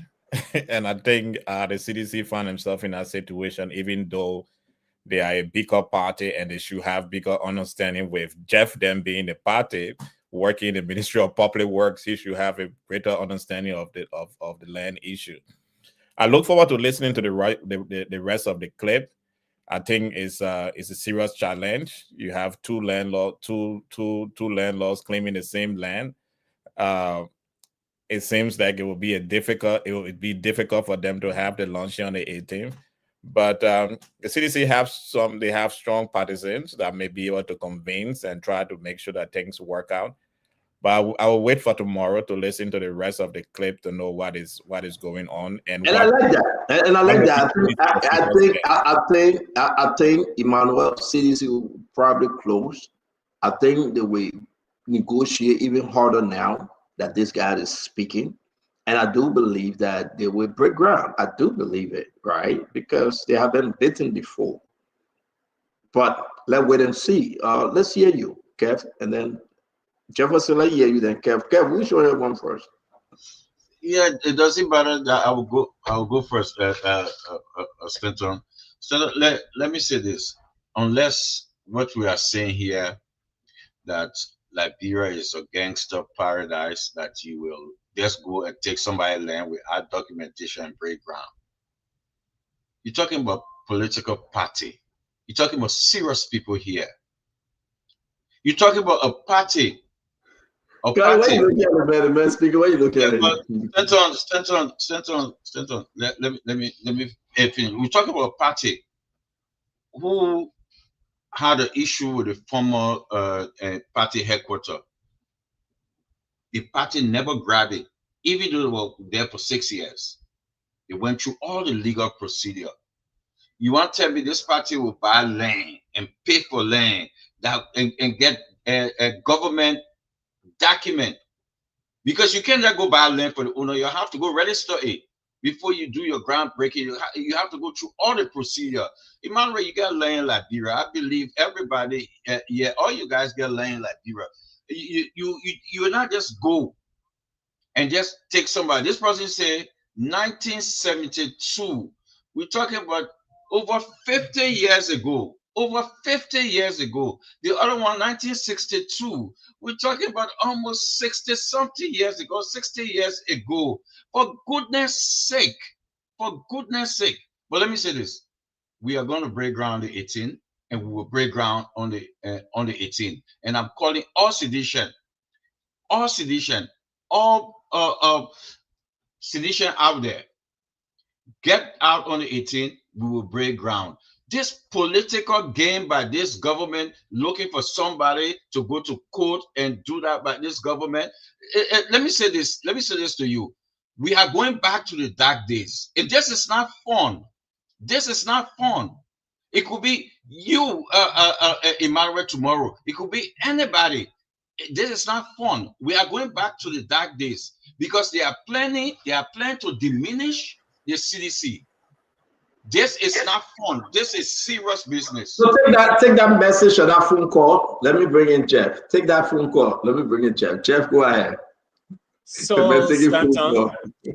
Stanton, the CDC is a great party. We have a full legal team, and Kanye is a part of that legal team. We're not going to buy land that is owned by somebody. And more besides, that land has been owned a long time. But don't forget about it. If the Unity Party let them go and bring 5 more persons to clean the land. We are breaking grounds on the 18th and starting the construction of our multi-purpose party headquarters on that property. That property is not owned by nobody. It's a cheap propaganda and planned by the Unity Party to distract us. We will not be distracted. We have a very strong legal team, inclusive of Honorable Kanu Babala, who is a very good lawyer. And we are aware that every legal step have been taken to properly secure that property. It's a clear propaganda and attempt by the Unity Party to distract this guy that's speaking. That guy that is speaking, it was planted. It's called one Safi Edwardson. Jeff, can you hold on? Yeah. Stanton, I have Eugene Nagwe on the line, and he wants to speak briefly. Yeah, but I cannot stop Eugene Nagwe. He's the chief of staff. Welcome my brother Kabono. Let him speak. Okay, go ahead. How are you a good lawyer? Okay, Jeff, wait. Yeah, go ahead. I'm getting calls that there's a fellow who said I met him and offered him money for land and all of that. It's absolutely not true. I haven't met anybody. No, the man say you want to take somebody 5,000, you get him. Guys, let's welcome the Honorable Eugene Nagwe, former Minister Nagwe. There's a gentleman by the name of Safi Edwardson. S-A-F-E-E. Safi Edwardson. I've never met anybody regarding the CDC land. I went to the place once, which was yesterday, and that's the only time I've ever been at the site. So if he say he met me there on Saturday or whenever, it's just not true. And I don't know. I'm not really surprised at what's going on, because even if the CDC finds a land in heaven and pays for it to God, the UP will find people to come and say the land is for them. So, you know, he got to show you guys, you know, I don't even think this fellow knows me. You know, he doesn't. According to what I'm told is that, you know, he approached the chairman of the committee, Mr. Kofa, and said that the land is for him, which we know is not. This land is fenced. It has been fenced for many, many years. If somebody fences your land, and you know, that's the first place you go and challenge. But that did not happen. And we bought the land for somebody who earlier purchased the land in 1963. And then it was resold to us quite recently. So we are not really worried about the ownership of the land. And, you know, we understand that there will be attempts propelled by the UP to, because even if the CDC finds land in heaven, they will come and say, once they said the land was in the right of way of where the construction is going on, it will be where the pillar will be. When they came, they brought the Chinese people and they said, no, this is not, it's so far away from where we're going to do the construction. Now, they have come up with somebody who is saying that the place is for them. You know, I just want to assure everybody that on Saturday, the 18th of this month, all citizens will gather for our groundbreaking. Nothing can stop us or will stop us. You know, if the Unity Party people want to use nefarious means to stop us, we'll not allow them to stop us. We'll go ahead with our program, and they can continue with their, you know, whatever they want to do. You know, we recognize that they will do anything and everything, because it's not about legality. It's about trying to stop the CDC from progressing. You know, since President Waga made the comments that he made to his lieutenants that he will erase the CDC, he has been trying and trying and trying. The CDC is not erasable. You know, neither can we be stopped. So this young fellow who said, or whomever he is, I've never seen anybody who I've spoken to about any land. The only time I went to the place was very briefly, and that was yesterday, and that was it. And I never interacted with anybody about land, because we're not buying land that we already have. So he had to go and check himself. Maybe he's, you know, making some mistake. I've never interacted with him or anybody regarding sale, lease, or whatever of any land, particularly the land that I know that we already have. I have all of the documents. The land was bought in 1963 and then resold to us. And so for somebody to come and say now, all of a sudden now the land is for them, you know, it's comical, but we recognize that the UP will do everything to try to stop us. Even if we buy land in heaven, they will say the land is for them. So we recognize that, but we're not going to stop. Nobody will stop the groundbreaking on Saturday. All our partisans and supporters and well-wishers are asked to come out and you know, let's do this program. Let's do the symbolic groundbreaking, and from there we construct our headquarters.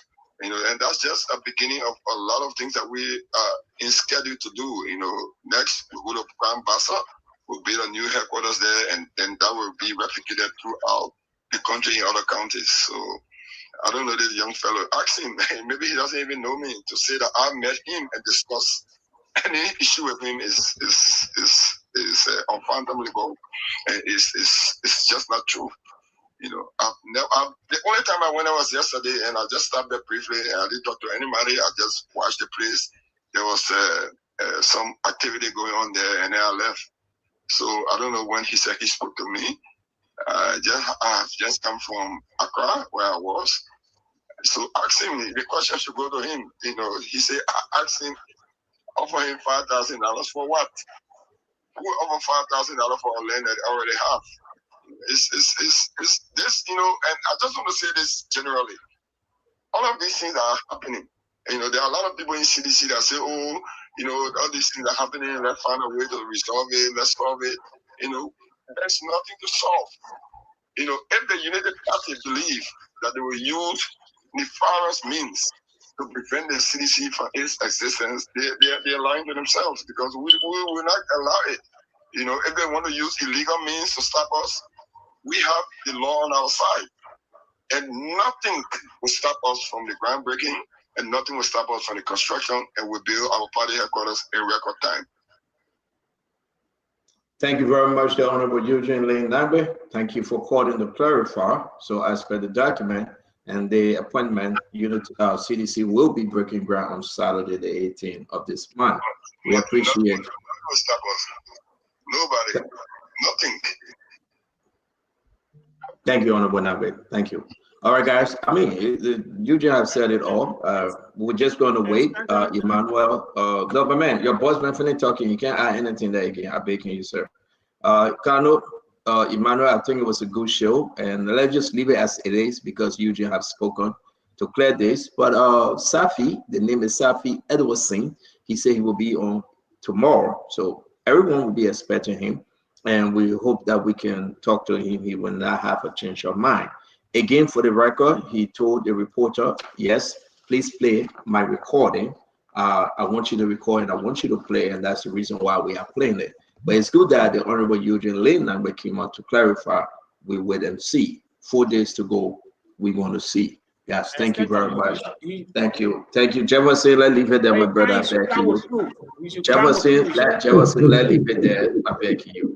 Thank you very much, Jeff. It's good to see you always. Thank you. Thank you, Emmanuel. We'll talk behind the scene. Thanks a lot, Emmanuel. Kyle, as always, I appreciate you, my brother. Let's wait and see tomorrow. Thank you. All right. Kafigo. Yes, it's good that you didn't call to clarify. We're going to wait.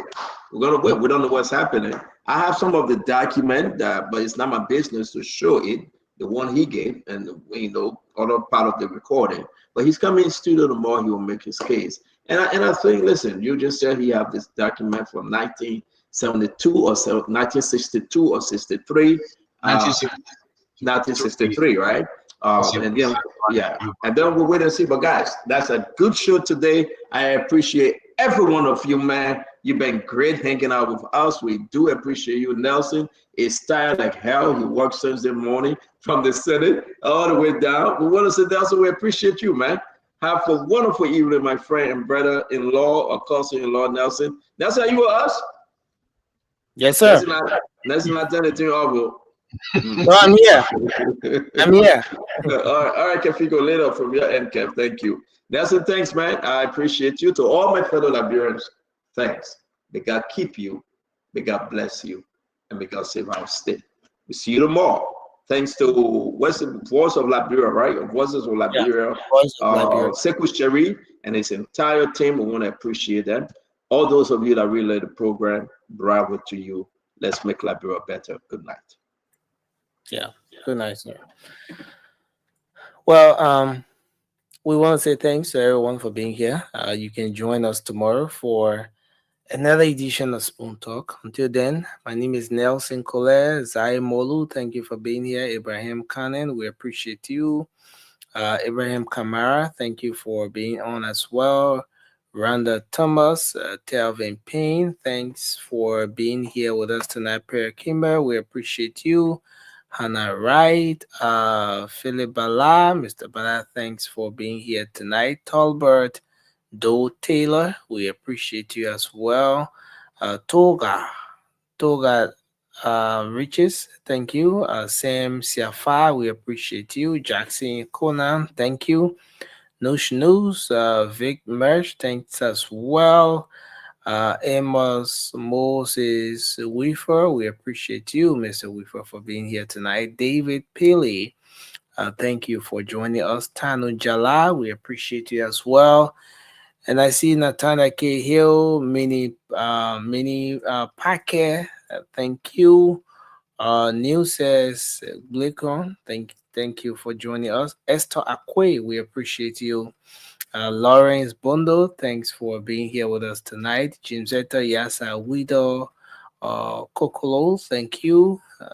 Lincoln Morris, thanks everyone for joining us tonight. You can join us tomorrow for another edition of Spoon Talk. Until then, have a good night and bye-bye for now.